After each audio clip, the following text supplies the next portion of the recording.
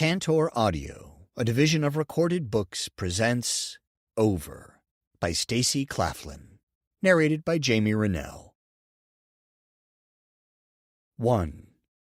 Alone.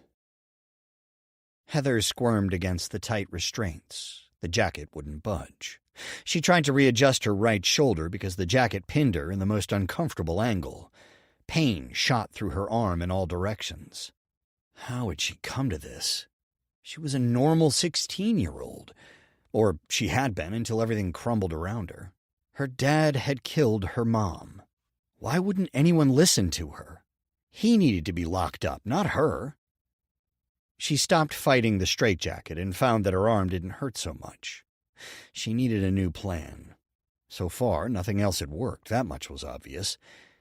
Heather looked up at the camera in the ceiling. They were watching her, those sadistic nurses. How they were able to keep their jobs, she would never know. If she ever got out, she'd tell everyone what really went on. But she didn't know how she would ever get out. She had turned into the problem patient, and they were intent on fixing her. How long would they keep her in seclusion this time? Time moved slower than ever in there, so she could never tell. Didn't they know they were making her crazy? Or maybe her dad paid someone off to torment her, so she appeared to go off the deep end. Sure, attacking the head nurse hadn't been her best moment, but Heather hadn't seen any other options. No one would listen to her. She had tried convincing them of her mental health, tried to make them listen. But no, they had to keep pushing her. It should have been no surprise that she snapped. Heather had already gone through enough with losing her mom, but then to be locked away like a criminal? They took her for observation. At least, that's what they told her. The fact that her dad didn't visit her should have told them something. But it hadn't. Where was that jerk, anyway? He must have been enjoying the time to himself. Or could he be on the run because of what he had done to her mom? Heather doubted that, because if anyone knew he had killed her, Heather wouldn't be locked up. Instead, she suffered their torture while trying to deal with the fact that her mom was never coming back, and her dad was responsible. Anger burned within the pit of her stomach. She wanted to scream and kick herself free. Not that it would get her the attention she wanted.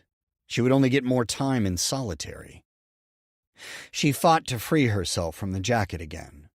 More pain shot through her shoulder and arm. Tears ran down her face.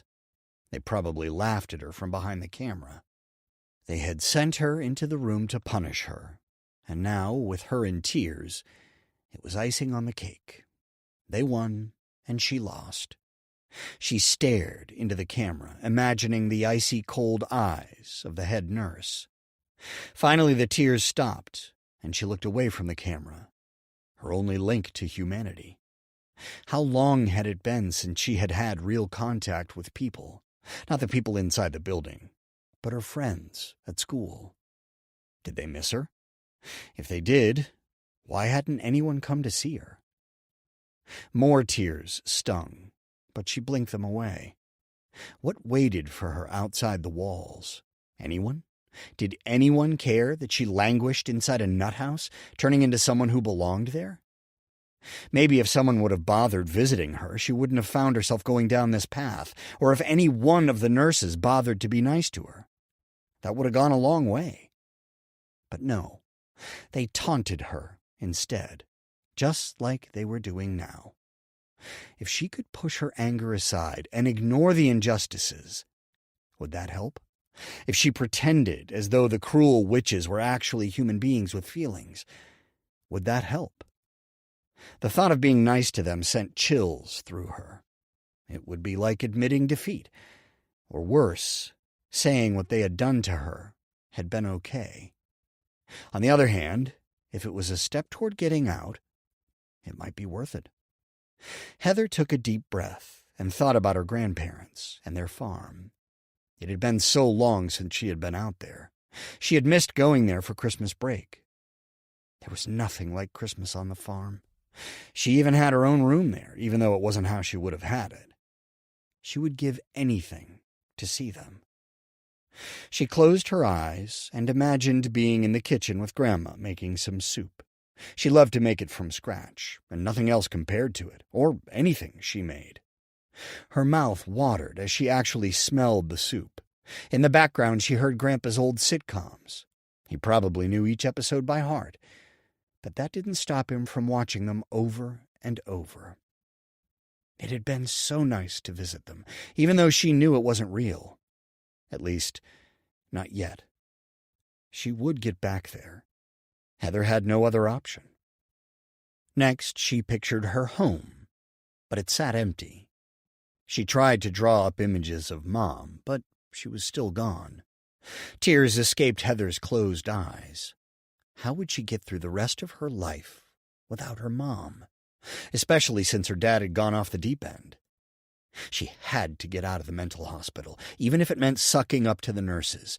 She knew she wasn't insane. Anyone living through what she had to endure would act up too. Heather took a deep breath and prepared what she would say. She opened her eyes and stared into the camera. The words fought to stay inside. She didn't want to say them, but she had no other choice. "I'm sorry. I shouldn't have hit that nurse." 2. Waiting. The wind howled, pushing on the light tent. Coyotes howled in response, not too far in the distance. Macy Mercer wrapped a blanket around herself, shuddering. They don't sound so far away this time. Allie shook her head, pulling her own blanket tighter. "I hope the guys are okay." "They are." Macy sounded a lot surer than she felt. She looked into Allie's scared green eyes. "They know what they're doing, and when they come back, we'll have a nice meal, too." Another animal howled, but this time, midway through, it let out a high-pitched yelp. Barking followed. Allie moved closer to Macy, who opened up and wrapped her blanket around the younger girl. Tina sat up across the tent. She looked around. "What's going on?" "The boys went to get food," Macy said. "They wanted us to have protein."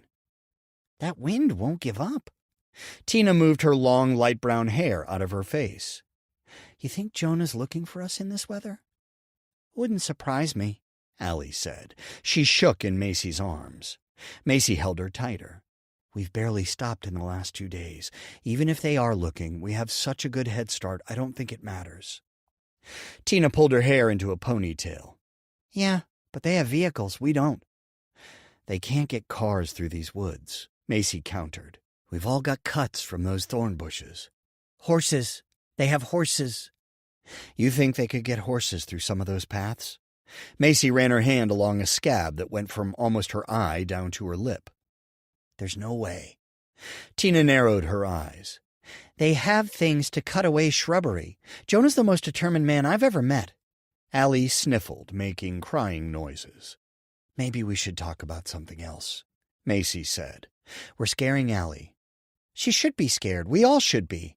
That's what's going to keep us going and keep us alive." "We should be aware, sure," Macy said. "Not scared, though. That's not going to help us. We've made it this far with so little food and sleep. Then we found this abandoned campsite. All the more reason to be afraid." Macy raised an eyebrow. "Did you stop to think why all this stuff was abandoned?" Tina asked. "People don't generally leave a tent full of blankets unless something's wrong." "Maybe one of them got hurt, and they didn't have time to pack up. They just left to get to a hospital." Tina ran her hands through her ponytail. "Whatever you want to tell yourself. I'm going back to sleep." She tucked herself into the sleeping bag, covering her head. "Do you think she's right?" Allie asked. "I think she has the right idea of going back to sleep. We need our rest." "Can I sleep in your bag with you?" "Sure." Macy reached over and pulled Allie's pillow over and then unzipped her sleeping bag and connected the two. Before long, Macy listened to the sounds of both the other girls' heavy breathing, along with the wind whipping the tent. Was Tina right?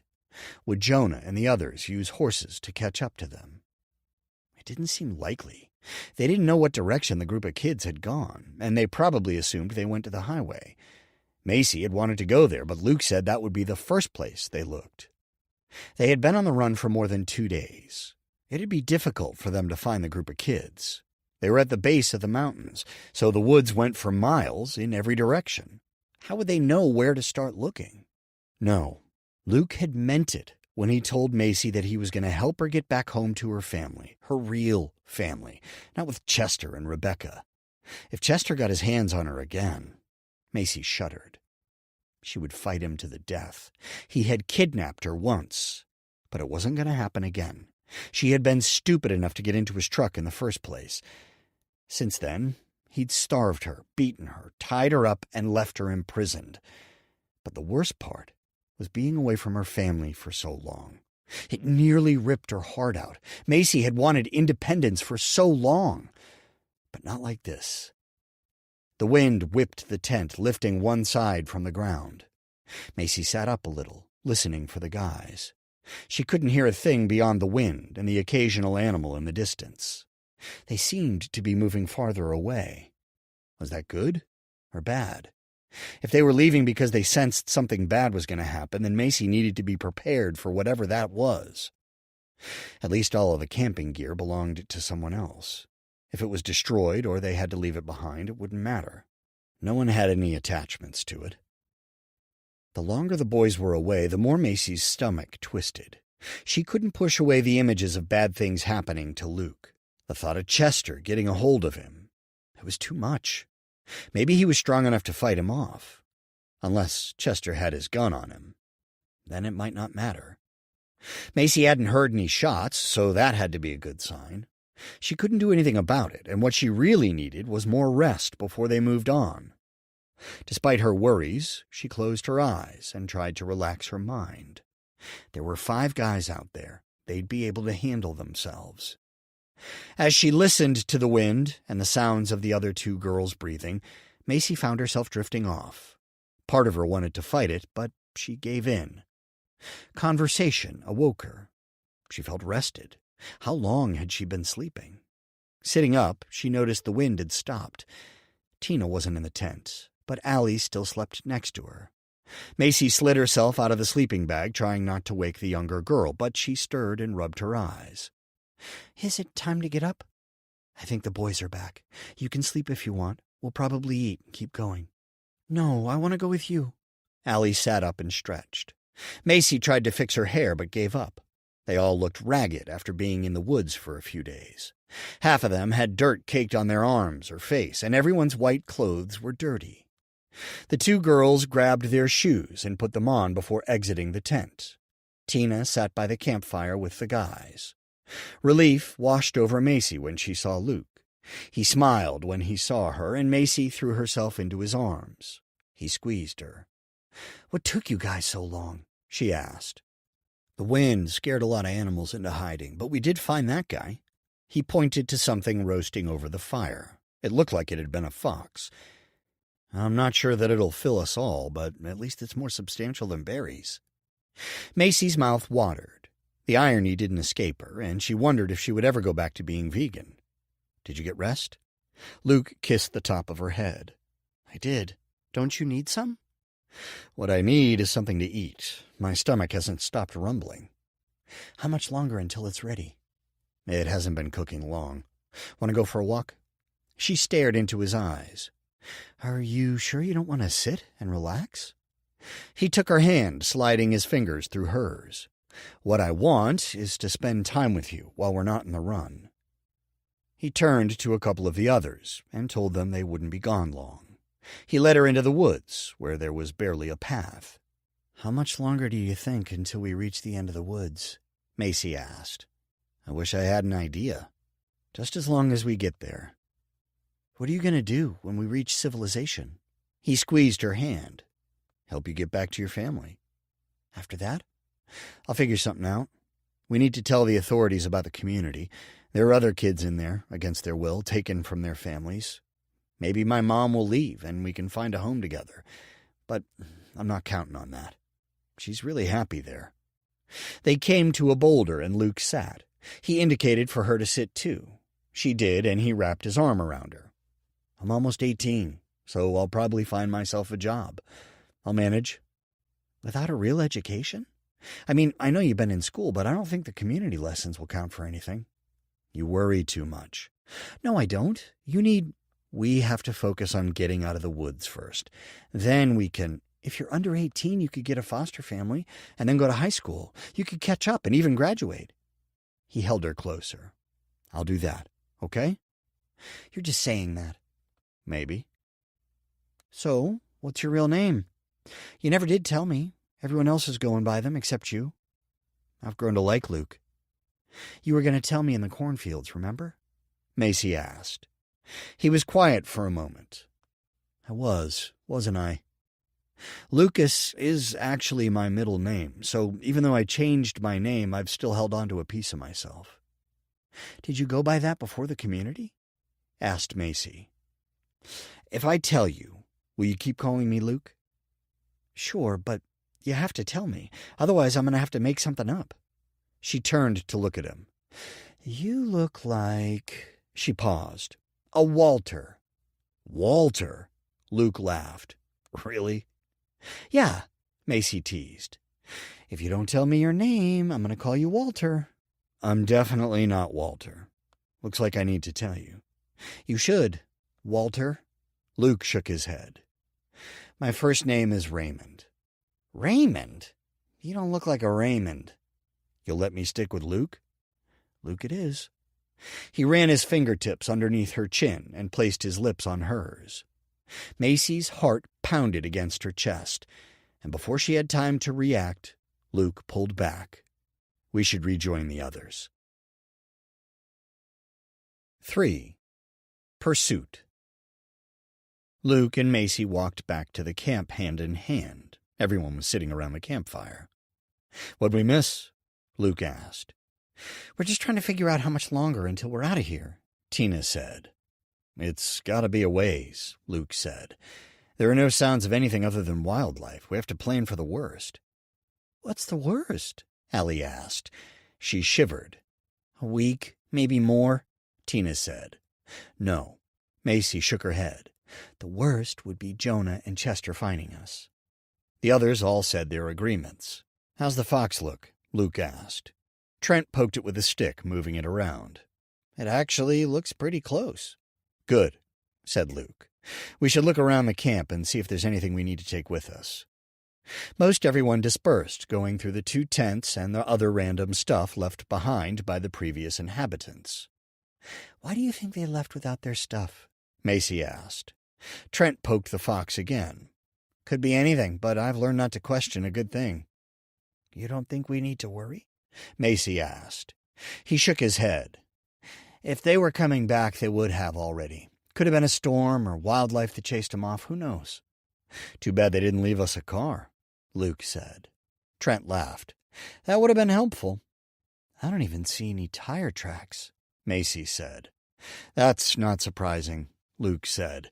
It's been so windy we were lucky to find the tents still standing. Macy stood closer to the fire to warm up while Trent and Luke discussed the best options for getting out of the woods. She half listened to them while letting her mind wander back to her family. She'd been gone at least a couple of months. Did they still hold hope for finding her alive? Had Chester sent them any more messages? He had posted her fake status saying she ran away, and then he left her bloody clothes. Did they even think she was trying to get to them? Tears filled her eyes. If they could just get back to civilization, she wouldn't have to wait much longer to find out. She thought about them for a little while longer until everyone else gathered back around the campfire. Trent looked at the fox again. Looks good enough to eat. Let's dig in. Anyone find a knife? Allie held up a rusty pocket knife. It's kind of gross, though. Luke took it. Thanks, Allie. He opened it up and held the blade into the flame. This'll kill any germs. Before long, they were all cutting off pieces. Macy was surprised that everyone was so generous, making sure that others had some before digging in. They all had to be as hungry as her, but they probably weren't used to it. Between Chester starving her and her self-starvation before that, she could handle the hunger. Not that she was going to turn down the food. Her mouth watered as she held the warm meat in her hands. Macy looked at it for a moment, holding on to the smell before finally digging in. After everyone had some, Trent and Luke handed out seconds. The portions weren't as big, but the animal was down to the bones after that. Allie and Tina brought some berries they had collected, and everyone passed those around. Macy pulled closer to the fire as she finished the berries, and felt good to have food in her stomach again. That, coupled with the sleep, she felt that she could go on until they got out of the woods. "Should we stay another night or get going?" Trent asked. "As much as I'd like to stay where we have a camp," Luke said, "I don't like staying in one place. Jonah isn't one to give up easily. We need to move on." Trent looked disappointed, but nodded. "You're right." "Why don't you take a nap?" Macy asked. "You guys were gone hunting for a long time. Get some rest." "I think I will." Trent got up and went into the tent the guys had slept in. Luke wrapped his arm around Macy. "Are you cold?" "It feels like it's going to snow." He sniffed. "Smells like it, too." Macy giggled. "You can smell snow coming?" "You can't? It always has that smell right before." Macy sniffed. "Yeah, I guess I can smell something different in the air." "That's snow." Luke pulled her closer. "You know what I think?" "What?" "There's going to be—" Loud rustling noises sounded not far away. Luke jumped up, grabbing the pocket knife from the side of the fire. "What's that?" Macy whispered. Luke put a finger to his mouth. Macy stood up. Everyone looked around, wide-eyed and silent. Another rustling sound. Blood drained from Macy's face. She didn't know if she was more scared of a wild animal or Chester. Either way, she could end up dead, but Chester knew how to torture. She scooted closer to Luke. Trent came out of the tent. He grabbed a large stick and held it up. More rustling noises. This time they were closer. "Found them! Over here!" Jonah. The sounds of hooves and more rustling noises came from the same direction. Kids around the camp screamed. "Run!" yelled Trent. They went in different directions. Luke grabbed Macy's hand and pulled her in the opposite direction as Jonah's voice. She fought to keep up. Her heart pounded in her ears, and she had a hard time getting her feet to do what she wanted. Luke led her through thick bushes where the leaves scratched her face as they ran. There was no path, and they kept running into trees and other plants blocking their way. Macy heard a high-pitched scream followed by Allie's voice screaming no. A strange sound escaped from Macy's throat. "We have to keep going," Luke said. "What are they going to do to Allie?" Luke held a pricker bush out of the way. "Hopefully just a public shaming. Come on." "Shouldn't we try to help her?" "I promised to get you back to your family. Let's go." Macy moved around the pricker bush. "But she's so young." Luke pulled on her hand, and they ran through a tight path. "I know, but from the sounds of those hooves, there's too many of them.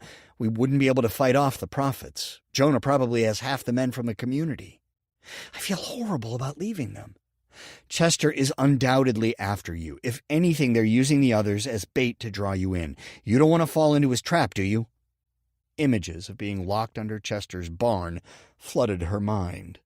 "No, we have to go." Luke squeezed her hand.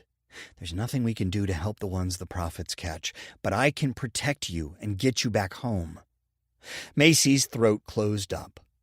All of this was her fault. If she hadn't gotten into Chester's truck in the first place, none of this would have ever happened. She wouldn't have been taken. He wouldn't have tortured her. Now all these other people were going to be hurt. She couldn't get Allie's face out of her mind. "I hope Allie's going to be okay." "Her parents are assistant prophets. I'm sure she will." Luke's tone didn't sound as sure as his words. "I hope so." They ran in silence for a few minutes, and then more screams could be heard from the direction of the campsite. Macy couldn't tell who it was, but it sounded like at least 3. Were she and Luke the only ones to escape? Luke turned and gave her a sympathetic look, but didn't slow down. They kept running, passing through tight paths, getting scratched along the way. Not that it was anything compared to whatever the other kids were going to go through. He squeezed her hand. "Hurry up, Macy." Before long, she was gasping for air. "Do you need to slow down?" asked Luke. "I don't think we can we?" "If you need to, we can stop." Her lungs burned and her mouth was parched. "Maybe just for a minute." Luke stopped, also taking deep breaths. "We're probably okay for a few minutes, but we better run again as soon as we can." In between gasps, Macy said, "It's getting dark." Luke looked up. "We should have another hour of light." "Then what?" "We should keep going as long as we can." Macy's stomach twisted in a tight knot. She felt like she was going to throw up, but she was determined to keep the food down. Who knew when she would be able to eat that much again? "Are you ready?" Luke asked. Tears filled her eyes. Luke's expression softened. "Don't cry." Her lips wavered. "I can't help it. I'm so tired of everything. I don't want to keep running." He pulled her close. "You have to. We're close. I can feel it. It's always darkest before the dawn. Just keep going a little farther. Can you do that?"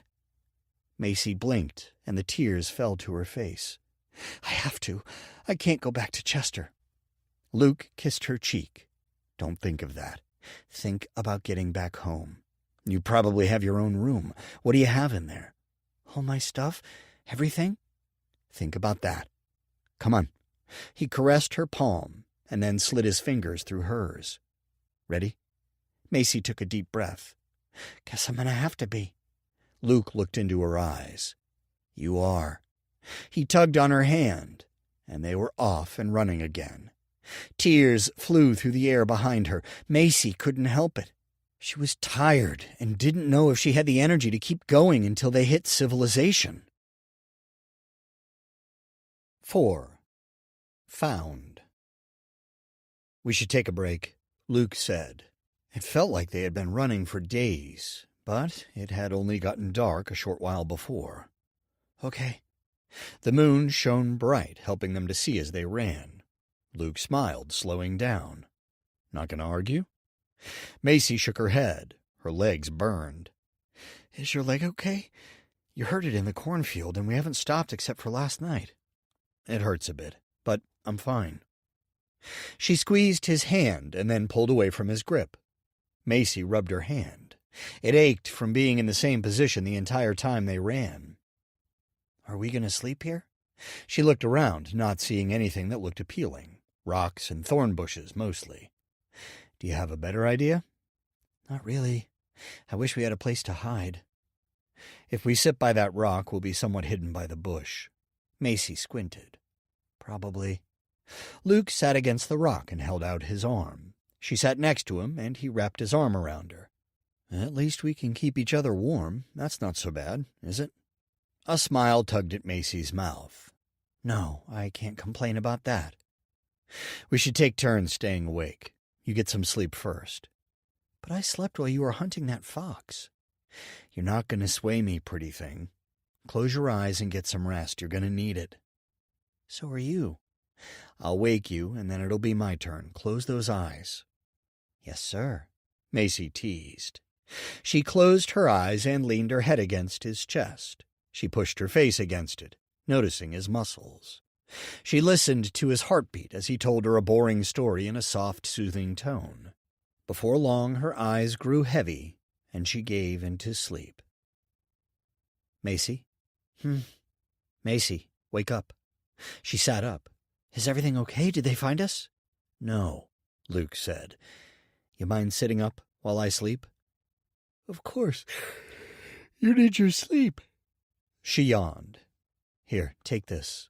Luke handed her a thick stick. "I've been sharpening it with the knife. We can use it as a weapon if we have to." "Okay. Do you want me to work on one while you sleep?" "If you want. We can't have too much protection." Luke handed her the knife. "We can use that, too." He leaned his head against her shoulder. She kissed his hair. "Get some rest." He snored. "I'll take that as a yes." She held up the knife and looked for another stick. There was one just out of reach. She used her feet to pull it to her, not wanting to disturb Luke's rest. She grabbed it and slid the knife along the edge, pointing away from her. She worked on the stick until it had a sharp point. After finishing, she slid the 3 weapons in between her and the tree they sat against. Macy listened to Luke's heavy breathing and felt sleepy herself. She couldn't allow herself to sleep. Her eyelids grew heavier. She sang a song in her head, trying to distract herself. She had to stay awake. A branch snapped nearby. Macy sat up, holding her breath. Her heart pounded in her ears, making it hard to hear. She tried to calm herself. If she wanted to survive, she needed to stay alert. Another branch snapped. Macy looked around. A fat raccoon darted in front of her. She let out a sigh of relief. Everything was quiet for a while, and to keep herself from falling back asleep, she thought about what she would do when she got back home. First, she would hug everyone and apologize profusely. She would swear never to sneak out again, and she would keep the promise. Then she would let Alex tease her all he wanted, and then when he ran out of things to say, she would run down to Zoe's house and find out what she'd missed. She found that she couldn't even think about her parents beyond apologizing to them. She'd been gone so long. What must they be going through? She shook her head, a lump forming in her throat. No, she'd cried enough already. More than enough. Macy needed to be strong to get back home. If they wanted to ground her for life, Macy would have no qualms. She just needed to get out of the woods. The thought of that was enough to wake her and get rid of the sleepiness. She'd never have to be locked away under the barn again, or stuck in a crazy cult locked inside there too. Being grounded at home with people who loved her would be freedom compared to everything she'd been through recently. A noise caught Macy's attention. It sounded pretty far away, and she couldn't tell what it might be. She sat a little taller, slowly sliding her hand behind her where she'd put the weapons, her fingers wrapped around one of the sticks. She heard another noise, this time closer. It sounded like rustling leaves. Could it be a breeze? She didn't feel anything, but there could be a wind somewhere else. Another branch snapped. Could it be a raccoon again? Her skin crawled, starting from her back and moving down to her legs. She sat up taller, ready to wake Luke if she needed to. She didn't want to wake him over a forest animal. More leaves rustled, this time closer and louder. It sounded larger than a critter. They needed to move on. Macy couldn't find her voice, so she elbowed Luke. He moved his head but didn't wake. She nudged him again, this time harder. He didn't respond. She scanned the area, still not seeing anything. Her pulse was on fire. She'd have to find her voice if they were to get away. She heard another rustle. "Luke," she whispered, "wake up. Something's headed our way." He sat up, looking around. "What? Where?" "That way." Macy pointed. A branch snapped loudly as if to prove her point. "Where's the knife?" Luke asked. Macy pulled the knife and the other stick out from behind her. Luke took the knife, leaving her with both sticks. He stood up, pressing his back against the tree. Macy did the same. "We need to go the direction we came," whispered Luke. "Follow me." Macy nodded. Luke headed toward the tiny path they had taken, and she hurried to keep up. They made it a few yards before Macy stepped on a branch. It snapped with a loud crack. She cringed. "Sorry." "We have to hurry." Luke grabbed her hand and pulled her through the path. They darted between bushes, trees, and thorns. Macy's hair kept getting caught in the thorns. "There you two are." Macy's heart stopped. Chester. Luke pulled Macy. "Keep going." She forced her feet to move faster, but she was all too aware of Chester behind them. She couldn't let him catch them. Macy held the two sticks in her hand tighter. Macy felt a hand on her shoulder. She turned around and screamed, regretting it immediately. If the prophets were out there searching near Chester, she had just informed them of their location. Luke tugged her arm again. Though Chester had touched her shoulder, he hadn't managed to grab her. It wasn't over. It was just beginning. They were going to get away from him. They had managed to lose him in the cornfield, and they could do it out here. It would be easier because they had wide open spaces. They weren't locked inside the community. Macy tried to kick dirt behind her as she ran. It probably wouldn't do anything to slow down Chester, but she had to do something. "Where are you going?" Chester called. "We need to talk, Heather." "Her name's not Heather," Luke yelled without looking back. Macy picked up her speed and got right behind Luke. She could feel the material of his shirt on her face. "You're headed for a nest of mountain lions," Chester warned. "Turn around and live, Heather." "What?" Macy exclaimed. "He's lying," Luke said. "Keep going." "No, I'm not," Chester said, sounding closer. "There's a whole group of them. Turn around." "You turn around," Macy said. "We'll take care of ourselves. Go back to Rebecca." "Not without you. We're a family." Macy let go of Luke's hand. She stopped and turned around. "We aren't a family. We've never been a family. I'm not Heather, and you know it. You ripped me away from my real family." Luke grabbed her hand and pulled her away. Don't let him get to you. Rage built up in the pit of Macy's stomach. I can't help it. I've never been able to tell him how I feel. Write him a letter when he's in jail. Macy felt Chester's hand on her shoulder again. This time he squeezed and pulled her toward him. 5. Done. Chester held Macy, his glasses gleaming in the moonlight. "How did you fix your glasses?" she asked. "Fix them?" He laughed. "I keep a spare set because I need them so desperately. Now, come with me, Heather. We have some matters to discuss." Her blood ran cold. She wanted to look back at Luke, but didn't dare take her eyes off Chester. She tried pulling away from him. His hand slipped, and she ran in the opposite direction, feeling thorns scraping her on all sides. She heard Chester muttering over the sounds of her and Luke's running. Each time she brushed against foliage, it made noise. Her senses were overwhelmed, and she didn't even have time to process anything. Chester wasn't far behind, and he was yelling at her to slow down and give up, still calling her Heather. When would he give up that delusion? Macy kept turning and running, trying to keep up with Luke. Her legs burned even worse than before, but she didn't let that stop her. Eventually, she was sure that they had lost Chester. Macy slowed down, breathing heavily. Even that burned, just like everything else. Luke turned and looked at her, appearing out of breath too. She stopped and put her hands on her legs, trying to catch her breath. Had they actually lost Chester? Even if they had, they needed to keep going. She thought she heard something come her way, so she jumped up, grabbed Luke's hand, and ran. She brushed past more thorns, beginning to wonder if they were only going in circles. Leaves rustled behind them, and then she heard heavy breathing. Not only were they lost, but Chester had managed to find them again.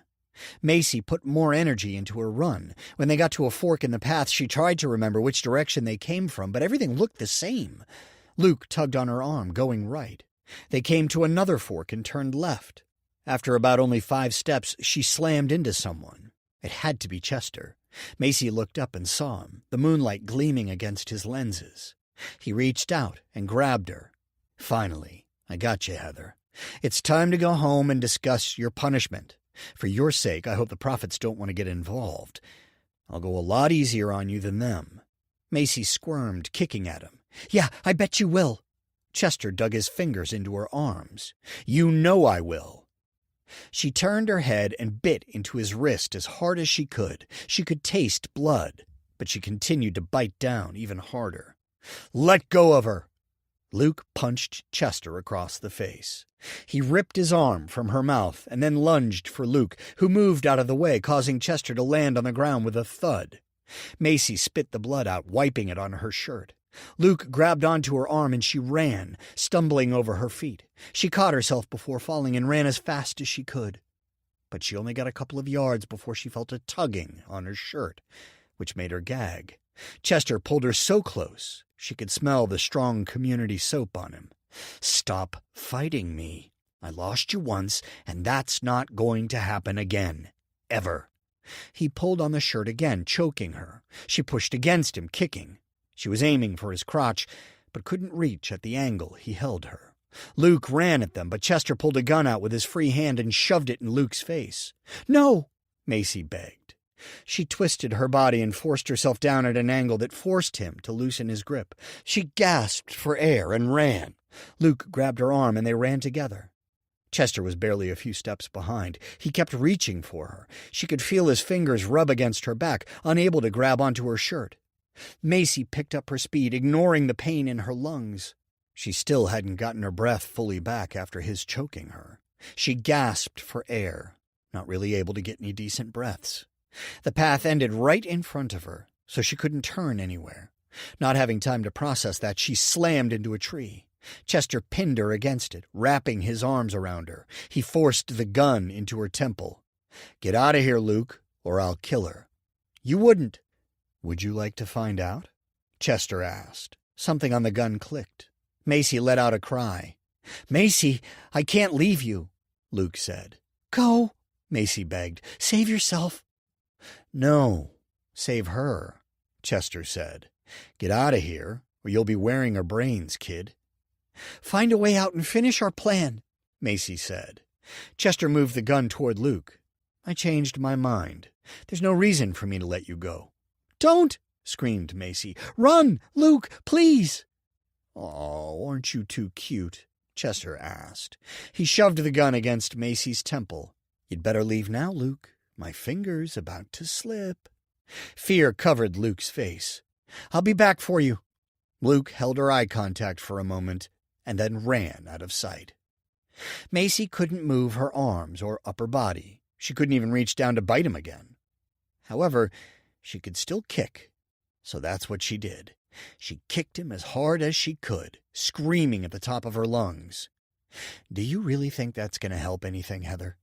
Like I said, you should hope the prophets don't get involved with your punishment." Macy squirmed and twisted, barely able to move. She twisted and swayed, finally getting a little room. She elbowed him in the stomach, and he let out a gasp, momentarily losing his grip.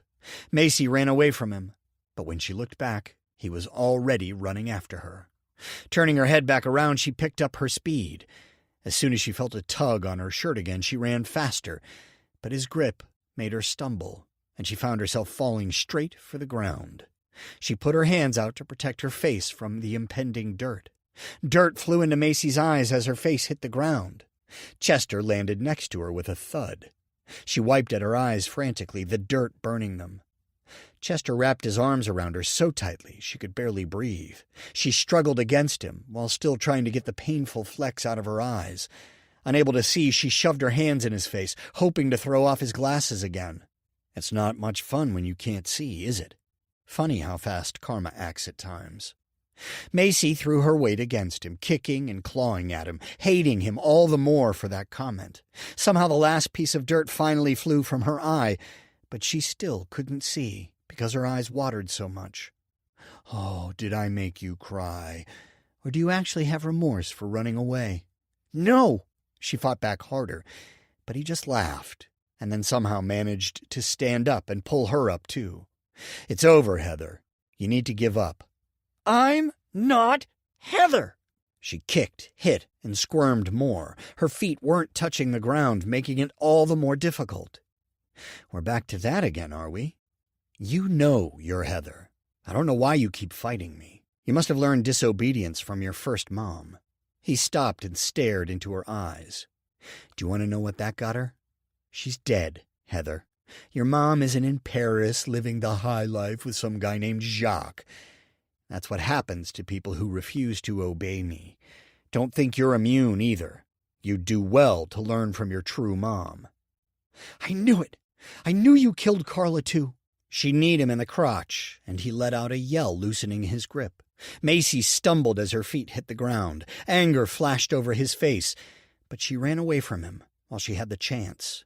Her only hope was finding her way to Luke, and then getting out of the woods. Macy took a few turns, pretty sure that she was going the way she came, but it was hard to tell with the paths being worse than a maze. She went a while without running into any intersecting paths. Finally, she ran into another wall of trees, too thick to get through. She stopped, gasping for air and listening for Chester. If she couldn't get away from Chester, would this be it for her? Was it really over? Macy heard running. She froze. Where was Chester? She walked down the path until she reached another one. Then she looked around. Chester was nowhere to be seen. She could still hear fast footsteps somewhere close, but she couldn't see anything. Macy knew she had to keep moving. If she didn't, he would definitely find her again. Still breathing deeply, she walked down the path. She could still hear the running, but it sounded far enough away that she was safe, at least for the time being. She couldn't get out of the forest on her own. Hopefully Luke was close by. The footsteps sounded closer. Did they belong to Luke or Chester? Macy stopped again. She couldn't even tell where they came from. She held her breath. She couldn't hear any more running. It was her only chance. Macy burst into a run, not giving herself the chance to overthink anything. Maybe her instincts would take her where she needed to go. She ran, not seeing anyone. As she passed two intersecting paths, she saw Chester from the corner of her eyes. Her stomach twisted in knots, but before she even had the chance to pick up speed, he leaped toward her and grabbed at her again. She could feel his fingers brush against her side, but he didn't get her or her shirt. Macy ran faster but tripped over something. Stumbling, she regained her balance, but she could sense Chester behind her. She wasn't going to give up. She felt his fingers again, then a tugging on her shirt. He had managed to grasp it again. Macy picked up speed, feeling the resistance. She had layers. Let him rip the shirt off. At an intersection, she turned without warning. Macy could still feel his hold as she took another sharp turn. Chester yanked on her shirt. Macy pulled the other way and somehow ended up landing on the ground again. She closed her eyes, not getting anything in them. She could feel the ground scrape against her face as she slid, stopping only inches from a large boulder. He landed on top of Macy, knocking the wind out of her. He grabbed a chunk of her hair and yanked her head back. "You need to make a choice, and you need to make it now. Stop fighting me. It's your only choice, really. Unless you actually want to join Dorcas and your first mom." Macy couldn't answer. She still couldn't get a decent breath. She felt the gun pressed against her head again. "Silence is not an option, Heather. Either you're on my side or you're not." Macy refused to speak. He couldn't make her. "Do you need some convincing, Heather?" Macy didn't say anything. She heard a horrible popping sound, and then felt the searing pain in her leg. "Want me to break the other one?" He moved off her. This was her last chance. She got up and ran, but as soon as her sore leg hit the ground, she felt an even worse pain. Macy lost her balance and fell into a patch of pricker bushes. 6. Dark. Macy opened her eyes, but still didn't see anything because of the darkness. She felt around. Softness surrounded her. She had to have been in a bed. She couldn't still be in the community. It didn't feel like that hard, uncomfortable bed. That one had been stiff, and the bedding smelled like that awful soap they used for everything. She pulled a blanket up to her face. It had a light, pleasant scent. She didn't recognize it, so she couldn't be back at the farmhouse or in her own bed either. Where was she? Macy tried to move her legs, but only one would comply. A fire came to mind, and then the escaping in the woods, only to be found by Chester again. She couldn't remember anything after that. Had Chester caught her? Macy looked around the room, hoping that her eyes would have adjusted, but she still couldn't see a thing. She sat up. She hadn't gone blind, had she? She felt her eyes, and they were fine. Macy breathed a sigh of relief. She felt her left leg. Something hard covered it. It had to have been a cast. Had she been in a hospital? She couldn't be in one because she knew they never kept rooms pitch black. Leaning back down, Macy decided not to worry about it. She appeared to be safe, at least for the time being. The bed smelled clean and was comfortable. Even more important, Chester didn't appear to be nearby. Feeling sleepy, she closed her eyes. She thought of Luke. Had he been able to get out of the forest? He wouldn't have returned to the community, would he? She felt tears gearing up. Why had she insisted on leaving the community that night? Dorcas would still be alive, and she would at least have been able to see Luke at school. And what had happened to the kids at the campsite? The light came on, assaulting her eyes. Macy covered them with her arm. She heard someone moving around in the room. Did they know she had woken? Macy moved her arm away from her eyes, but the light was still too bright. She blinked several times. The light finally felt normal, so she looked around. Rebecca stood folding clothes with her back to Macy. "Where am I?" Macy asked. Rebecca turned around. She wore plain but colored clothes and had her hair down, making her look even prettier than she had with the white garb. "Your dad said you might not recognize it here since it had been so long. This is your old room, Heather." Macy looked around. They weren't at the farmhouse. It had to be the house that Heather had been in when her mom had gone missing. Could this be the room where she had written her diaries before being taken to a mental hospital? She looked around at the furniture. The dresser was the one that had been in her room in the farmhouse. She had found one of Heather's diaries in there. Macy recognized the full shelf of books and DVDs where she had found another diary. "What's going on?" she asked. "I'm folding your clothes. You're supposed to rest." Rebecca sounded mad. "Is my leg broken?" Rebecca continued with the clothes. "I wouldn't know. We wrapped it up, but aren't taking it to the hospital. It'll have to heal on its own, whatever's wrong with it. Your knee swelled badly, so my guess is that it's sprained." "Why are we here?" She turned and stared at Macy. "Because of what you did." "What?" Anger covered her face. "I did everything I could to help you feel at home in the community. I even kept your friendship with Luke a secret. But I never would have if I had known what you two were plotting." "Why aren't we back there?" "Why? Because we got kicked out. All of us. Because of you." "Even you? Couldn't you have—" "No, I couldn't. Marriage is forever. Where my husband goes, I follow. So here we are, back in the world. But you're staying in the house for a while. Even if you weren't stuck here because of that leg, he said you're to stay in the house. You're not going anywhere for a long time, Heather." 7. Disagree. Chad published his latest post, this one a regular sports post. As much as it had killed him, a couple weeks before he had to stop the daily postings about Macy. There were only so many ways he could spin the same thing, and it had been weeks since there was anything new to report. Not only that, but his page views were going down, which meant that people had either lost interest or given up on ever finding her. He wasn't going to give up on her. But at the same time, he had to find a way to move on with his life until she returned, and part of that meant taking care of the rest of the family. Alyssa had become more distraught as time went by. It was nearly spring, and Macy had been gone since before Thanksgiving. Chad checked for new comments and responded right away. His heart wasn't in it, but he wrote with his typical humor on the sports posts. The comments on his Macy posts had moved from sad condolences to theories and people sharing what clues they thought they had found. His response to the clues was telling people to contact the cops if they thought it was real. Chad picked up his phone, looking for any missed calls or texts. Detective Fleshman was supposed to get back to him that morning. They still didn't have any results from the DNA of the young Jane Doe in the morgue. The first set had been compromised somehow, and the next batch had come up inconclusive. Chad certainly didn't understand the medical mumbo-jumbo he and Alyssa had been told. All he knew was that they didn't have the answers they desperately needed. Would they ever have the results? The body had to be decomposing, even though they probably had ways to slow the process.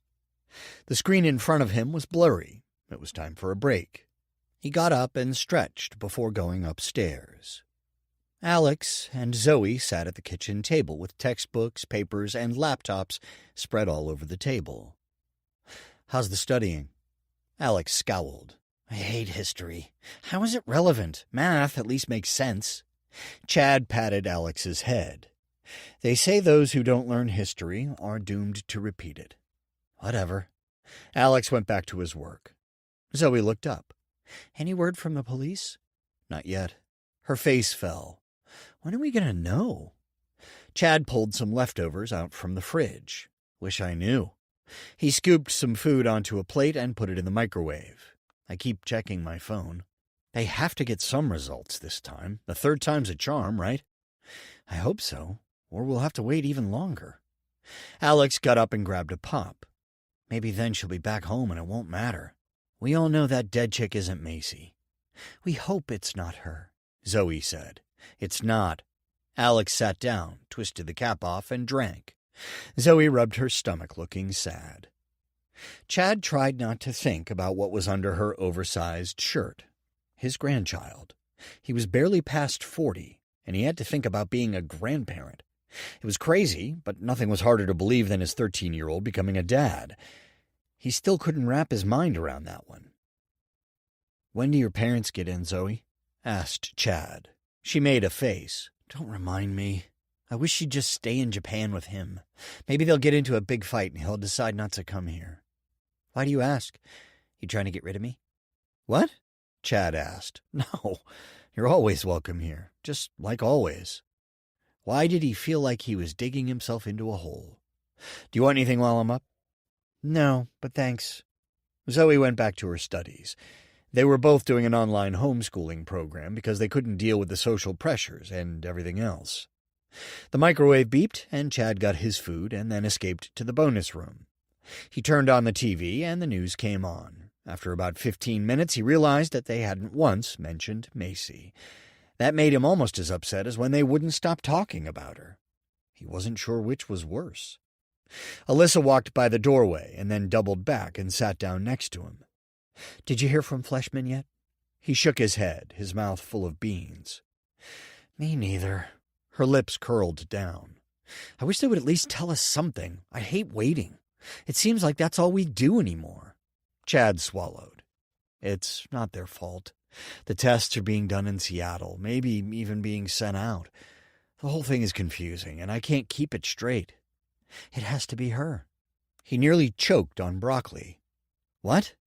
"She's been missing for almost 4 months, Chad. There haven't been any new clues since, what, December?" "So you think Macy's dead?" Tears filled her eyes. "What else am I supposed to think?" "That she's alive. We can't give up on her." He set his plate down on the coffee table a little too hard. "What does it matter? We can't do anything about it. Whether she's alive or dead, she's not with us. I, for one, need to mourn. Living in limbo is killing me." "Then we need to get out and form another search party. If we start one, there are plenty of people who will join us. I can print off more flyers." "It's not going to do anything. Everyone around here already knows that she's missing. Her pictures have been plastered everywhere for months. I need closure." "Closure? Are you serious?" Alyssa narrowed her eyes. "Do I look like I'm kidding?" "You can move on with your life without having closure. You don't need to believe that our daughter is dead. Get back to going to the gym. Not that you need to. You look great. Join the book club again. You used to really enjoy that. But don't give up on Macy. Please." Alyssa's eyes shone with tears. "We have to face reality, Chad. With every day that goes by, and there have been a lot of days, the chances go down of her coming home safely." Chad took a deep breath. He needed to tread carefully, or they would find themselves arguing again, like they had before Macy disappeared. The last thing he wanted was to lose what they'd gained. He put his arm around Alyssa. "Whatever you do, I'm behind you." "But you think I'm an idiot for thinking she's dead. I can see it in your eyes. You're living in a Pollyanna world, believing that everything will end up working out. How can it? One baby is gone, and the other is going to have a baby of his own." Counting to 10 silently, Chad took deep breaths. He spoke slowly. "I like to believe that I'm living in a place of reality, but we can agree to disagree on that. As far as the baby, we don't even know if Zoe's going to keep it." "Seriously? She's going to make up her mind after holding the baby?" "There's no way she's going to give up her baby after holding it. She's going to fall in love immediately. That's how it works."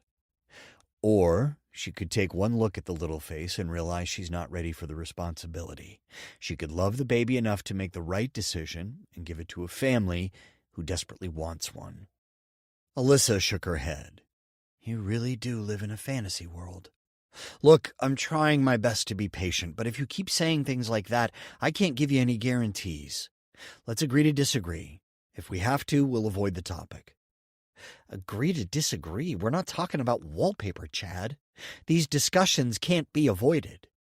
Chad took another slow, deliberate breath. "All I'm saying is that we love each other. The world is falling apart around us, and we need to stick together. Macy isn't here, and there's not a damn thing we can do about it. We've done everything we can, and now we just have to live with her absence. Our 13-year-old is going to make us grandparents, and we can't change that either. But we can hold on to each other." She blinked, and tears fell onto her face.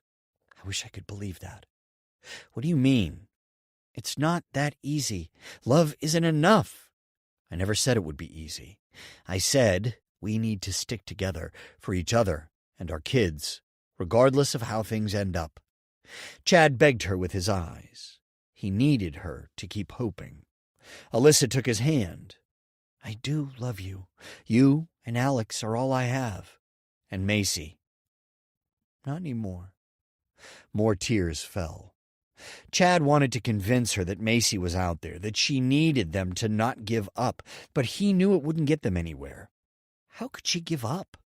He scooted closer to her and wrapped his arms around her. They sat in silence. How would Chad get through this if she gave up? After a while, he asked, "What's going on with Zoe?" "What do you mean?" "I asked her about her parents, and she got really upset." "Don't you pay attention? She's hurt because her dad has never had any interest in being in her life. Now that she's pregnant and his career is over, he wants to be involved. Not only is it a slap in the face, but she has all those extra hormones to deal with. It's a double whammy. Teenage hormones and pregnancy? I can't imagine dealing with both at the same time." Oh, that explains it.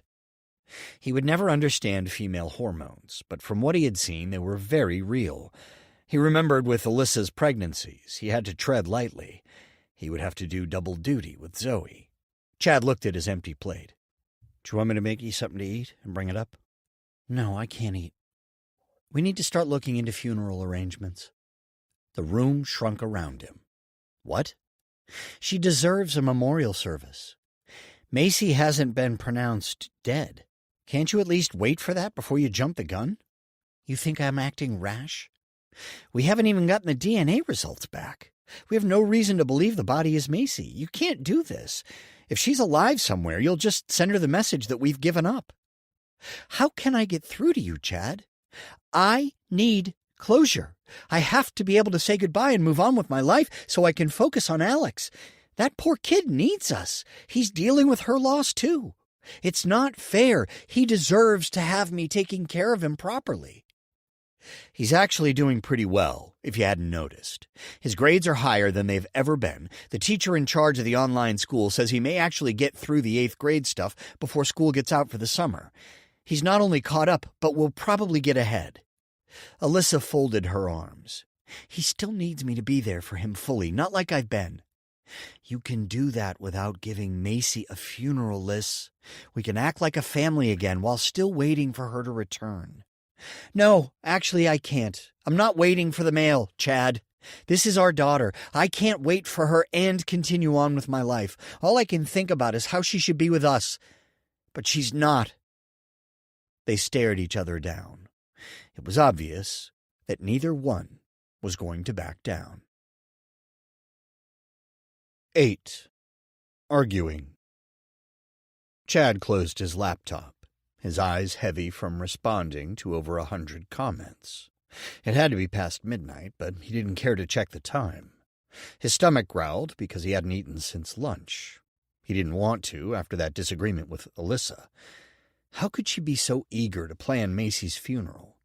It didn't make sense to him, and he wasn't going to allow it. Macy wasn't dead, and he wasn't going to let her have a funeral unless she was. Why was Alyssa being so emotional, jumping to conclusions like this? She needed to keep a calm head. They all did. It was the only way they would make it through the ordeal until Macy did return. Chad made his way up the stairs. The doors to both Macy's and Alex's rooms were closed, with no light coming from underneath. Hopefully, that meant Zoe and Alex were both sleeping in separate rooms, with Zoe staying in Macy's. Not that it mattered at that point where they slept. The light was on in his and Alyssa's room, not that it surprised him. Alyssa was still sleeping at odd times. Sometimes she was too upset to sleep. Other times, not being able to stay awake when she wanted to. Chad stopped cold when he walked in. She had suitcases on their bed. His suitcases. He steadied his voice. What's going on, Liz? You need to move out for a little while. Excuse me? We can't keep going on like this anymore. Like what? He demanded. My point, exactly. What's that supposed to mean? You don't get it. Anger ran through him. There's nothing to get, Alyssa. Our daughter is missing, and we don't agree on where she's at. Exactly. That's a major obstacle, and not one I'm willing to live with. So basically you're going to threaten me with moving out if I don't agree with you. Nice. Really nice. She narrowed her eyes. It's not about choosing sides. It's about facing reality, and you refuse to do that. You're going to hang on to this forever. I can see it 20 years from now, me begging to give our little girl a funeral, and you putting your foot down, saying no, she's going to come back. Just wait. It's the beginning of March, Chad. I've done nothing but wait since the middle of November. When those test results finally come, you'll see who's right. Then wait for them to come in. Want me to call Fleshman right now? I can, and I'll probably wake him. You know what he'll tell us. He doesn't know. Don't you think that if that body was Macy's, someone would be able to figure it out by now? I bet if they would let us look at it, we could have told them months ago. Alyssa said. We could have moved on a long time ago. They don't want us dealing with the emotional trauma if it is her. The body is so messed up they couldn't identify her face or any markings. Yeah, and it has enough similarities to give reasonable doubt. Similar height, weight, and hair color. For whatever reason, they can't get those test results right. Why is that? She stared him down. I don't know, but you need to put my clothes back on the hangers. I don't want 'em getting wrinkled. Hang 'em yourself when you get wherever you're going. Alyssa narrowed her eyes. Chad went over to the bed and dumped out the closest luggage and then tossed the suitcase on the floor. I'm not going anywhere. You're not staying here. Look, if you need space, that's fine. I'll sleep in the bonus room or even down in my office. But you're not kicking me out of my house. I've done nothing wrong. Not good enough. Alyssa folded her arms. You're right. I should have a bed. I'll take Macy's, because that's probably empty. Alyssa glared at him. I made sure they went to bed in the proper rooms. And I'm sure they stayed there, too, Chad said sarcastically. He dumped out the other suitcase. Put those back on their hangers, or I'm sending them all to the dry cleaner to get pressed. I'm not going to wear wrinkled clothes. Then don't dump them on the bed. I had them all nicely folded. Put them in the closet, then. Chad, I'm done arguing about your clothes. In fact, I'm done arguing, period. Good. Put my stuff away while I get ready for bed. You're going to have to deal with me snoring next to you because I'm not going anywhere. Yes, you are. He stepped closer to her. I'm not going anywhere. I was willing to sleep in a different room, but now I'm not. You have to. I'm kicking you out. Chad laughed bitterly. Really? Out of my own house? The house that I paid for? Tell me, how are you going to pay for everything? Not just a house payment, but the utilities. Everything costs money, and you don't make anything. Not that you couldn't. You could make more than I could, but you don't. You like being a domestic engineer, and I'm happy to provide that for you. But not if you try kicking me out of the house I've worked so hard for. Her lips formed a straight line, and her face reddened. Have you heard of child support and alimony? Don't threaten it unless you mean it. Do you hear me? Don't even go there unless you're prepared. And just to let you know, the state of Washington doesn't do alimony. You could get child support, but not spousal. And believe me, since I'm the one with the money, I could afford a much better attorney than you. Like I said, don't go there unless you're serious. She looked shaken. Good. How dare she throw this at him? Attempting to kick him out and then throw divorce at him. What had gotten into her? How do you know so much about that? She asked. I haven't looked into it, if that's what you're implying. Half the people we know are split. Men gossip in the office too, you know. So, have you changed your mind? You won't go? She asked. I think I've made myself clear. If you need to get away from me, take some time and visit your parents. I'll even pay for a first-class plane ticket. Even when you're threatening me with divorce and alimony. You think going to my parents' house is going to help? Maybe they could talk some sense into her. It would get you away from me, and since you obviously don't want to be anywhere near me, it might help. Chad, this isn't a joke. I'm not kidding around, Liz. Well, if we're going to make this work, we have to get on the same page, she said. Then we either have to agree to disagree, or you're going to have to agree to wait for actual proof before planning a memorial service. And let me tell you something. Even if you leave me and keep planning it, I'm going to fight you every step of the way. No one should have a funeral unless they're actually dead. I won't let that happen to Macy. She stepped closer to him. And when someone is dead, They deserve a memorial. We have no proof. Wait until the results come in. Then we'll know who's right and what to do. Or we'll just find out that particular girl isn't her. Then we'll be back to knowing nothing. We may never find a body. Then what? Why are you doing this? How can you give up? Give up? You think I'm giving up? What else would you call it? You're impossible. Really? You won't just leave? I'm not going anywhere. Only me. Only you what? Anyone else kicks their husband out and they go, not me. You know what I think? I think a good night's rest is in order. It's late and we're tired. Let's talk about this in the morning. If you won't go, then I will. Where are you going? Flights are much more expensive when you purchase them at the airport. Alyssa's face flushed red. My parents aren't the only people I know. Do you think I'm that much of a loser? Of course not. Are you going to stay at a friend's house? How long? I'm not your child. I don't have to tell you what I'm doing. In fact, I don't have to tell you anything. Sadness ran through Chad, replacing the anger. Are you sure you want to go, Liz? Really? I'll sleep in another room and we can talk about this again in the morning. Or we can talk tomorrow night. I'll give you all the space you need. She gave him an exasperated look. You really don't get it. Clearly. They stared at each other. Chad tried to express with his eyes where his mouth had failed. They needed each other more than ever. Separating, even for a short time, wasn't going to make anything better. Finally, he said, I hope you won't go. Since you won't, you leave me no choice. Please, Alyssa. Think about all the tough times we've gone through. Being together is what helped us. We need each other now more than ever. You say you want to be here for Alex. Do you really think that taking off is going to help him? His sister is missing, and you don't need to explain what's going on in my son's life. He's old enough and smart enough to know this isn't about him. Let me brush my teeth, and then you can have the bedroom. Chad let out a slow breath as he walked to their bathroom. Tears were threatening, but he had to hold it together. What had gotten into her? Was it the grief talking? Did she have her own hormonal issues? She was too young for the female life change, wasn't she? He took his time brushing and going to the bathroom, hoping that a stroke of brilliance would hit him. That way, when he came out of the bathroom, he could say the right thing, and she would change her mind so they could fall asleep in each other's arms. By the time he was done, he had no such stroke of luck. He looked around the empty bedroom. Had she gone to check on the kids? He went down the hall, finding it empty. He went through the rest of the house, still not finding her. Heart sinking, he looked outside to where her car had been for the last couple of days. It wasn't there. Knowing it wouldn't be in the garage, he looked anyway. His car sat there, looking lonely and dejected.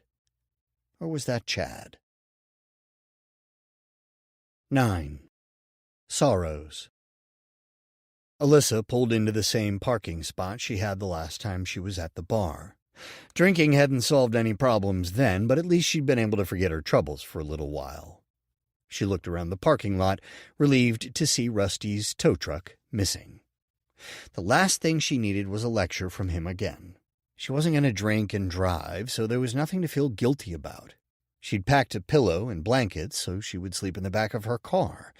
If Rusty did show up, insisting to tow her again, this time she had cash to pay him, and for the hotel he would drop her off at. She fixed her hat, making sure it covered her eyes.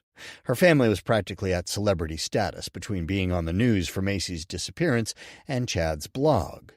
Over the last month, he'd had them making videos and uploading them to the blog since the news hadn't been talking about the case as much. Her face was everywhere, and the last thing she wanted was to be recognized. She only wanted to drink as many fishbowls of alcohol as she could without passing out. Not that losing consciousness sounded so bad. Anything to take her away from her life, and the constant reminders of what a failure she was. One kid missing, and the other ready to become a parent. They would certainly skip over her when handing out the Mother of the Year award. Walking into the bar, she was glad to see it was busy. No one paid any attention to her. There was only one available table way in the back. She couldn't have asked for anything more. She sat down and watched everyone while she waited for the waitress.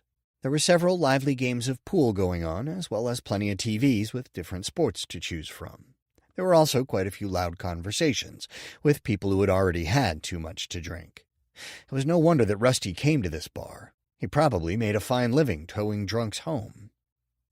The same waitress from months earlier made her way to Alyssa's table, again chewing a big wad of gum. She listed off the specials for the night, holding a pad of paper and a pen.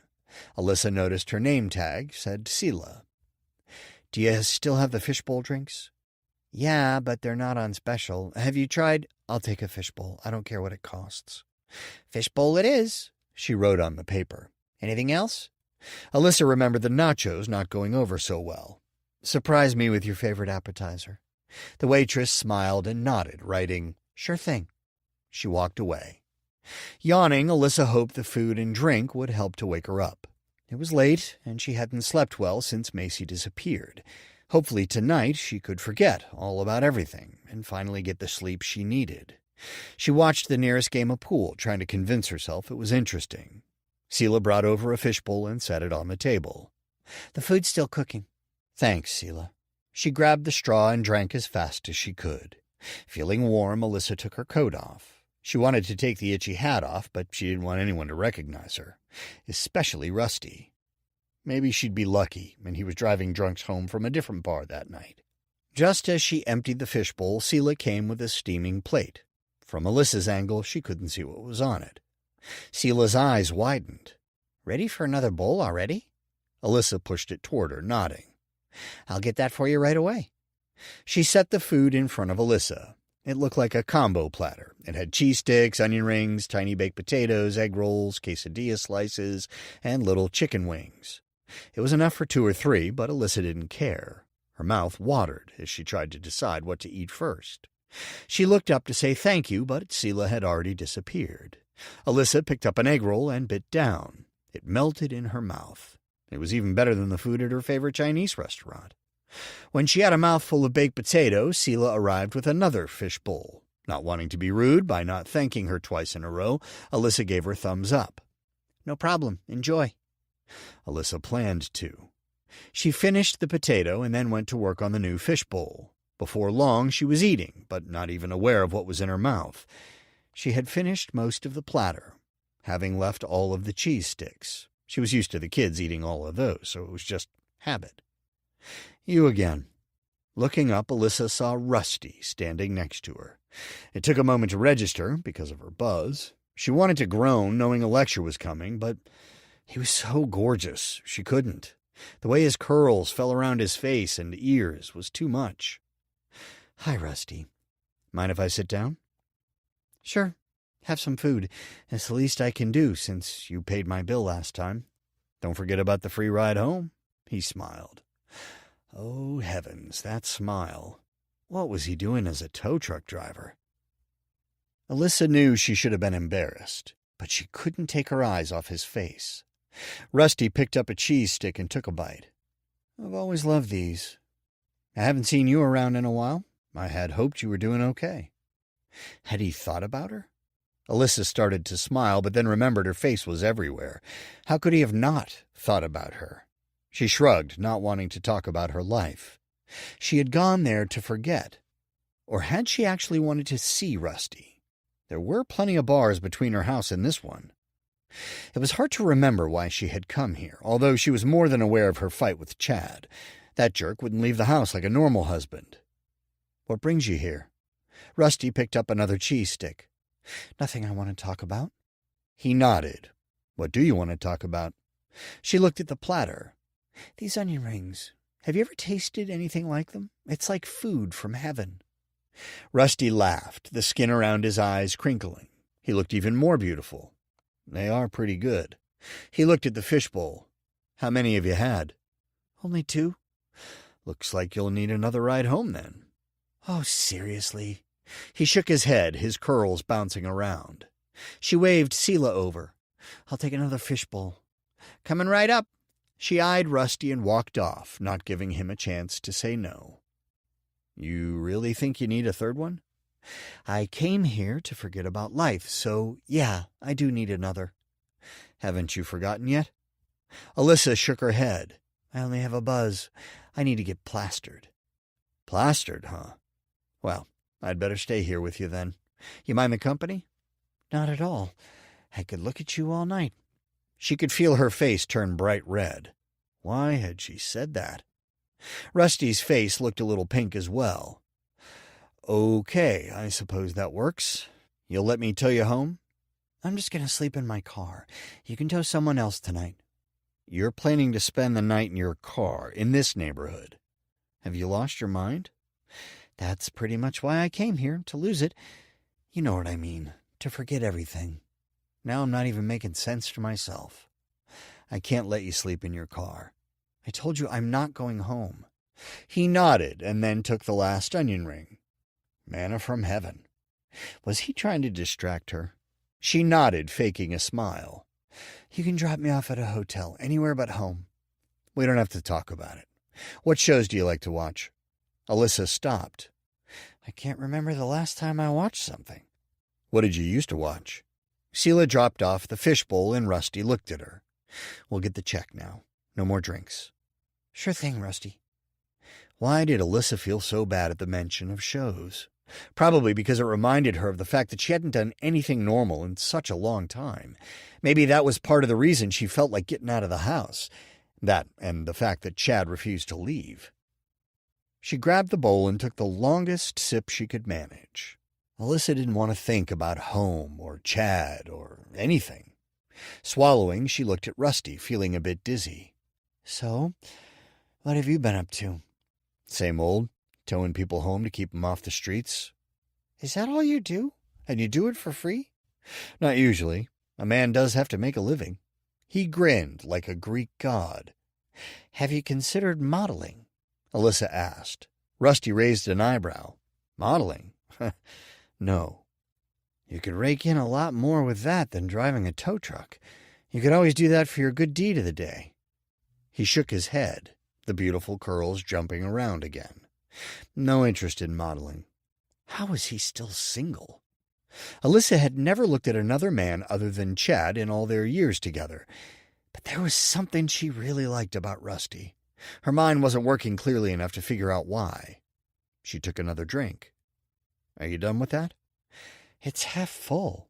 I'll pay for it if you stop now. Alyssa held up her purse. I brought plenty of money. I don't need a handout. Think of it as me paying you to stop. You already know I'm not climbing into my car, not to drive it anyway. And you're aware that you're going to ride in my truck while I tow your car. I don't want you spreading the manna all over my interior. Did his eyes twinkle, or was that her imagination? She smiled. My stomach feels fine. Sheila came by with the bill and Rusty took it. Alyssa snatched it from him. I told you I have the money. He tapped the table. If you leave the drink alone, you can pay. Otherwise, I will. She raised an eyebrow. Are you for real? That's the deal. Men. Why were they always trying to control her? First with Chad refusing to leave, and now this. Fine. She shoved the bowl as far away from her as possible. Happy? Satisfied. Alyssa grabbed her purse and found the pocket with the cash. She pulled out enough for everything plus a tip, and then set it on top of the receipt. You ready to go? Rusty ran his hands through his hair, leaning back. Not really. Why don't we sit here and wait for the alcohol to make its way through me? Then you can leave without having to worry about the free tow. That's not really free. I write it off at tax time. I actually have an appointment with my accountant, so I could use another write-off. You know what I mean. This place is going to close before you're ready to drive safely. I told you I'm not driving, and I'm not letting you sleep in this neighborhood. They stared at each other. You're impossible. Alyssa shook her head. Maybe it was a man thing. Rusty leaned forward, raising an eyebrow. Actually, you are. Me? You've lost your mind. Nope, it's perfectly sound. He grinned. What are we going to do? Tow me to a hotel? She shrugged. Or I could just sleep here. In the bar? Yeah, why not? For starters, they don't allow it. Then we're back to the fact that I won't leave you in this neighborhood in your car.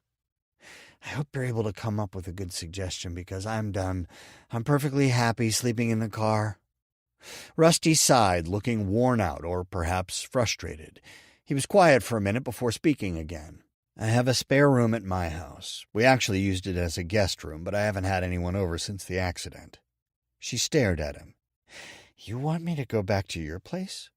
It's not like that. I don't want to drop you off at a hotel. I'd feel a lot better if someone was there to watch out for you. I'm not a kid. No, you're not. But I want to make sure you're okay. Last time you went home to your family. This time, you're refusing. You can even lock the guest room if you'd feel better about staying there. And it's at the other end of the house from my room. It's either that or I'm taking you home. Alyssa frowned. Do you do this for everyone? His lips curled into a smile. Never. 10. Guest. Alyssa tripped walking into Rusty's house. It was a lot nicer than she had expected from a bachelor pad. He must have left everything the way his wife had and then hired a cleaning service, because no guy she knew was that tidy. The front room practically sparkled. She looked around, taking it all in. It was a sprawling rambler on a large lot. Even though it was dark and the house too big to see the backyard, she pictured a large play structure where the kids had probably spent hours playing. That was probably why he had taken a special interest in her. They had both lost children, and that was something that most people couldn't understand. Alyssa sure wished that she didn't. Even with fish bowls full of alcohol, she couldn't truly forget. You have a really nice place. Rusty closed and locked the front door. Thanks. I left it the way Lainey left it. She had a real eye for design. Alyssa nodded, afraid the alcohol would make her say something stupid. For the first time since ordering, she regretted drinking so much. She didn't trust her mouth, but felt like she should say something nice about his wife. She just didn't dare yet. Are you tired? I can show you to the guest room, or I can show you around. What do you feel like? Her stomach squeezed. Actually, could you show me to the bathroom? Uh-oh. Follow me. He led her down a hall to the right and pointed to a door. There you go. She nodded a thanks and ran in, closing the door. Alyssa flipped on the light switch and the fan. Hopefully the fan was loud enough that he wouldn't hear her retching. She got to the toilet just in time. Ordering food when drinking that much was a waste of time and money. When she was finally done throwing up, she splashed water on her face and then found some toothpaste and put some on her finger. She rubbed it on her teeth and then swished it around her mouth. After rinsing, she went into the hall and didn't see him. That was a relief, even though he probably knew she was losing her food, again. At least he had given her privacy. She went down the hall from where she came and saw the front room was empty. Where had he gone? She didn't even know where she was supposed to crash. Rusty? Silence. Alyssa's heart rate picked up. What was going on? Maybe coming to his house had been a bad idea. Are you awake? A noise from the left startled her. Rusty appeared and gave her his gorgeous smile. Sorry, I decided to use the restroom too. Do you want the grand tour before I show you to your room? Relief flooded her and she smiled back. That sounds great. It was strange to be alone in a house with a guy other than Chad, but she felt perfectly at ease with Rusty. This way. He went back down the hall and she followed, unable to avoid noticing that he was just as easy on the eyes from the back as the front. She took her gaze off him and looked at the pictures on the wall. It was a shrine to his beautiful family. They entered a large, bright kitchen. It was modern and gorgeous. For a moment, Alyssa was jealous, but then she remembered that he was probably quite lonely in such a large kitchen that must have held so many memories. Rusty leaned against the island, nearly bumping his head on one of the pots hanging from the ceiling. Feel free to use the kitchen whenever you wish. If you're hungry, eat. Use whatever looks good. He winked. Maybe I will. I owe you for the toes and now for giving me a place to stay. You don't owe me anything. But if you do feel you need to repay me, please consider dropping the alcohol. I told you what I went through after losing my family. Rehab sucks. Alyssa held on to her stomach. No, that's okay. I'm already thinking about finding a new way to deal with my grief. You want some toast or crackers? She shook her head. You're looking pretty green, Mrs. Mercer. Alyssa. Please call me Alyssa. Of course. Would you prefer toast or crackers? Your stomach needs something bland. He indicated for her to sit at the table. He wasn't going to take no for an answer, was he? Crackers are fine. She sat down at the nearest chair. Rusty went into the pantry and came out with a white box and opened it, pouring square crackers onto a plate. He set it in front of her, then sat across from her. Do you need to call anyone and let them know you won't be home tonight? I made that clear before I left. She picked up a cracker and bit into it, spilling crumbs onto the table. Sorry. No problem. Anything you want to talk about? I'm all ears. She looked into his beautiful eyes. He looked like he actually wanted to listen. People often tell me their troubles as I tow 'em places. I'm good at keeping secrets. He gave her a reassuring nod. Alyssa let out a slow, deliberate sigh. Did she dare open up? Maybe she should wait to make that decision until after the alcohol had left her system. I really appreciate you opening your home to me, Rusty, but I'm suddenly exhausted. I hope you're not offended if I just go to bed. Not at all. He stood up. Let me show you to your room. It's just down the hall. Still feeling the buzz, Alyssa held onto the table as she got up from the chair. She followed him down another hall and ended up facing several doors. Rusty pointed to one on the left. That's another bathroom and the laundry room. And that one, he pointed to the door at the end of the hall, leads to the backyard. The one behind you is the guest room. Do you need anything? You didn't bring in a bag. Alyssa shook her head. It's in my car. Want me to fetch it for you? I can get it. No, I'm steadier on my feet. I'll only be a minute. Can't argue with that. She dug her keys out of her purse and handed him the one that went to her car. He took off, and Alyssa used the bathroom again. She really shouldn't have drunk that much. There had to be another way to deal with her life. She'd been sneaking more of Chad's beers, and she didn't even like beer. He had to have noticed, but hadn't said anything. Sighing, she flushed the toilet. After washing her hands, she looked around the room. It was as Rusty had described, a full bathroom with a washer and dryer and shelving that held laundry items. She grabbed a washcloth and ran it under warm water and washed her face. Too bad she hadn't brought her creams, but she hadn't thought that far ahead. When she got into the hall, she didn't see Rusty. Maybe she should have told him where the bag was. Her car was an embarrassing mess. She hadn't been taking care of it since Macy disappeared. That was something else that needed to change, along with giving up alcohol. She had to get her life back, even though it would never be close to the same again. Living in limbo was done. Alyssa went into the room that Rusty had said would be hers for the night. She found the light switch and turned it on. The first thing she saw was her bag sitting in the middle of a queen-sized bed. Her keys were on top of the bag. She closed the door behind her and stuck her keys in the purse, and then dug her pajamas out from the bag. Soon she was in the middle of the ultra-soft bed, all by herself. When was the last time she had gone to bed and not had to worry about anyone disturbing her? If one of the kids didn't need her, then Chad did. Guilt stabbed at her for enjoying the peace. She shoved it away. After everything she had done for everyone all those years, there was nothing wrong with taking some time to take care of herself. Even with all the stress and heartache of Macy being gone, she had still taken care of Alex, Chad, and even Zoe. Not that she minded taking care of everyone, even Chad, who could take care of himself. Sure, she had spent a lot of time sobbing by herself, especially in the beginning. But she had also made sure that everyone was taken care of. She'd had to step it up when people stopped bringing over meals. Alyssa had taken that as her first small sign that it was time to move on with life. Things needed to return to normal as much as possible. They were still alive, and she needed to get herself together enough to take care of her remaining child. Alex was who she had to focus on now. She needed this time to pull herself together without distraction. Before she could focus on taking care of Alex properly, she needed to mourn Macy. She would allow herself to grieve while she had this bedroom all by herself, and then she would plan the funeral, even if it ruined her relationship with Chad.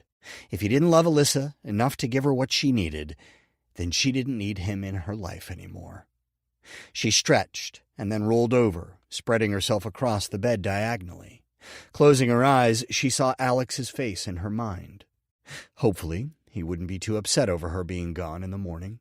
Chad would let him know that she was safe, and with Zoe still there, he might not even notice her absence. She would have to ask Rusty how he dealt with the loss. How on earth had he been able to move on? He seemed to be happy enough. In fact, she would have never guessed what he had been through if he hadn't told her. Memories of Macy filled Alyssa's mind in the dark silence. Tears came. Why did you go, Macy? Didn't you know how much losing you would kill the rest of us? She buried her face into the pillow and sobbed. Once the tears stopped, even they had had their limit. She sat up, wrapping her arms around her knees. It felt good to speak to Macy. If she had died like Alyssa believed, maybe Macy could even hear Alyssa speaking to her. Macy, I hope you know how much we all love you. Did you know before you took off? Were you only planning on being gone that night? The only thing missing, aside from you, of course, was your favorite purse. Alyssa sighed. Was there anything we could have done differently? I would give anything to go back in time and stop you from going. Or let you go and have Zoe and Alex go with you so you wouldn't be alone for a second. Did you mean to leave us? I can't imagine that you did. I know you left that message online, but there's so much doubt around that. Most everyone thinks you were forced to write that. Were you? I hope not. More than anything, I hope not. She squeezed her knees tighter. It rips me apart to think about anything bad happening to you. I should have been there to protect you. I tried. I really did. I looked for you until my body hurt. I begged others to help. Your dad, he's been getting the word out on his blog nonstop. And we get along again. We're not fighting anymore, Macy. Well, not until tonight. Fresh tears filled her eyes, thinking about her fight with Chad. We can't agree on what to do about you. I don't know if that'll tear us apart or not. I need to give you the memorial service you deserve. What if we never find you? Are we going to never give you a proper service? That's not right. But no matter what happens, Dad and I both love you with all of our hearts. Even if we can't be together anymore. Tears dropped onto her arms. Though I think us not being together would hurt Alex more than you. Hopefully you're in heaven or someplace good. I can't imagine you going anywhere else. You're so sweet. Feisty, yes. Alyssa couldn't help smiling. No one could ever doubt your spunk. I'll never forget how mad you got when Dad and I tried to keep you from going vegan. You weren't going to take no for an answer, and you didn't. When I saw you buying your own food, I finally caved. Remember that? I wanted to take you to the gym with me, but you were afraid you'd see kids from school there. You used Dad's weights in the garage. Alyssa felt a wave of relief wash over her. It felt so good to talk to Macy. She really felt like her daughter could hear her. She leaned back and fell into a sleep deeper than she had experienced in a long time. 11. Stress. Macy listened for noise outside the bedroom. Even with her ear pressed against the door, she couldn't hear anything.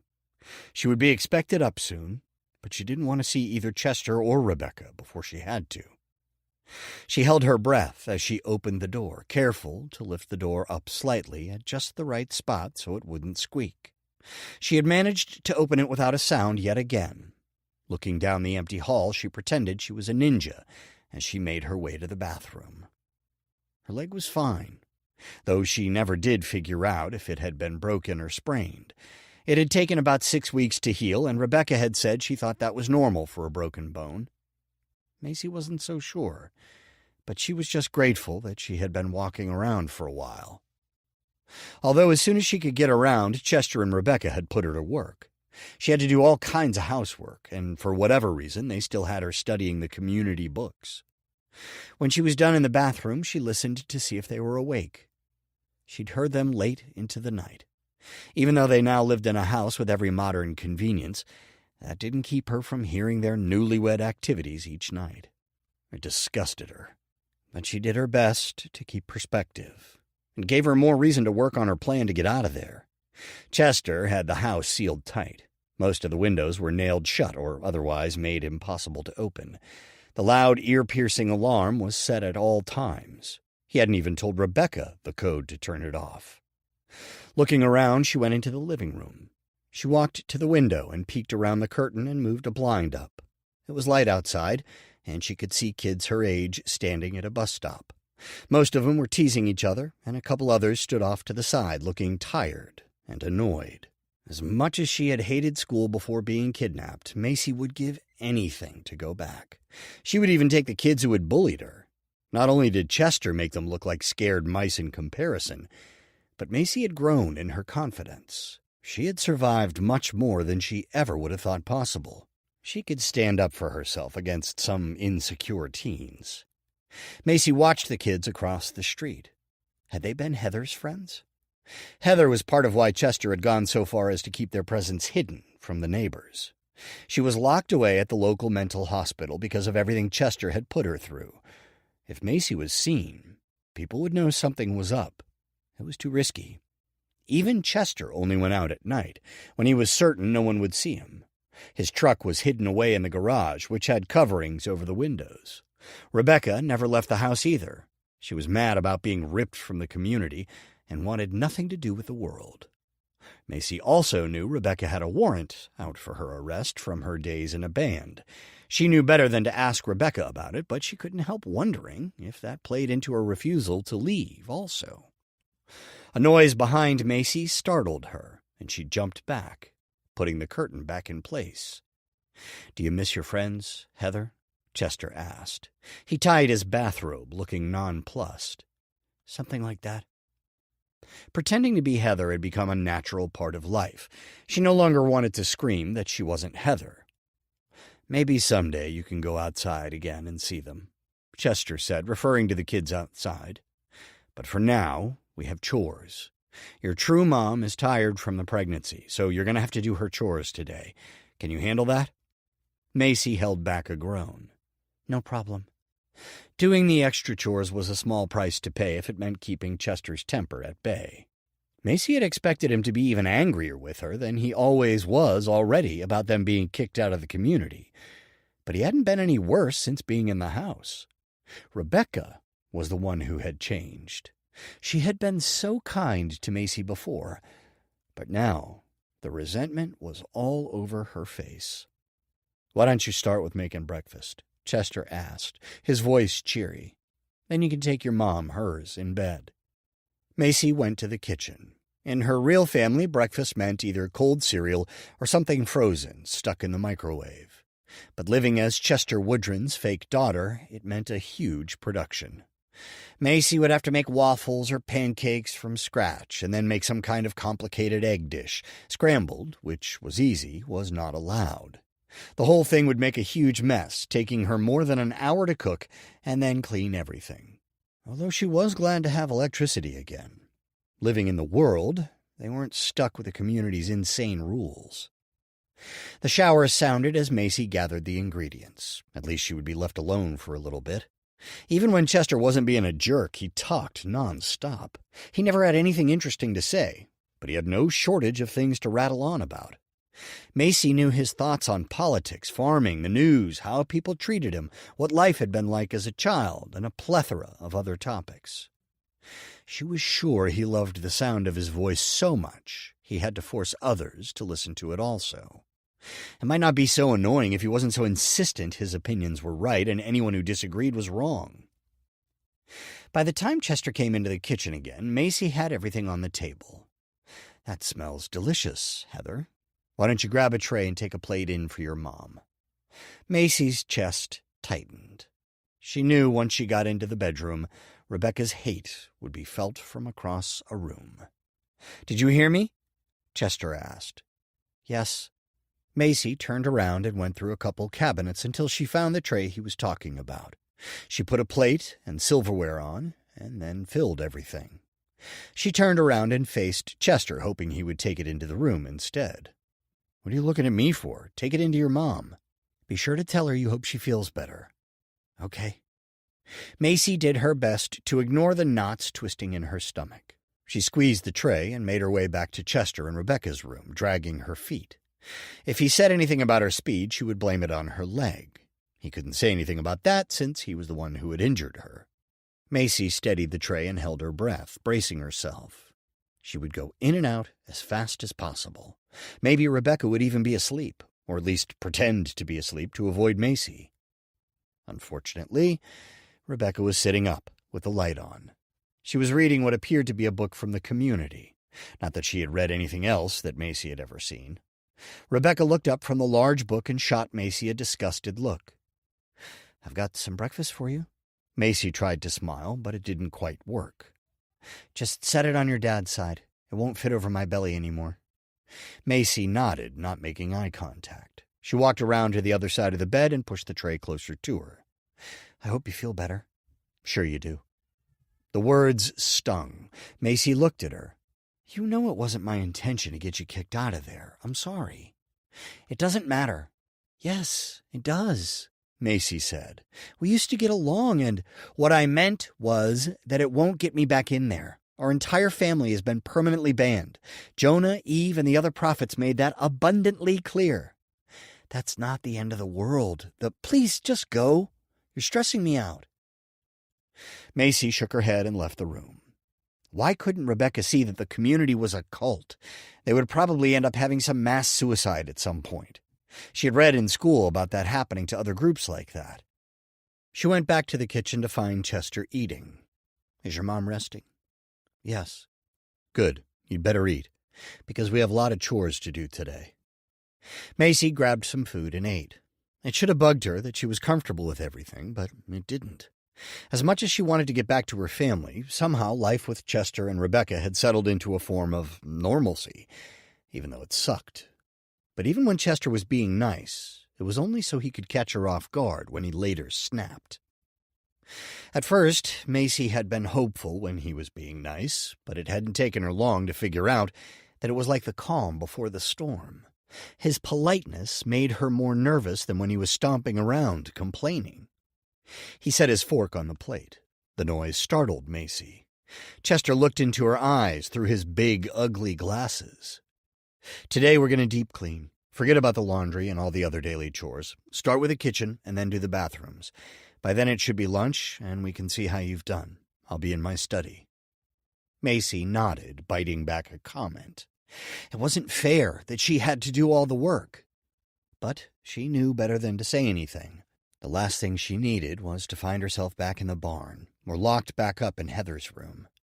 Even though she didn't have much freedom, she could at least walk around the house. She was going to get out.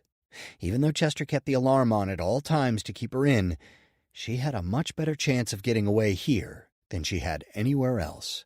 Back at the farm, they were miles away from the nearest people, and that house had been tight with security as well. The community that had proven deadly to escape. Chester slammed his hands on the table, scaring Macy. "Stop daydreaming and get to work." 12. Discovery. Macy finished scrubbing the floor in the dining room and then took the supplies back to the laundry room.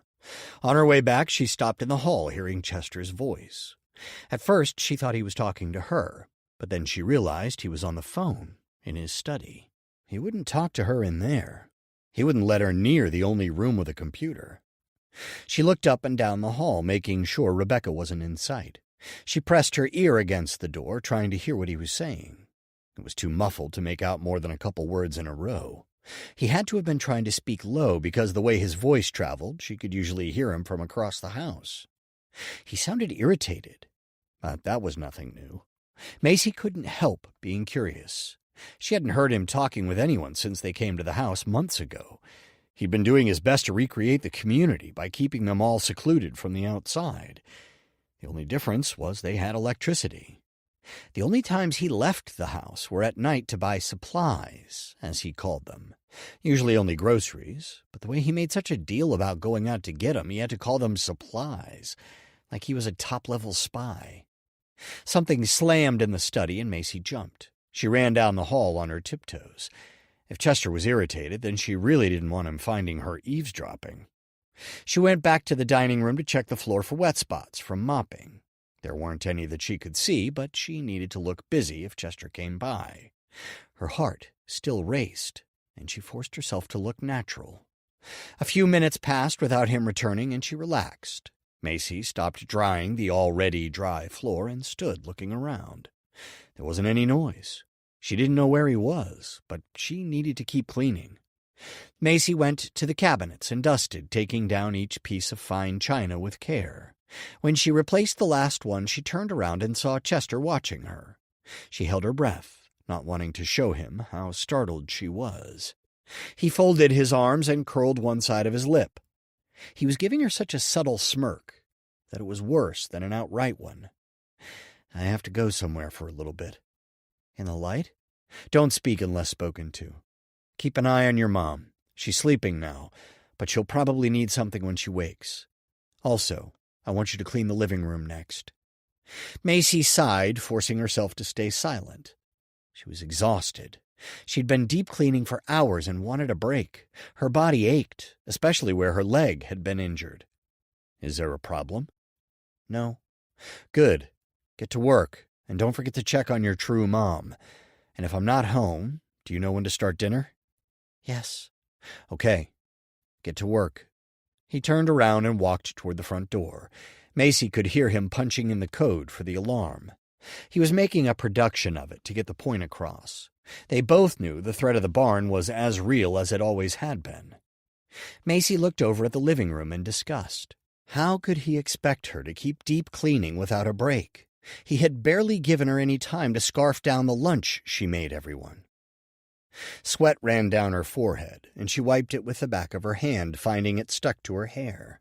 She probably looked horrible, not that it mattered. She grabbed the rags from around the room and took them to the laundry, starting another load. She grabbed some more supplies and went into the hall.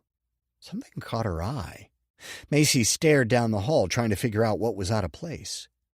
Then she saw it. The door to Chester's study wasn't closed all the way. Was it a trap? Or had he let his guard down? She went back to the dining room and looked around for him. He appeared to still be gone. She had heard his car leave the garage, and the fact that he had left while it was still light showed that something was wrong. Maybe he had left the door open accidentally. Macy looked into their bedroom and saw Rebecca sleeping.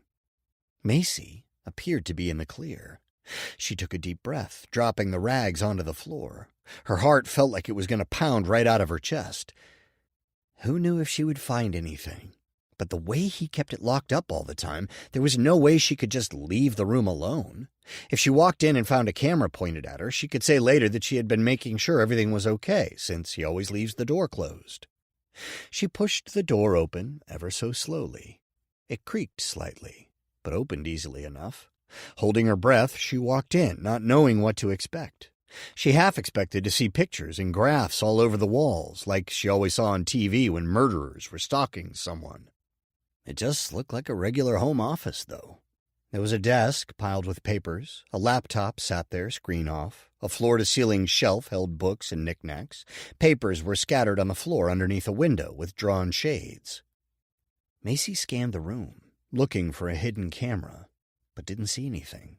She knew if there was anything recording her, if she took a step into the room, that would be all it would take for her to end up locked away somewhere, maybe for good. She walked over to the desk and looked at the piles of papers without touching anything.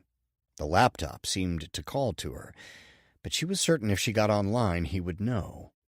But what if she just looked at some files? Would he know that? It wasn't a risk Macy was willing to take. She could pick up some papers and he wouldn't know, but he probably had ways he was monitoring his computer. A crashing noise startled her. Macy jumped and ran to the doorway, looking down the hall. She didn't see anything. Going down to Chester's room, she checked on Rebecca and saw her lunch tray on the floor. She must have rolled over and knocked it down. How had it not woken her? Macy went over and checked on her breathing and then picked up the mess from the floor. She brought the tray back out to the kitchen and then returned to Chester's study. She looked at the papers sitting on his desk, memorizing their placement. Then she picked up a few, looking through them. They were all boring, bills from what she could tell. She was about to set them back into place when she froze. Now, on top of the desk sat a paper with big words on the top. Shady Hills Mental Health Facility. Was that where Heather had been taken? Was she still there? Heather had never returned to fill out any more of her diaries that Macy could find, so Macy knew nothing beyond the fact that Heather had been sent there. Macy scanned the paper. The letter was addressed to Chester Woodron, the non-custodial father. So they had removed his parental rights. Macy had been right.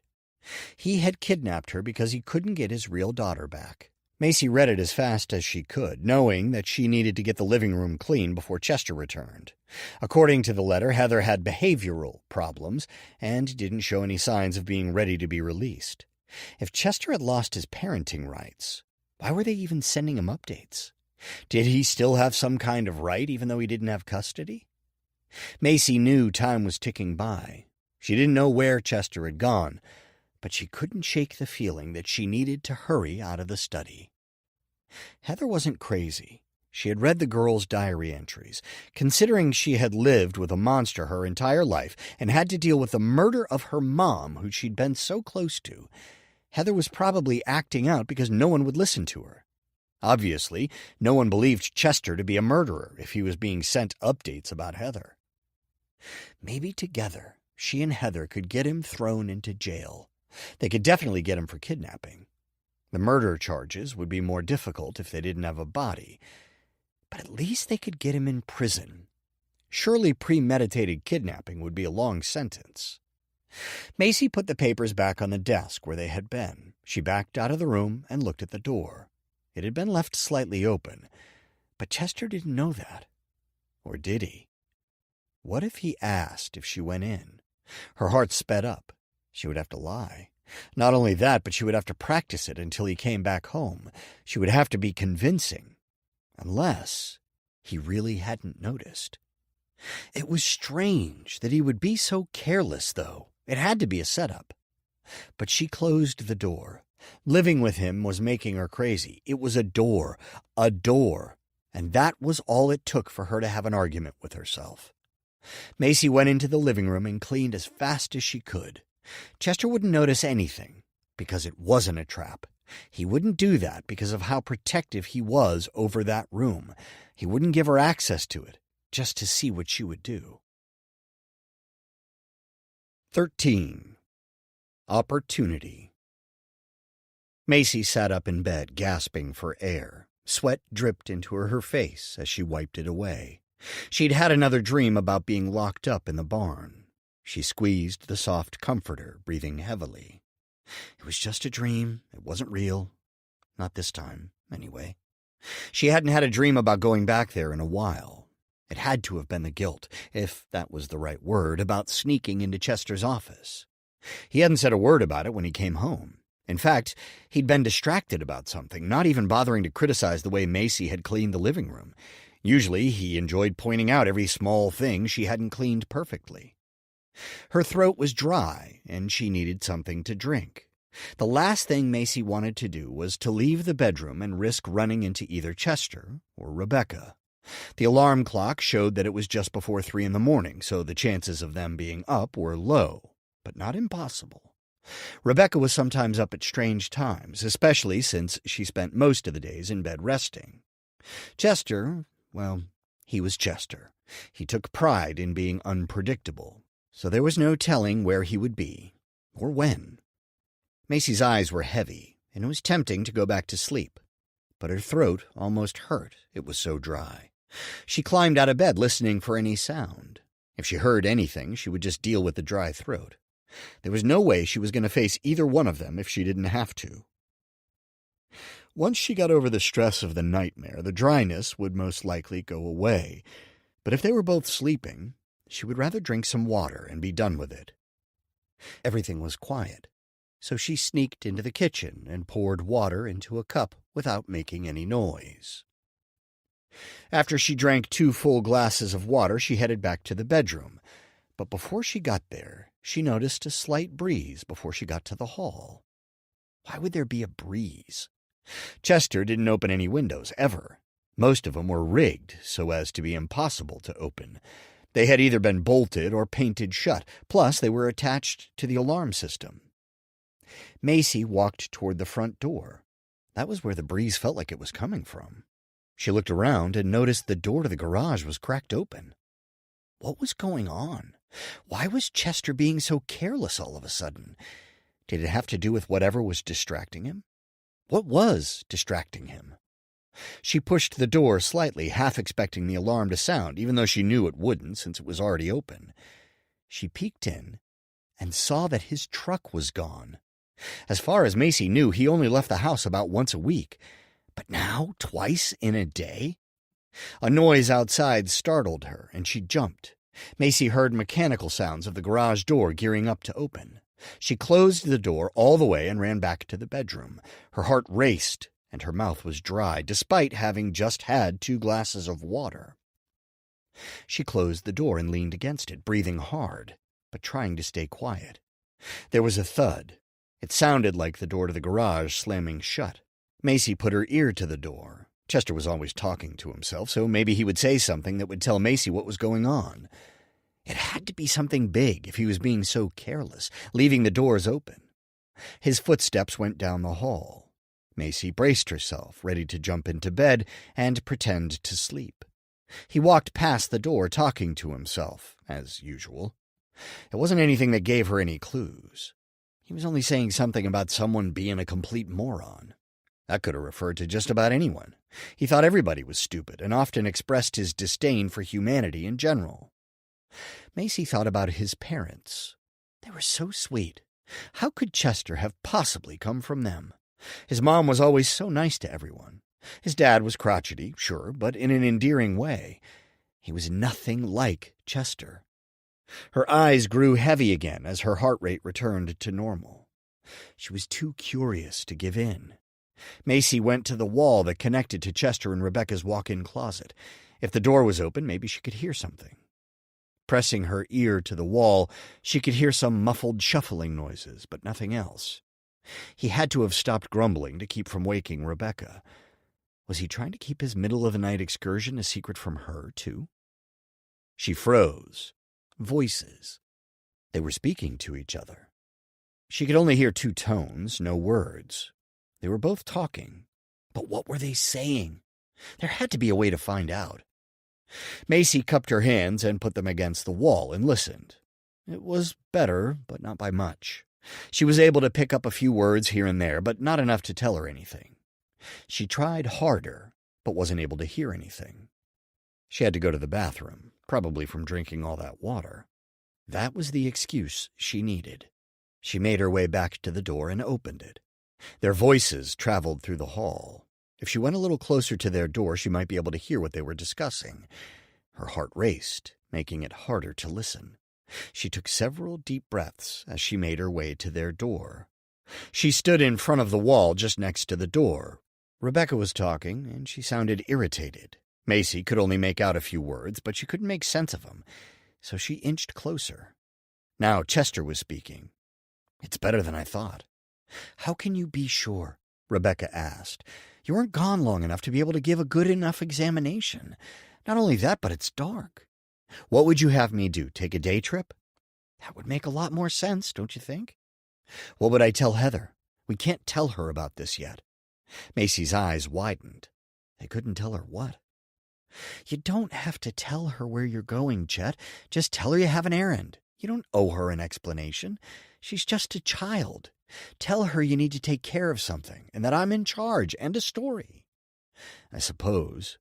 But she's going to figure out that something's going on." "Let her wonder. She'll find out soon enough." Macy tiptoed closer. "How are we going to keep her in line? We have to make sure she doesn't try anything." "You could always lock her up like you've been talking about, but she wouldn't be able to take care of me while you're gone. I can't make my own food. I can barely stand up without getting sick." "Are you sure I can't take you to a doctor?" "Doctors are evil, Chet. You know that. The medicines they use them to control people's minds. It's a rough pregnancy, that's all. I've seen it many times back home at the community. What we need is for you to go back to the land and really look at it in the daylight. Otherwise, we won't really know if it's the right place to start our new community." The blood drained from Macy's face. They were planning to start a new community. She walked back to the bedroom and closed the door behind her. Macy knew deep down in her gut if they entered a new community she wasn't getting out. Chester would make sure of it, and it sounded as though Rebecca was behind him. That also explained why she was still studying the community writings. Rebecca and Chester would be the new Jonah and Eve. If he was going to be gone for an entire day and Rebecca could barely get out of bed, that would be her chance to get away. Chester wouldn't be able to do anything about it. Macy wouldn't go back to another community. She just couldn't. Escape was her only option. And fast. Macy climbed back into bed, her mind racing but her body exhausted. Her eyes fought to close while every inch of her ached. How would she get out? Simply go out the front door and let the alarm wail? Macy pulled the covers up close to her face as the drowsiness took over. She sniffed them, smiling. They smelled so nice and fresh, because she had washed all the linens earlier. If nothing else, being kidnapped had taught her to find joy in the little things. Macy finally gave in to her heavy eyelids and thought of ways to escape as she drifted off. 14. Resolve. Chad looked out the front window again. He expected Alyssa to walk through the door, but it was clear she was serious about going somewhere to get space. As tempting as it was to call her friends one by one, Chad knew it was a bad idea. She wanted space, and if he called, she would push him away, even further. He went upstairs to where Alex and Zoe were doing their studies as usual at the kitchen table. "Is Mom still sleeping?" Alex asked. How to answer that one? Chad would have to tell him some version of the truth, but he couldn't bear to give him all of it. Was it because he didn't think Alex could handle it, or because he didn't think he himself could? Chad cleared his throat. She's been having a hard time dealing with everything, so she's gone to a friend's house. For how long? Alex asked. Until she's able to think clearly. Did you two get in a fight, Dad? She just needs space to think. It was too much being here where there are so many memories of Macy, that's all. Alex didn't look convinced. If you say so. I do. Are you two going to be okay if I go out for a little while? I have to pick up some stuff from the store. Whatever. Alex went back to his laptop. Zoe gave Chad a sympathetic look. If you guys need anything, I'll keep my cell phone close. Okay. Alex didn't look up. Chad frowned, but didn't say anything. The last thing he needed was for Alex to decide to move into Zoe's house. Not that he would let them stay there alone, but Valerie was due back with Zoe's dad soon, and the tables could turn all too easily. Then he would be alone in the house. He went down to his office and grabbed his cell phone and wallet. Who was he kidding? He didn't know what they needed from the store. Maybe he would get some takeout for lunch, and then they could use the leftovers for dinner, too. Or he could pick up some milk and eggs. A lump formed in his throat. He wasn't cut out to do the single dad thing. He also didn't want to do anything to make things worse with the child who was still with him. Hopefully Alyssa would come around because they'd been getting along so well before the argument. He'd been excited about the thought of Macy coming back home to find them getting along. He already knew that dream was a long shot, but with Alyssa now thinking that Macy was dead, the dream was nearly crushed. Even though it did cause a fight between him and Alyssa, he wasn't going to change his stance. He would hold on to his belief until there was hard evidence. And when Macy did get back, she deserved to have a kitchen full of food. That was it. He would go to the store and buy every vegan item he could find. He would even try some of it. That way, when she got back, they could eat that crazy stuff together, no matter what it tasted like. Chad shut off his laptop and went into the garage on a mission. Maybe he would even grow to like the vegan foods. He knew he could stand to lose a few more pounds. Some weight had come off because he hadn't been eating as much, but there was still room for improvement. Perhaps if he lost those last few pounds, it would be enough to convince Alyssa to stay home. She was always so fit and healthy, and even though he wasn't what anyone would call overweight, his love handles had to be a turnoff for someone as beautiful as her. He started the car and drove to the grocery store. But before he got there, he saw the natural grocery store that Macy liked so much. He smiled, remembering how she had chattered on about it when they were building it. Yes, that's where he would go. Pulling into the parking lot, he felt more alive than he had in a long time. Chad was going to win back his wife and have something in common with his daughter when she got back. Since he was on a roll, he knew he would think of something brilliant to bring him closer to Alex also. He walked through the automatic sliding doors, and immediately he felt overwhelmed. This place looked nothing like the grocery stores he went to with Alyssa. To the left, there were enormous displays of fresh fruit, half of which he didn't recognize. To the right was a line of checkout stands. Everyone in line had their own cloth bags, and there wasn't a plastic bag in sight. His nose tingled. It even smelled different in there. Not bad, just different. He didn't have a clue what the scent was, but he figured it was something natural. He scanned the store, trying to figure out where to begin. "Hey, stranger." Chad turned around to see Lydia standing next to him. "You shop here?" "Of course. My body is a temple." She smiled, flipping her dark hair behind her shoulder. "What are you doing here?" "Shopping for my family." He put the emphasis on the word family due to their past. "I would have expected you to go to the discount grocery store down the road." "What's that supposed to mean?" "Just that you're a pizza and beer kind of guy?" "Yeah, well, I'm trying to change that." "They sell pizza and beer here too, you know. It's just not what you're used to." "I'll have to pick some up." "Well, I'll see you around." "This place can be hard to navigate if you're not used to it. I can help you out, and it'll take half the time." Chad was trying to fix his family. Having his ex-lover show him around the store wasn't the way to go about it. "I can figure it out myself, but thanks." "If you're sure." "I am." "Okay, see you around." She walked away, headed for some kind of star-shaped fruit. He watched as she picked one up and gave it a squeeze, and then set it down, only to pick up and squeeze another. Lydia put that one in her basket. She turned around and winked. Chad turned away and walked toward a shelf full of creams and lotions. He picked one up and pretended that it was the most interesting thing he'd ever seen. Why had he been watching her? It had to have been because he wasn't even sure how to shop in this foreign store. He put the lotion back on the shelf and went in the opposite direction of Lydia. He wandered the store, staring at brands he had never heard of, although some looked vaguely familiar. Had Macy bought some of those, and he'd seen them at home? Time passed, and Chad still hadn't found even one item to place in his basket. How would he ever eat the same items that Macy did if he couldn't even decide what to get? He realized that he wasn't even sure what qualified as vegan. He knew she wouldn't eat cheese. How would she eat pizza? But he wasn't sure what else she didn't eat, aside from meat, of course. The items in front of Chad seemed to be taunting him. Would Macy eat them when she returned? It wasn't even clear, at least to him, what he was looking at. Even though the packaging was in English, it might as well have been Greek. "You want some help now?" Lydia. He didn't even need to turn around. Just trying to decide. "I can see that. Let me help." He turned and looked at her for a moment. "Do you really shop here often, Lydia, or do you follow me?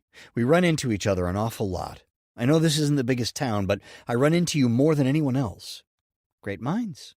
She held up her basket, packed full of fruits, veggies, and an assortment of other things he didn't recognize. "But I really do love this place." He eyed her basket and then looked at his nearly empty one. "Oh, all right, but don't read into it, Lydia." "Me?" She gave him an innocent look and then shook her head. "I'm only here to help a neighbor out." Right. Chad knew he would have to keep his guard up.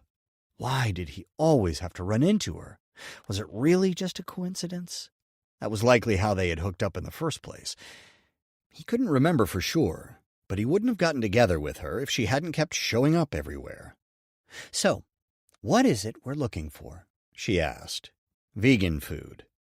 She tilted her head. She had an expression that he couldn't read. She knew about Macy's veganism. Chad had ranted to her about it enough. Did she think he was pathetic, since he was out buying food for his daughter who many thought wouldn't return? She stood up straight. "We're in the wrong section for that. This stuff is full of butter, milk, and eggs. Follow me. I'll show you where they keep what you're looking for." They went down several aisles and stopped in one that looked almost identical to the one they had started in.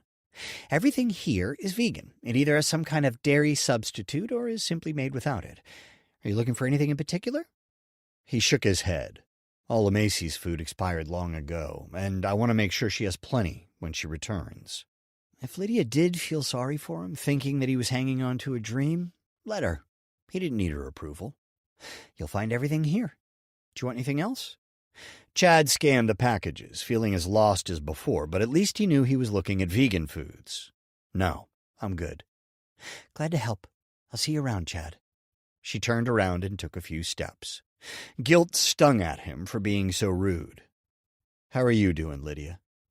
She turned around and walked back over to him.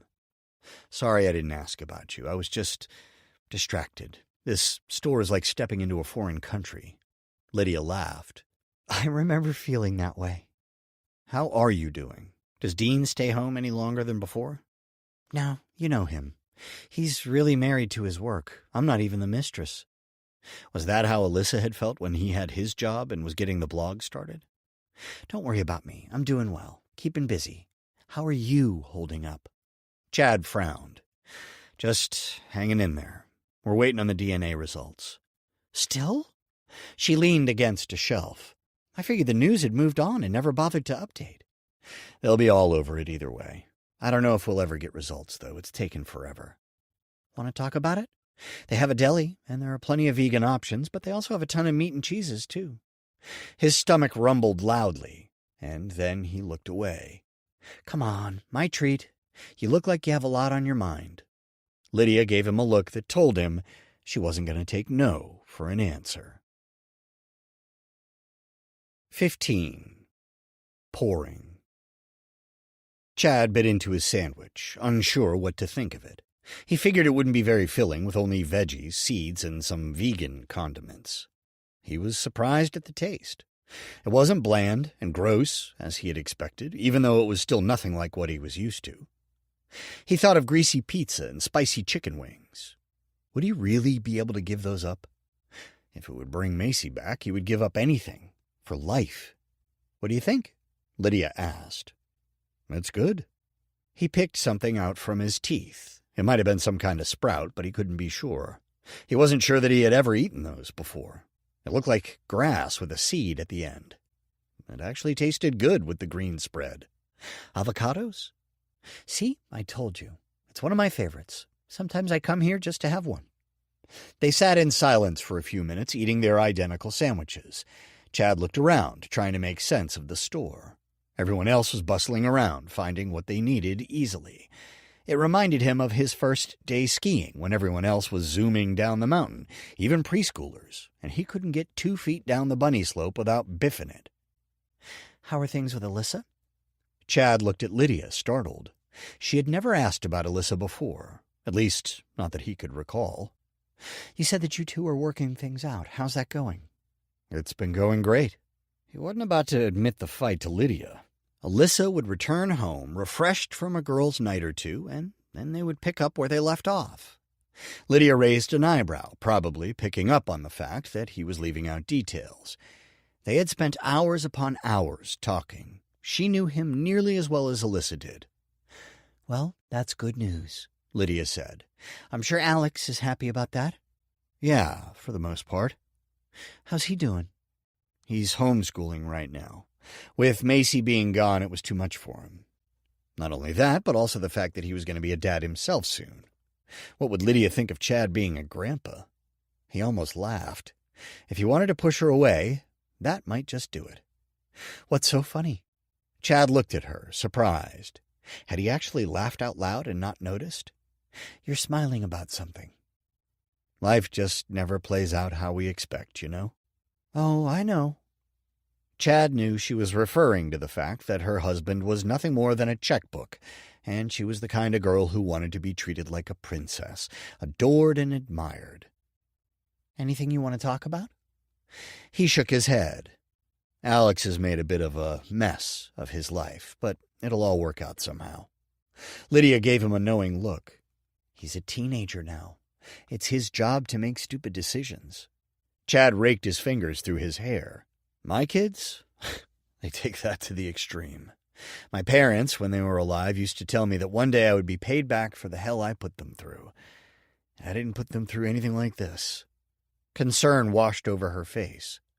What did Alex do? Kill someone? His eyes widened. Not so loud.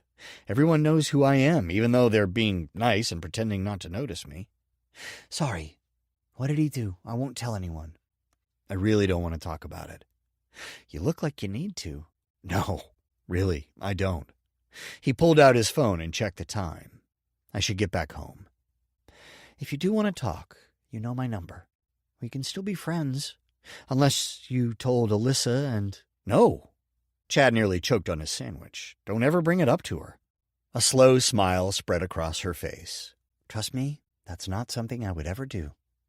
I need to get back home. Alex might need some help with his schoolwork or something. Lydia eyed his basket. If you need your regular groceries, you should pick up some more food. I can show you... I do need some, but after seeing the prices here, I'll stop off somewhere else to get those. Can't say that I blame you.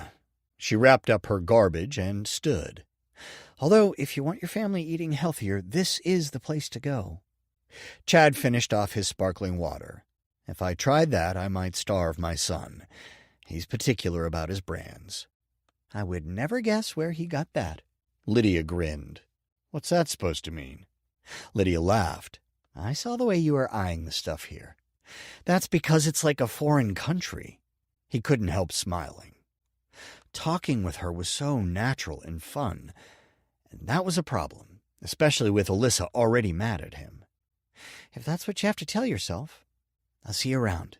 If you ever need anything, don't hesitate to ask, okay? That's what neighbors are for. I mean it. Thanks. I'll let you know if I do. He picked up his basket, and before he could reach for his trash, Lydia picked it up. I'll get that. Take care of yourself. He nodded and then headed for the registers. He was in dangerous territory and well aware of it. With things as they were, it would be all too easy to pour everything out to Lydia. That had been the problem when they had started talking, when he and Alyssa first hit their marital problems. After checking out, and feeling like an idiot for not having brought his own bag, he decided to go home before stopping off for normal food. He needed to put what he bought into the fridge before it went bad, and after eating lunch, the time frame was growing smaller by the minute. When he got home, Alex was at the kitchen table by himself. Hopefully, he wasn't having trouble in paradise, too. Hey, son. How's it going? Just bombed a quiz, so now I have extra work.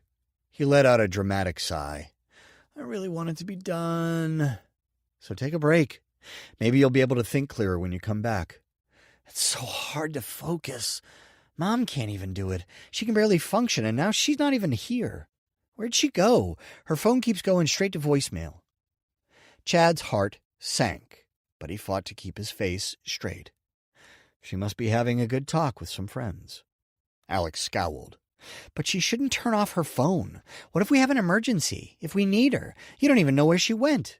She's an adult. We can't tell her what to do. But she also has a family. She can't forget about us. You know, Mom. She wouldn't forget about you. This is as hard on us as it is on you. We all have to deal with it in our own ways. I know. I'm never going to hear the end of this, am I? Turning your young parents into grandparents? Don't count on that any time soon. Alex cracked a smile. Sorry. If it makes you feel any better, I would have made different decisions if I could go back in time. If you ever figure out time travel, let me in on it, okay? There are a few things I'd like to do differently myself. Like never let Macy go out that night? Definitely the first thing I'd take care of. Why don't you relax? Take a nap, maybe. You look like you really need a break. A nap? Really? You look like you could use one. I'm not 3. Neither am I, but I really want one. He pulled the first item out of the bag and put it in the fridge. Alex gave him a funny look. What's that? It looks like Macy's food. I decided to buy some, so that when she comes back, she'll have something to eat. We can eat it, too. Don't feel like you have to stay away. I bought plenty. Why? Are you going to start eating vegan food? I might give it a try. I could stand to lose a few pounds.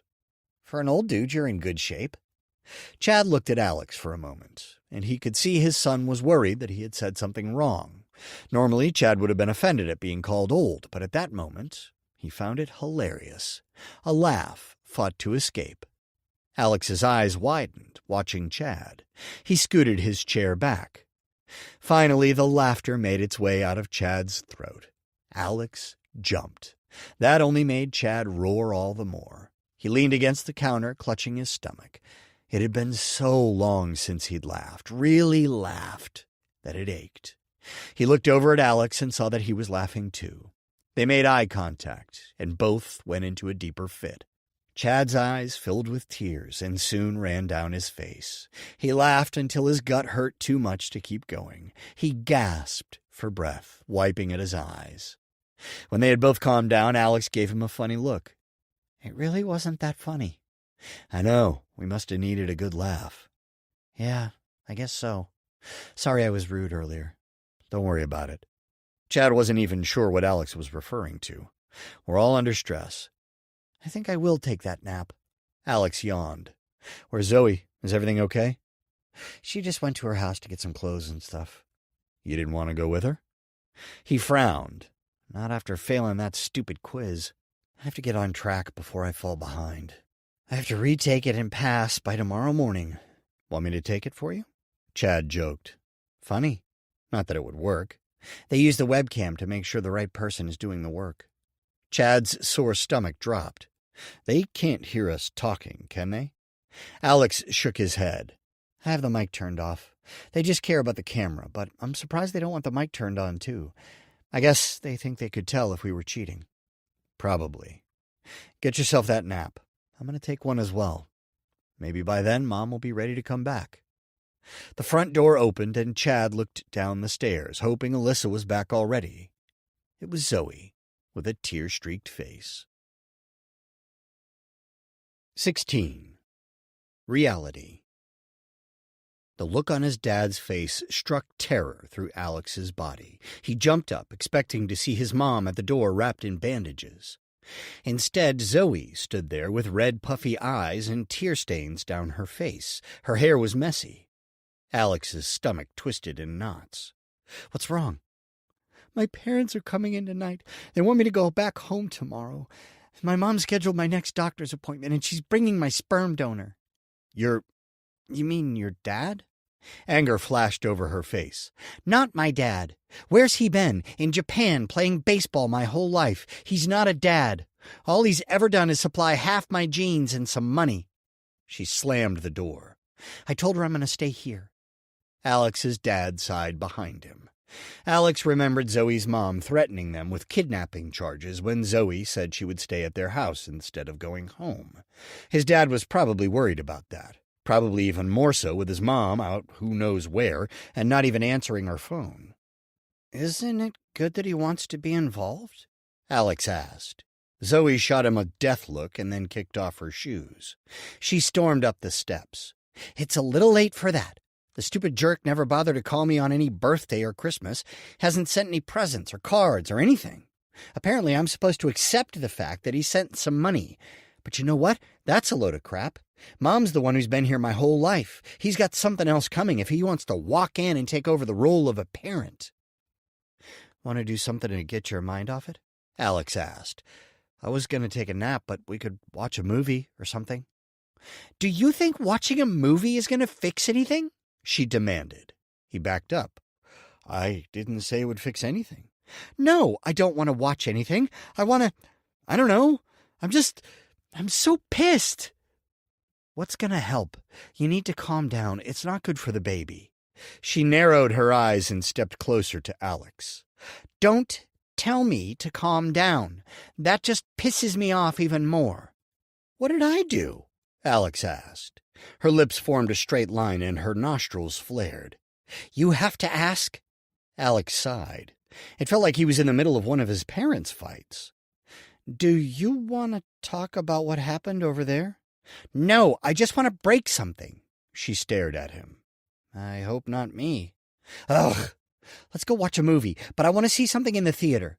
Something as violent and bloody as possible. Alex's dad stepped forward. It's your lucky day, Zoe. There's a gory war movie, and I happen to be available to drive you guys. Sounds good to me. She turned around and put her shoes back on. Dumbfounded, Alex gave his dad a look of confusion. Chad shrugged his shoulders and mouthed, Women. Alex smiled. Maybe his dad was more relatable than he thought. Before he knew it, they were across town buying a tub of popcorn as big as his torso, with nearly as much butter and salt. Zoe had gotten a big plate of nachos. Twice she told the guy to put more cheese on it. When they got into their seats, she ate chips with so much cheese on them he thought they would break. She caught him watching her. Want one? He shook his head. Her tone told him that he had better not take her up on the offer. Hopefully the movie makes you feel better, because I don't know how much more of this I can take, he muttered. What? She asked. I said I wasn't hungry anyway, Alex said. Zoe stared at him as though trying to decide whether or not she believed him. Luckily for Alex, the room went dark and loud music blared from the speakers on the walls. A screaming army general showed up on the screen and Alex settled into his seat, eating salty, butter-soaked popcorn. When the movie ended, he looked over at Zoe. The empty nacho tray rested on her lap. Her eyes were closed and she was snoring. So much for not wanting a nap. He turned to his dad. You want to wake her? He shook his head. Let's watch the credits. Maybe they have something funny at the end. After this movie? You never know. Fine by me. He watched the names roll over the screen and realized they would have to agree on a name if they wanted to keep the baby. They had probably discussed it before, but it hadn't felt real until that moment. He looked at the names, hoping for inspiration. But they didn't even know if it was a boy or girl yet, although they would know soon enough. His breathing felt constricted. What if she did want to keep it? He thought of crying in diapers while trying to do homework. Would they keep with the homeschooling? They would pretty much have to, wouldn't they? He didn't know how much daycare cost, but since neither of them had a job, they couldn't afford it. Maybe his mom could babysit. She wasn't working either, and it would give her a distraction from thinking about Macy. What grandma didn't love her grandkids? His grandma was always saying that she never saw them enough. Thinking about his mom as a grandma was weird, almost weirder than thinking of himself as a dad, which was crazy enough. The credits and music stopped. Zoe sat up, looking around. She rubbed her eyes, knocking the nacho dish onto the floor. I must have fallen asleep. Alex bit back a comment about it being a good thing they didn't stay home for a nap. You want to go home? To my house, I mean. You can relax in my room, or Macy's. Whatever you want to do. He picked up her tray from the floor and dropped it into the canyon that was his popcorn container. She stretched. Yeah, maybe we should. I didn't know I was so tired. She struggled to get out of the chair, so Alex held out his hand. Zoe tried again to get out, but finally took his hand. She mumbled a barely audible thanks, and they made their way out into the main lobby. His dad stopped walking without warning, and Alex bumped into him. What's going on, Dad? He didn't answer. He only stared across the lobby at a group of women. Alex recognized some of them from the neighborhood. Alex looked over at Zoe. Was it his imagination, or did she look irritated? She had been in a better mood after waking. Was she mad at him again? Dad, let's go. I think we should get Zoe home. Maybe we could stop for ice cream or something. Hopefully that would give him bonus points, and she would stop being upset with him. He wasn't used to it, and he really didn't like it. Both his dad and Zoe were staring at the women, not answering him. Maybe Zoe wasn't in the mood for ice cream? One of the ladies broke away from the group and headed their way. She had made them dinner shortly after Macy disappeared. Her name was Laura or something. She smiled at them as she got closer. Hi, Chad, Alex. She looked at Zoe. What's your name again, dear? Zoe shot her a nasty look. Zoe. Alex felt bad for the lady. She hadn't done anything to deserve Zoe's wrath. Laura smiled anyway. That's right. Good to see you, Zoe. I'm Lydia. Oh, Lydia. Alex knew it had started with an L. His dad was fidgeting next to him. What was up? His dad was one of those people who talked easily with everyone he met. What did his mom always call it? Charisma. Lydia looked at his dad. Would you like me to stop by and make you some dinner tonight? The HOA hasn't had any sign-ups to bring you guys any meals for a long time. You guys seemed to enjoy the lasagna I made last time. Alex's mouth watered. He remembered that meal. Yeah, that was delicious. My mom's at a friend's house anyway. We'd probably just eat cereal for dinner tonight. Both his dad and Zoe shot him a dirty look. What had he done? Lydia smiled. That sounds perfect. The girls and me, she indicated toward the other ladies she had been with, We're going to see that new romantic comedy, and then I can come over. You guys just relax, and I'll take over the kitchen." Zoe scowled. Chad rubbed his hands together, looking nervous. "If you want to, I don't want to put you out." Lydia twirled a strand of hair. "It's no trouble. Dean's always out of town. It'll be nice to not have dinner alone for a change. Well, it looks like everyone's heading for the movie. I'll see you guys in a few hours." The three of them walked to the car in silence. His dad looked deep in thought while Zoe continued to give him the evil eye. What was so wrong with having her make their dinner? His mom obviously wasn't going to make anything, and Lydia would have been home alone anyway. She may as well make him her lasagna. His stomach rumbled just thinking about it. When they got home, his dad announced he was going to check his blog comments. He went downstairs, and Alex followed Zoe upstairs. When they got to the bonus room, she stared at him. "How could you do that?" "Do what?" "Encourage her to make dinner over here." "So we can have a delicious home-cooked meal?" "I don't remember if you ate her lasagna or not, but it was one of the best things I've ever eaten. And I'm not just saying that. Would you rather have frozen waffles?" "Actually, yes." She sat down on the couch and turned on music videos. Alex sat next to her. "Why?" Zoe narrowed her eyes. "Are you really that blind?" "Apparently I am. Want to fill me in?" Zoe stared at him. "Have you noticed the way she looks at your dad?" "What?" "She's married. He's married. Like people don't have affairs. Not my parents. She thinks your dad is hot, and neither of their spouses are home tonight. Get your mind out of the gutter. There's no way she wants to be with my dad. That's just gross. I know you see him as just your dad, but one thing you need to realize is that he's hot." "You think my dad's hot?" Alex's voice squeaked. She rolled her eyes. "Look, he's practically like my own dad. He's more of a dad to me than that jerk of a sperm donor. I'm just stating the facts. For a guy his age, he's sexy. When Lydia's here, watch how she looks at him. She wants him, like you want that lasagna." Alex shook his head. "No, that's not possible. It's also disgusting.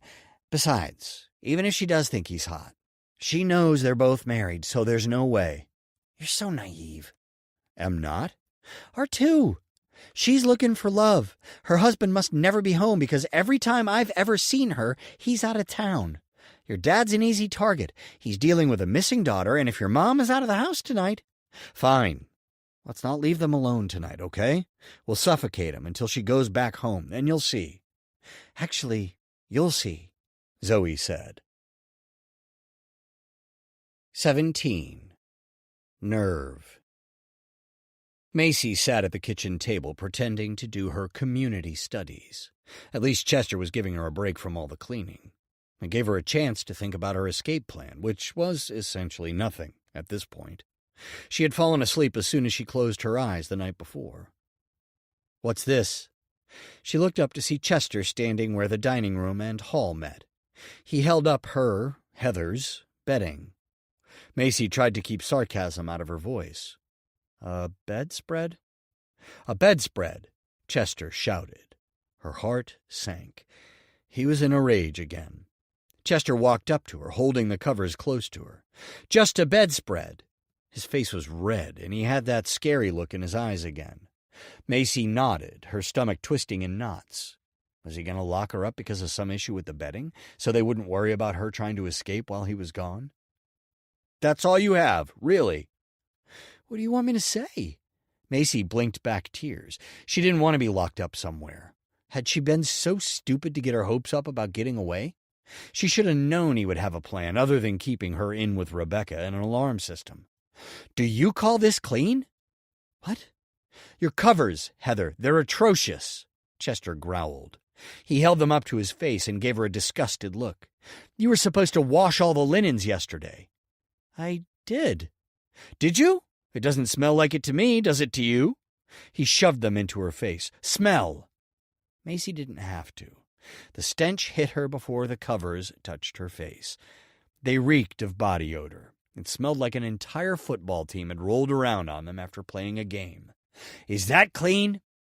She shook her head no. How had they gotten so gross? Macy had washed them. In fact, she remembered how fresh they had smelled the night before. Before going to sleep, she had even enjoyed the fresh, clean smell. "That's right. They don't smell clean. Do you need a lesson in laundry?" he shouted. His spit landed on her face, but she knew better than to wipe it away. "How could you think these were clean? Tell me." "They were clean," Macy whispered. "What did you say?" "They were clean." "You call this clean?" She shook her head. "They didn't smell like that before." "What are you trying to say?" He grabbed her shirt and pulled her out of the chair. Macy looked away.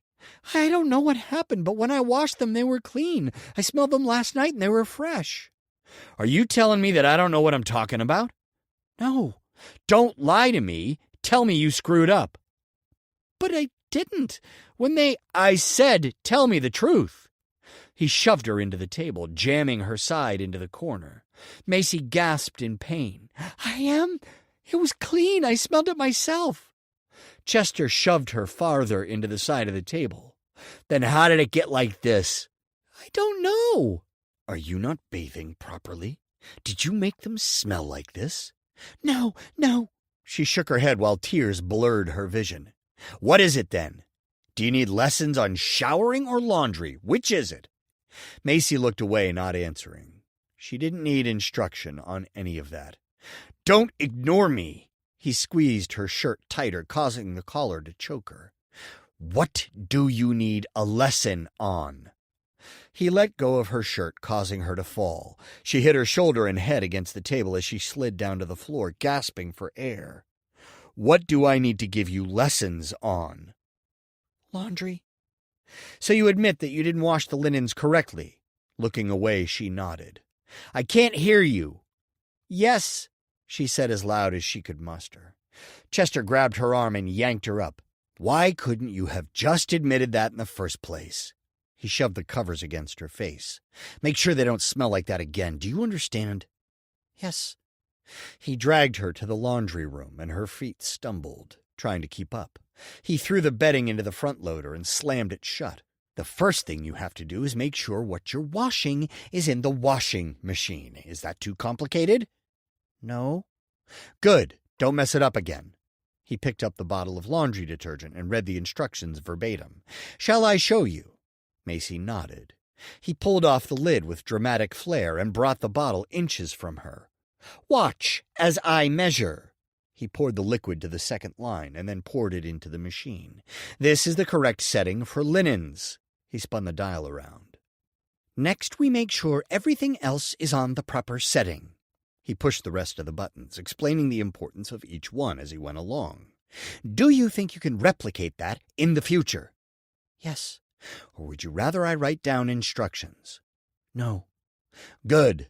Now get back to your studies. It's important you understand everything contained within the books." "Okay." She turned around and went back into the dining room, blinking back tears. She had cleaned all of the bedding the right way. There was no way she would have been able to sleep in her bed if they had smelled that foul the night before. Whatever had happened to them, it wasn't her fault. Not that it mattered, because she was the one who was getting in trouble for it. Chester walked by her without a word and got a drink of water from the kitchen. After he put the glass in the dishwasher, he walked to the table and stared at Macy. "I'm going to take a shower. When I get out, we're going to have a little quiz about your reading. Understand?" Macy nodded, afraid to speak. She knew if she said a word, she would dissolve into tears. "Good." He walked away, and as he did, Macy got a whiff of body odor. Anger burned within her. He had to have rubbed her clean covers all over himself, making them stink. And then he had turned around and yelled at her, making her feel like she had done something wrong. All along, he had known that it wasn't her fault. He had to have been trying to break her down to make sure she wouldn't go anywhere while he was away. Unfortunately for him, his plan had backfired. Macy now wanted to get back home, even more than before. Determination ran through her. She would find a way of escape before Chester dragged her back to another community. The sounds of the shower starting startled Macy. Was this her opportunity? Sure, he wasn't miles away, but he was in the shower. Macy would have the advantage. She was fully clothed, and he wasn't. Surely he wouldn't run after her in the nude. Or would he? She got up and looked down the hall. The door was closed, and she could hear him banging things around in the shower. Her heart pounded nearly out of her chest. This was it. It had to be. She was done dealing with his abuse. Barely able to walk straight, she went to the line of shoes by the door and put hers on. They weren't the best running shoes, but they were better than nothing. Macy looked down the hall again, this time shaking violently. She could barely see straight, and her fingers and feet felt cold. The shower was still going, but probably not for much longer. If she waited too long, she'd lose her chance. She took a deep breath and placed her hand on the knob of the front door. It was now or never. She swallowed, her dry throat not allowing any movement. Her hand clung to the knob as she turned it. Macy pulled the door toward her. The alarm screamed and wailed, notifying everyone within a several-block range of what she had done. Her feet moved into motion before she had time to think. She pushed the screen door open, and she was out in the sun. The air was chilly, but the sun itself felt good. When had the last time been when she was able to go outside? Macy made her way across the yard and went left down the street. The alarm still screamed, and Chester was bound to be after her in a matter of moments. All he would have to do was get out of the shower and throw on some pants. There was no way he could be surprised that she would escape after how he had just treated her. It was almost as though he was testing her. She kept looking back, expecting to see him. It was only a matter of time. She turned down another street. "Heather!" Someone called from a yard. Macy turned and saw a girl about her age waving. "Stop, Heather! What are you doing home? When did you—" The voice trailed away as Macy picked up her pace. With that fool yelling Heather's name, Chester would know what direction she went. She looked for another street to go down, but came to a dead end. She couldn't turn around. She would either have to hide or go through someone's yard to get to the street behind. She could still hear the sound of the house alarm wailing. If Chester had that hooked up, the police would be coming soon. That could be good or bad. If they found her first, she could tell them that Chester had kidnapped her. Then maybe they would take her home. Although if they went to the house and talked with him or Rebecca first, they would probably say she had tried to run away. What if they forced her to go back? What if they wouldn't listen to her like they hadn't listened to Heather? She ran through the yard in front of her and went around to the side of the house. There was a gate, but no latch. She reached around, scratching her arm on the fence. She found the latch and unhooked it. A dog barked and ran past her for the street. There was no time to feel bad about the dog escaping. She ran into the yard and looked for a way over the fence. She saw a plastic climbing toy. It was just high enough, so she pushed it up to the fence and climbed on top. Then she grabbed the top of the fence and climbed up. She looked into another backyard. Voices could be heard not far away from the street behind her. She should have closed the gate. Everyone would know she ran into that yard. She braced herself for the jump, knowing that her leg was still weak. If she landed wrong, she could re-injure it. But there was no time to worry. She jumped, preparing to land on her good leg and then roll. Macy landed on a patch of grass and somehow managed to avoid hitting her bad leg. She rolled a few times, then jumped up and ran for the next gate. Her knees stung a little, most likely because she hadn't been outside to run or even walk much. The only exercise she had gotten in a long time was housework. Ignoring the pain, she got the gate open and made sure to close it. She wasn't going to leave a blatant path for Chester to follow. Sirens blared in the distance over the sound of Chester's house alarm. Macy needed to get to them before Chester did. Otherwise, he would tell them that she was Heather and had run away. She could explain that she'd been kidnapped, but the police might not believe her. Chester had pictures that looked just like her all over his house. Macy ran to the edge of the house. She hid and also looked up and down the street. At least this road wasn't a dead end. She could go down the opposite way and get away from Chester and the sirens and alarm. There wasn't anyone out on the street. Macy took a deep breath and made a run for it. She went down the street as fast as she could, keeping an eye out for another place to turn so that she could hopefully get out of the neighborhood. Once out, she would decide her next step. The road curved up ahead, going toward Chester's house. Macy wanted to go the other way, but that meant going through more yards, and she would rather take her chances with the open road. It might curve again, or even cross another one, giving her a way out. Perhaps going back to Chester's house wasn't such a bad idea. If the police weren't talking to him yet, she could tell them that he was a madman who had kidnapped her from her family.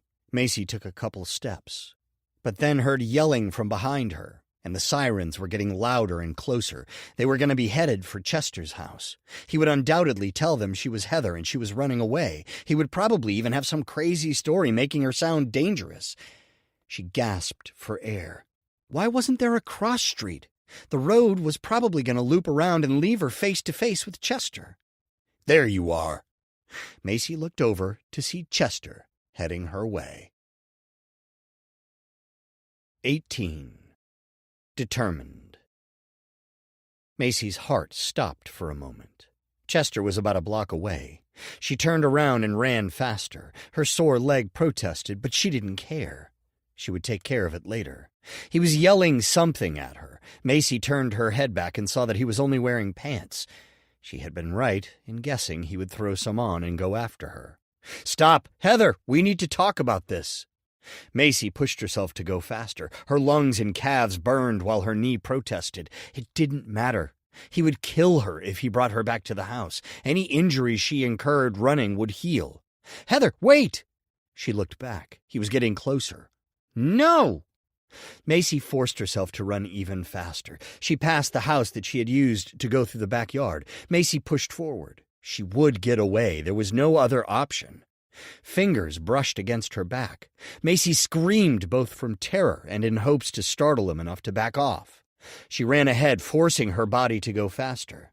Letting him catch her was not an option. No matter what it took, he was not going to lock her up again. Chester was done controlling her and scaring her into submission. He could do what he wanted to Rebecca. She had moved into the house willingly. She saw the way Chester treated Macy. She had been in a rock band at one point. Somewhere within her was the ability to see what was really going on. She felt a tugging sensation on her shirt. Chester had her shirt. Macy threw herself to the ground, forcing him to let go. She tumbled and then rolled over the hard pavement and a couple rocks that were definitely going to leave bruises. Chester yelled out at her. She looked over at him as she stopped rolling. He was falling toward the ground. It looked like it was happening in slow motion, and he was headed for her. The last thing she needed was him crushing her. Macy rolled one more time. As she did, he slid across the pavement. First his arm hit, and then he rolled onto his chest, still sliding forward. Then his cheek hit the ground, sending his big ugly glasses flying. He rolled onto his back, exposing his now bloody bare torso. He moaned and then sat up, patting the ground. "Where are my glasses?" Macy jumped up and ran, but then she stopped. "You need your glasses, Chester?" She didn't wait for an answer. Macy went over to where they rested, picked them up, and then chucked them into the yard. "Go and find them. I could have crushed them, but you know what? I'm going to be nice, unlike you. If you were a nicer person, you wouldn't have to force people to act like they love you. Heather used to love you. Her mom, too." Macy turned around and ran, unsuccessfully trying to ignore her knee. The pain was worse. At least Chester was behind her, and would take a while to find his glasses. The sirens grew louder, but they didn't sound like they were moving anymore. The cops had to have arrived already at Chester's house. The road curved, and she found herself looking at several cop cars parked in front of the Woodron residence. Did all roads lead to that house? Panic rushed through her. If she turned around, she would have to face Chester. She saw Rebecca standing on the front porch talking to a couple officers. Macy's only way out was to go past the house and the cops. If Rebecca saw her, it would be over. As far as she knew, Macy was Heather. "Heather!" shouted someone from behind.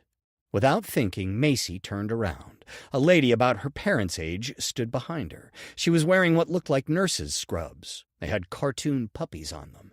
An officer came out of one of the cruisers. He looked back and forth between the nurse and Macy. "Is this the runaway?" The nurse looked confused. "Runaway?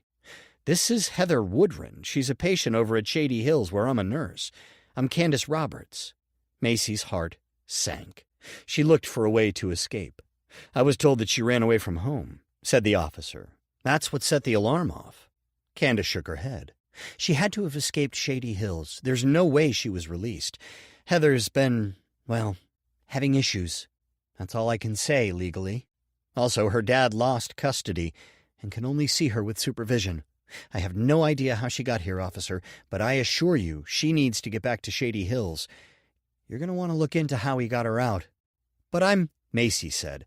"Heather, stay quiet if you know what's good for you. said Candace. "I'm not—" "How do you feel about going back into solitary? It won't just be for a couple days this time." Macy's eyes widened. What had Heather been through? Macy would have to stay quiet for the time being. There would have to be a better time to explain who she really was. The officer scribbled notes onto a tablet with a stylus. "If that's the case, I'll have to drive her back." "I'm on my way to work now. I can take her. It's no problem." Candace wrapped a hand around Macy's arm and squeezed. Why was freedom so fleeting? There was no way she could break away and outrun a nurse and a cop. "Let me call down to Shady Hills, and if what you say is true, I'll release her into your care." He pulled a smartphone out of his pocket. "You two stay right there." He walked over to his car, talking on the phone. Candace squeezed Macy's arm tighter. "How did you get out? That place is sealed up tight." Macy glared at her. "Maybe it's not as secure as you thought. Or maybe you underestimated me. You're going back into solitary for this." Macy shook her head. "Trust me, after everything I've been through, you can't scare me." "How dare—" The officer walked back to them. "The office at Shady Hills confirmed that Heather Woodron is a long-term patient, and you're one of her overseeing nurses, Mrs. Roberts. I'll just need to see your identification, and then if you sign here, you're free to take her." Candace gave Macy a dirty look. "Gladly." She pulled out her driver's license and then took the tablet and signed with the stylus, all without letting go of Macy. When she handed the tablet back to the officer, she yanked Macy's arm and pulled her across the street. Chester came down the street with a limp of his own to go with his bloody torso. His glasses were also crooked. "Hey, Candace, what are you doing with Heather?" "Taking her back to Shady Hills where she belongs. Go get yourself cleaned up, Chet. What the hell happened to you anyway?" "None of your business. Hand her over. I'll take her." Macy stood closer to Candace. No matter how mean she seemed, Macy would rather go with her than Chester. "We all know you lost custody," Candace said. "I'm not going to jail over you. Pull your life together and get custody back. Then you can have her." Chester furrowed his eyebrows. "Hand her over now." The look in his eyes shot terror throughout Macy. "He's not even my dad. He kidnapped me. Get him away." "Kidnapped you?" Candace gave her a bewildered look. "Have you forgotten that I've known you your whole life? Your mom was pregnant with you when we met. I brought your parents dinner the night they came home from the hospital. You really need to get your crap together, kid, or you're never going to leave Shady Hills." Chester reached out for Macy.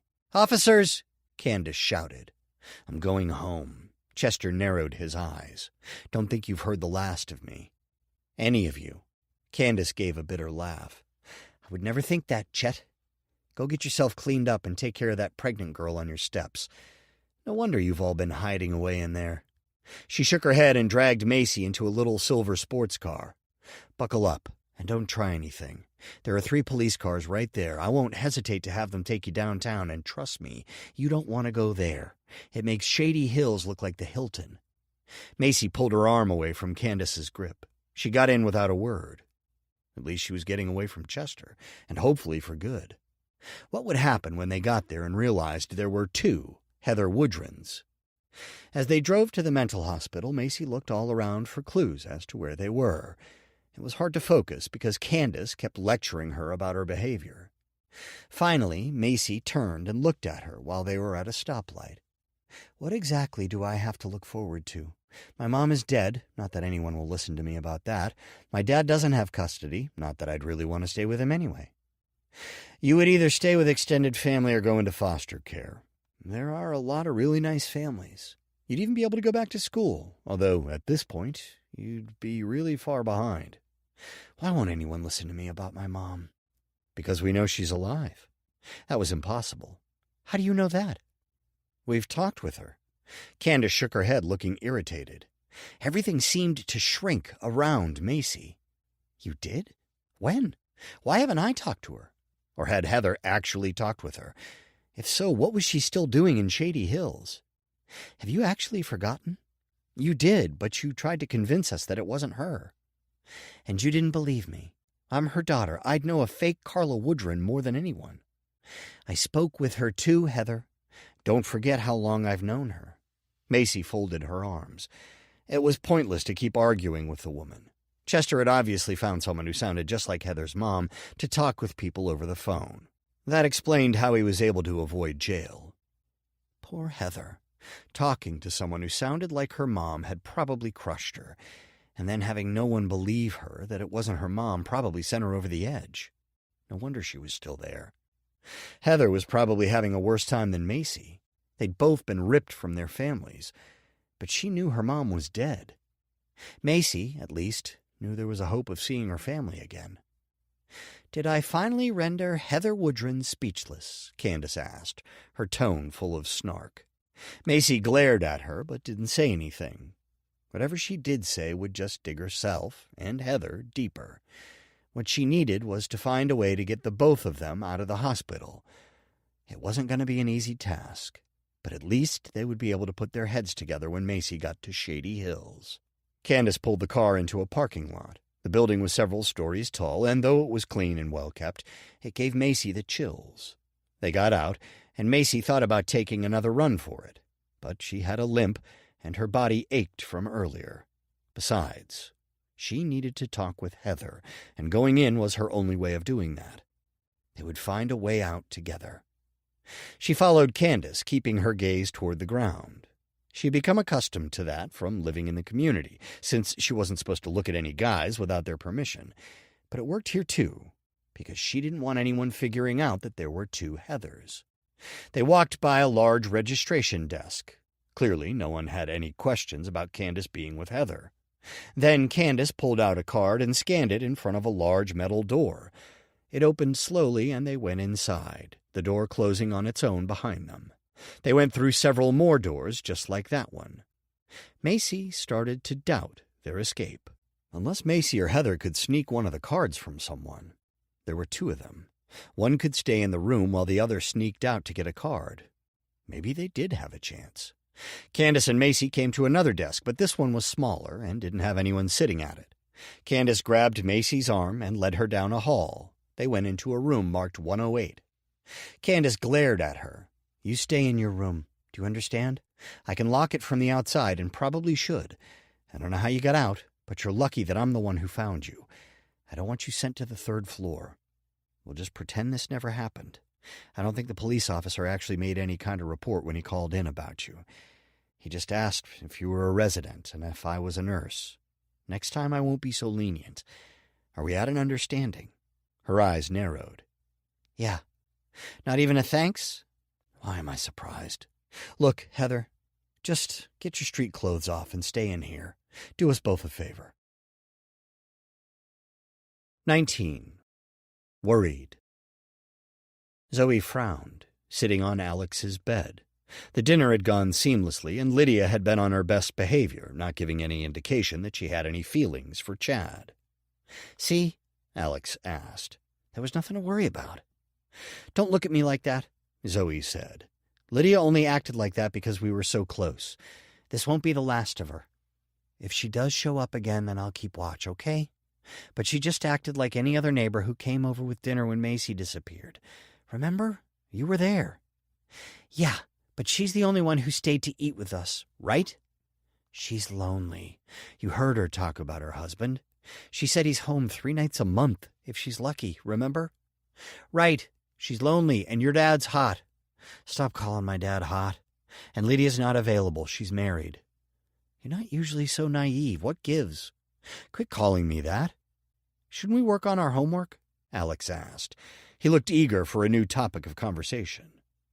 Zoe could feel tears threatening. "Why can't you leave me alone? My life has been crumbling around me for months now, getting worse with each passing month." "You think mine isn't?" "Not like mine is." "How so?" "My sister has been gone without a trace. I'm 13 and going to be a dad. Now my mom won't come home." Rage ran through Zoe. "Your missing sister is my best friend. Yeah, you're going to be a dad, but you're not the one getting bigger every day. I'm going to have to buy new shoes. You know why? Because even my feet are fat.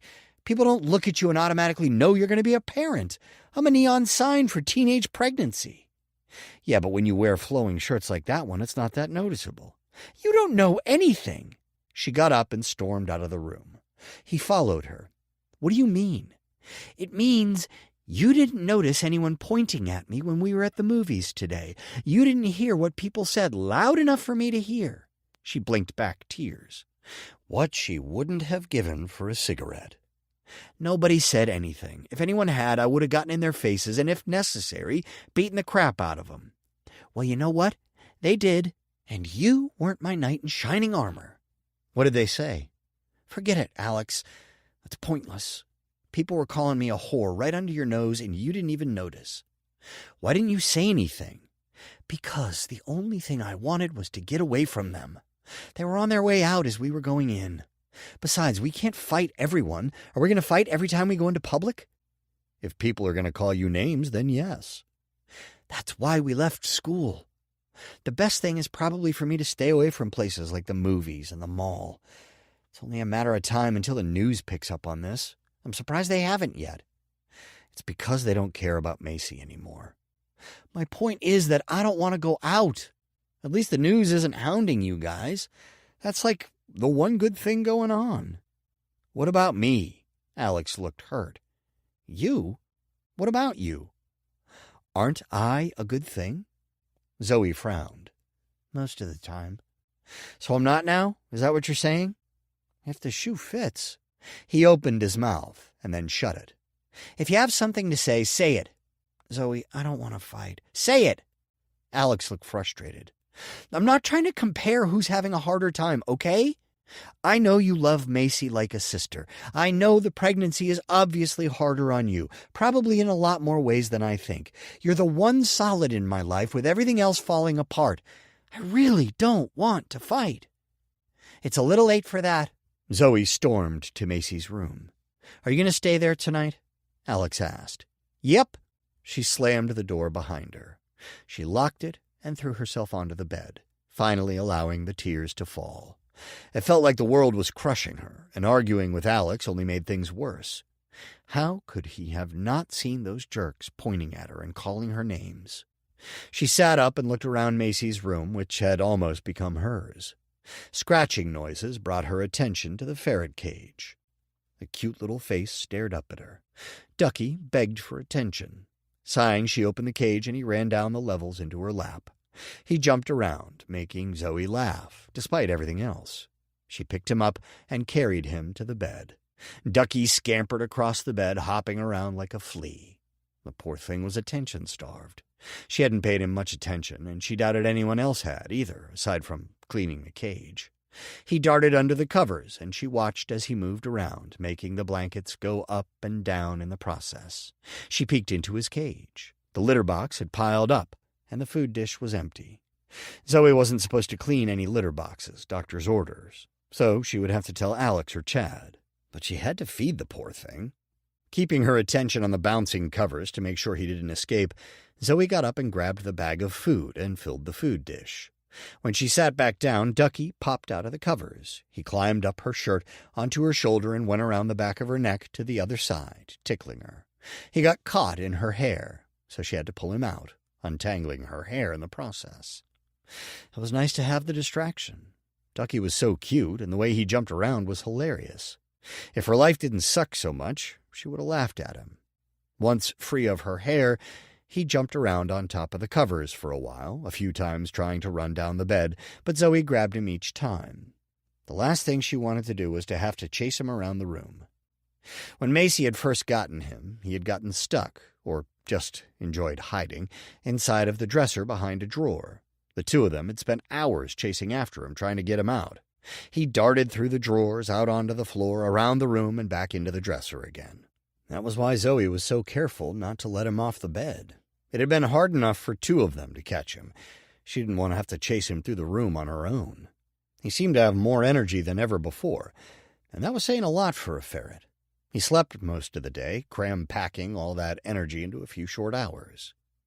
She was about ready to put him back in the cage when he dawdled over to her and snuggled against her bulging belly. Zoe leaned back and stroked his little body while he snuggled against her. "You miss her, too. How are we going to get her back?" Zoe sat there, petting him until he fell asleep. "What are we going to do about anything?" Zoe's eyes got heavy, and she didn't want to fall asleep and have Ducky wake up and get lost, so she put him back in the smelly cage and then climbed into Macy's bed, too tired to care about the stink of the litter box. When she woke up, it was dark, and she had to go to the bathroom really bad. She remembered when that intruder had broken into the Mercers' house, knocking Zoe out and leaving her in their garage. She held her breath, not wanting to go out. The doctor had warned her flashbacks could occur at any time, even if it had been a long time. It had been months, and she had almost forgotten about it. But she was terrified to go into the hall. She had been going to the bathroom in the middle of the night for a while with no problems. She also knew the Mercers had bought a top-of-the-line security system and still had the police keeping an eye on the place. Even though they didn't park out front anymore, they made a point to drive by often enough, especially at night. The pressure on her bladder urged her to get out of bed. She slid her swelling feet onto the floor and tiptoed to the door. She put her ear against it, listening. The only thing she could hear was the sound of her own labored breathing. Zoe opened the door, half expecting to see the man standing there with a knife. Yes, she had an active imagination, but there was a good reason for it this time. The hall was empty and dark, only lit with a nightlight several feet away. It was enough to see she had nothing to worry about. She went to the bathroom and then considered going to Alex's room. She was still ticked at him for being so dense. Even if he hadn't heard what those kids had said at the theater, he should have believed her. He'd been acting like such a buffoon. But she still wanted to be with him. Tiptoeing again, she went to his room and slid the door open. The room was dark, and she could hear his heavy breathing, so she closed the door behind her. Not that Chad would care if they were in there together. Alyssa would, but she wasn't there. Sliding in next to him, she made herself comfortable under the covers. She remembered the Star Wars sheets he'd had to put on the bed when the laundry had piled up. Alex had been really embarrassed, but Zoe was more impressed that they had found them in the queen size. Alex stirred next to her. "Zoe?" "Yeah." She moved closer to him, feeling her anger melt away. He wrapped an arm around her. "You're not mad at me?" She shook her head, not actually answering. "I love you," he whispered, and then his breathing slipped back to what it had been. She listened to the rhythm for a few minutes before falling asleep herself. 20. Mirror. Macy stood at the window of Heather's room in the hospital. It was late, but she couldn't sleep. Heather still hadn't come back to the room, although she did see another nurse who came in looking surprised. She said, "Heather, what are you doing here? I thought you were still on the second floor." Macy smiled. "Got off on good behavior." The nurse's eyes widened. "Really? Well, that's certainly good news." Then she had brought Macy dinner, which wasn't very good, but at least it was something in her stomach. And it was something that Macy hadn't had to cook herself. That had been hours ago. Candace had checked on her a couple times, but said she was busy with other patients. Macy was anxious to meet Heather, the girl she had been pretending to be for months, the girl who no one questioned was her, not even her grandparents or her neighbor who had known her since she was a baby. Even Macy, when looking at Heather's pictures, had a hard time believing they weren't of her. She had seen twins who had looked less alike than Heather and her. The door opened, and Macy jumped. She ran to a corner and slid down to the floor. Someone was shoved into the room. "Stay there and be good. You don't want to go back to the second floor, Heather. I'm locking the door, but hopefully tomorrow we won't have to." The door slammed shut, and Macy heard the lock go into place. Her heart picked up speed. How was she going to introduce herself to Heather? Heather swore and then turned on the light. She turned around and froze when she saw Macy. "Who the... What? Is this some kind of trick? Are they trying to..." Macy stood up. "Heather, Are they trying to mess with me? Who are you, and why do you look exactly like me? Even your hair." She picked up a book and held it as though it were a weapon. She stared at Macy. "You look just like me. What's going on? Let me explain, please." Heather lowered the book slightly, giving Macy a suspicious look. "I guess I have nothing better to do. But first, who are you?" Macy held her hands up slightly, showing her that she wasn't going to hurt her. She sat in a chair. "It's a long story. You might want to sit. This should be good." Heather sat on the bed, not taking her eyes off Macy. "My name is Macy Mercer, and your dad kidnapped me to replace you." Heather's face appeared to soften. What? Macy wrung her hands together. He found me online and pretended to be someone else, a teenage boy, so I would meet with him. When I did, he kidnapped me. He locked me up until I agreed to call him Dad. Macy went on to explain some of what Chester had put her through, describing him and her grandparents so Heather would know she wasn't lying. She even described the farmhouse and the house she had just left. The book dropped from Heather's hands and hit the floor. He replaced me? Her eyes shone with tears. What about Mom? Did he replace her too? Yeah, he replaced her too, with a younger model. I'm sorry. Tears spilled down her cheeks. How did you know I was in here? How did you get in? Do the nurses finally believe me? I got away from your dad, and then your stupid neighbor brought me here. Candace. Macy nodded. But it actually worked out, because I wanted to help get you out of here. How did you know I was here? If Dad wanted you to be me, he wouldn't have told you I was here. I found your diaries. You read my private journals? Heather's face flashed with anger. How dare you? How could I not? I didn't know what had happened to you or your mom. I knew nothing. You think Chester was going to tell me anything? Besides, I at least knew where to find you. That's why I didn't fight to get away from Candace. She was my ticket to get in here to help you get out. Heather calmed down. I probably would have done the same thing. Well, what about your family?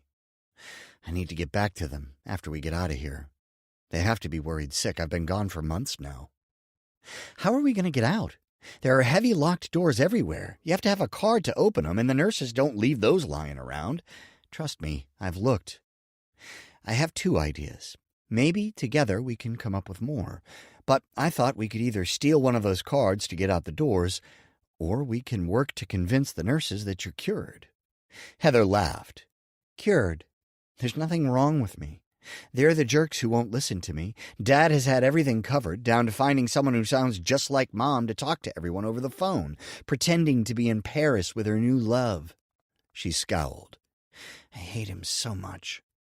Anyway, that's why I'm so quick to believe that he replaced me with someone who looks exactly like me. Did you go to my school? Did my friends believe you? He never let me out of the house.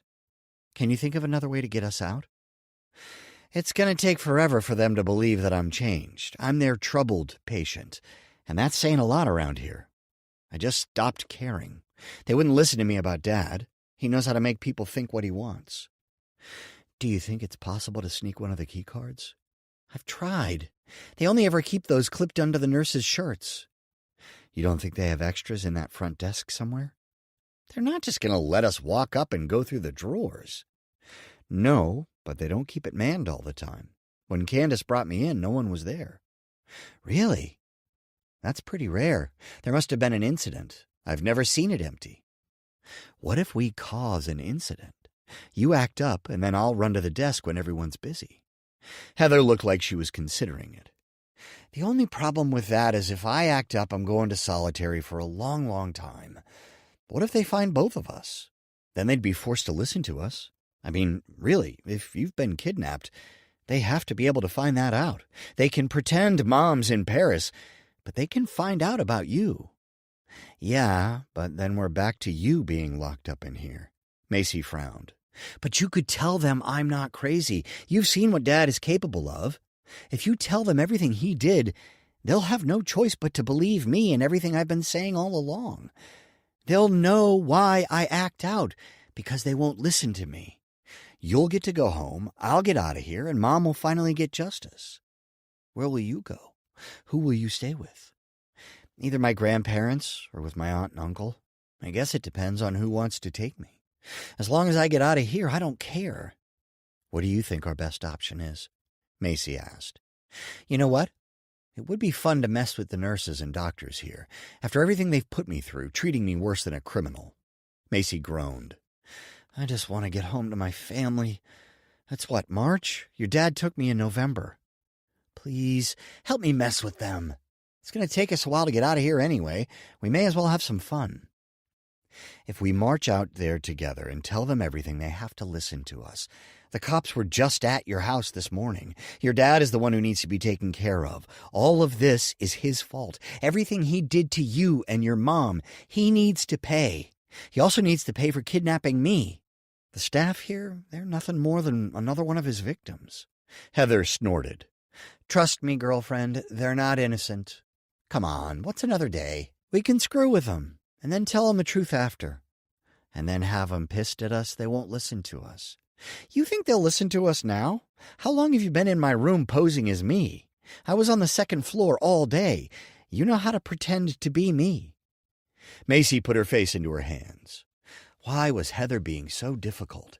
She looked up and stared Heather in the eyes. "I've been pretending to be you for practically half a year. I just want to be me again and go home. I haven't seen my family in so long." "At least you get to see yours." Tears shone in her eyes again. "My mom's dead, and my dad's going to jail. Not that I want to see him. I've had everything ripped from me, too. But when I leave here, I'm not getting it back." Macy's anger melted somewhat. "I'm sorry about that. I really am. But don't you want to get out of here? I want to help you get out. That's why I didn't fight Candace much when she tried to bring me here. I did try telling her I was kidnapped, but she wouldn't hear anything of it. She was convinced that I was you. Forget about getting back at them. Let's just try to get out of here. I know your grandparents would be more than happy to have you home with them. Think about them." "How are they? I haven't seen them in like a year." "Good. Ingrid taught me how to make some meals from scratch. She couldn't believe that you forgot." A corner of Heather's mouth curled upward. "I'll bet. I've been cooking with her since I was little. Mom used to get so nervous with me so close to the stove. How's Grandpa?" "Crotchety, but good." "That sounds about right. Does he still bump heads with Dad all the time?" "Yeah, they annoyed each other constantly." "It would be good to see them." Heather ran her hands through her tangled hair. "I really would like to get back at the nurses, but you're right. It's not fair to you. You've had to deal with Dad all this time. So, what are we going to do? Just walk out there together and say, 'Listen to us'?" Macy shrugged. "I've been trying to figure that out ever since I got here. I don't know if you noticed, but they locked us in. We either have to wait till morning or make a scene to get them in here. Then we have to hope they don't separate us." "No one's going to check on you before morning?" "Not unless I give them a reason to." "But it's a hospital. Aren't they supposed to check on you?" Heather shook her head.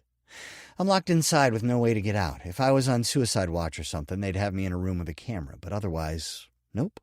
They just let us sleep and think." Macy leaned her head against the wall. "I just want to get home." "You may as well get comfortable. We can think up ideas before morning. Do you want the bed? I've slept in a padded room wearing a tight jacket. I can handle the floor. I've slept in the barn's cellar and in the back of your dad's truck. I can deal with the floor, too." Heather's eyes widened. "He put you in the storm cellar?" "Until I agreed to call him Dad and answer to your name." She looked like she was going to be sick. "I always wondered if he put Mom down there when she was missing. When she came back, she kept saying the barn." Macy remembered that from Heather's diaries, but wasn't going to say anything. "I did find a tube of lipstick down there." Tears ran down Heather's face. "You know what? You're right. Screw the nurses. It's my dad we need to focus on." She got up and walked toward the door. "Wait, what are you doing?" "I'm going to pound on the door. With you here, they have to listen to me. They have to listen to us." "Hold on." Macy's heart raced so much she started to have trouble breathing. "Are you sure they'll listen to us? The last thing I want is to end up a patient here, too. They wouldn't send us to solitary. I don't want to be locked up anymore." "We're already locked up, in case you hadn't noticed." "Yeah, but at least we're not alone. Do you know how long it's been since I've had someone to talk to actually plan something out with someone else?" It had been Luke 3 months earlier. "We'd better think this through." Heather narrowed her eyes. "Why are you changing your mind all of a sudden? Last time I acted rashly trying to escape, someone died." "What the hell? Who?" Macy went over to the bed and sat. "You'd better get comfortable. This is so crazy, you're going to want to sit." Would Heather even believe that Chester had taken her to a cult's compound and had nearly risen to one of their top leaders? 21. Talking. Alyssa rolled over in bed, feeling more refreshed than she had in a long time. The alarm clock next to the bed showed it was 8:37. How could she feel so refreshed after so little sleep? She had probably gone to bed after 3, and it was probably after 4 by the time she fell asleep. She stretched and realized she had to go to the bathroom really bad. It was so bad that she was afraid she wouldn't make it across the hall. Alyssa scrambled out of bed, holding her breath. She barely made it. Once she was washing her hands, she looked at herself in the mirror. She looked better. Not back to normal, but better than she had in a while. The circles under her eyes had faded. She felt really rested, too. It didn't make any sense. How could she feel and look so much better after only a few hours of sleep? Alyssa touched her face. It was oily. In fact, her hair felt the same way. On the inside, she felt great, but on the outside, she was gross. She needed a shower, especially since Rusty was bound to check on her soon. She poked her head out the door to make sure he wasn't in sight, and then she ran to the bedroom and grabbed her bag. She locked the bathroom and then got her supplies out of the bag, getting ready for a much-needed shower. Once Alyssa was cleaned up, she stepped out of the bathroom, and the smell of bacon, eggs, and coffee greeted her. Her stomach rumbled. Alyssa smiled as she threw her bag on the bed. Rusty was making her breakfast? Maybe she felt so rested because she was still asleep. No one cooked for her, unless it was someone bringing the family dinner. "Good morning," she said, announcing her presence as she walked into the kitchen. Rusty turned around, wearing a red apron and holding a spatula. He smiled. "Did you sleep well?" "I did, actually. I can't believe it's so early." He gave her a funny look. "What?" "You've slept for more than a day. You missed yesterday completely." He turned back to the stove, stirring something in a pan. You mean I slept over 24 hours? Obviously you needed it. Have a seat. What do you take in your coffee?" She sat down in the same chair she had in the night before. No, 2 nights before. "Creamer, or milk and sugar. Whatever you have is fine. Not that I really need any after such a long sleep. Breakfast smells great. Can I help?" "Nope. Let me take care of it. I'm almost done. It's nice to have someone else to cook for again." Again? He was gorgeous and a cook? Lainey had been one lucky lady. "I'm not going to complain about that." "Glad to hear it." He used the spatula again and then moved over to the coffee maker. As she watched him, her stomach growled again, and it was loud. Her face warmed up, hoping he couldn't hear it over the sizzling bacon. If he did, he didn't respond. After a few minutes, he set a cup of coffee and a plate full of food in front of her. Alyssa's mouth watered. "That looks delicious." Rusty sat down across from her with his own food. "I try, but don't rave about it until after you eat it. Dig in. You must be starving after sleeping so long." Looking at the food, she felt overwhelmed by everything. Why had he gone out of his way to take care of her? He hadn't had to tow her twice for free, bring her home, or cook this delicious meal. Voice cracking, she said, "Thank you." He winked. Again, not until you tried it. Staring doesn't count. She blinked back some tears. "No, really, I mean for everything. You haven't had to do anything for me, but you've done so much. People have helped me out also when I needed it. You know what they've asked me to do? Pay it forward. You're better than the decisions you've been making, Alyssa. I can see that much. I've been there, drowning in despair." "That's it, exactly." "So, eat, now, before it gets cold. I want you to try it while it's still hot." She cut a piece of the veggie-filled cheesy omelet. It nearly melted in her mouth. Rusty looked at her expectantly. Alyssa swallowed. "It's divine." He smiled. "Perfect. Eat as much as you want. I made plenty. We'll probably warm it up and turn it into burritos later." Later? How long was he expecting her to stay? Was he just being hospitable, or did he actually want her there? Not wanting to offend him or let the food get cold, she dug back in. "Want more?" he asked as soon as she emptied her plate. She did, but was afraid of stuffing herself. "I'm going to let it settle a little first." She picked up the coffee and brought it to her mouth. This is really good, too." He grinned, his gorgeous eyes shining. "I do cook a mean breakfast, don't I?" "That you do." She turned in her chair, blocking the bright morning sun shining on her face. It was going to be a beautiful northwest spring day once the frost melted. Glad you like it, because I don't make much else unless I break out the grill. Do you grill all year? Otherwise I'd eat out too much. In that case, I'll have to pay you back with a nice dinner. Sounds good to me. Rusty put his hands behind his head and looked at Alyssa. They sat in a comfortable silence, sipping their coffees. Squinting, Alyssa looked outside at the backyard. As expected, there was a big play structure full of slides, swings, and climbers. His kids must have enjoyed it, and they probably thought they would have had many more years to enjoy it. Tears filling her eyes, she turned to look at him. How do you do it? Get through every day, I mean. The hole inside of her felt like it had been ripped even wider, knowing what he had gone through. Some days, that's all it is, getting through it. I would give anything for another day with them. Just one more hug. His face clouded over. There are times I can't stand to be here. Other times, I can't leave. The memories are all I have, aside from the things they left behind. Alyssa wiped tears away. That's exactly how I feel. As much as it kills me, I have to move on. I can't keep living like I've been. He nodded, looking at something behind her. She turned around to see several children's drawings and paintings hanging on the wall. She turned around. It's so unfair.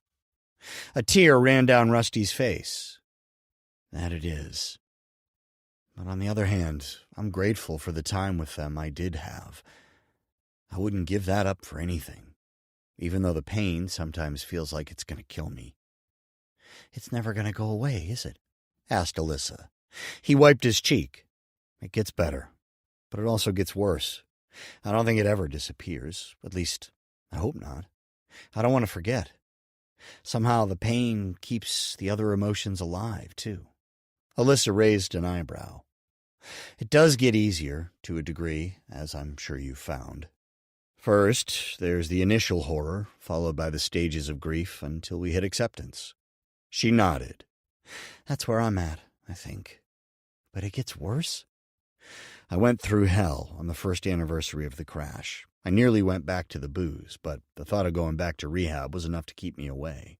That, and knowing none of them would want me to turn into a drunk. I nearly lost the house when I was in rehab. The very house where my kids lived their entire lives. He blinked fast for a moment. I used that as my anchor to keep everything together. That was when I decided to go into towing with the primary aim of keeping drunks off the road. I couldn't save my family, but maybe I could save someone else's. Alyssa nodded, afraid of her voice. If she spoke, she might end up a sobbing mess. Then I joined a grief group. I'm not sure if it helped, but I couldn't keep going. His lips curled down. There were too many people there who didn't want to move on. That wasn't what I wanted. The therapist didn't try to move the focus? It was just a group. I think if it had a counselor of some kind, that would have helped. It was run by people who wanted to connect with other grieving people. That was probably part of the problem. That and the fact that the ones who were stuck tended to dominate things. I couldn't deal with it. Taking another sip, Alyssa nodded. They sat quietly again for a while. She looked at the framed paintings on the walls and thought those, and everything else in the house, must be reminders of Lainey and the boys. How did he do it? She at least still had Chad and Alex. What would she have done if she had lost all three of them? There was no way she would have held it together as well as Rusty had. She cleared her throat. Last night, when I was lying in bed, I spoke to Macy. I felt a lot better. Actually, I think that's why I was able to sleep so well. Rusty sniffled, giving her a sad look. They still haven't found anything? Alyssa played with her hands under the table. No. I don't know what the holdup is. I'm sick of it, though. I just want answers. That's what Chad and I have been fighting about. I don't see how she can still be alive after all this time.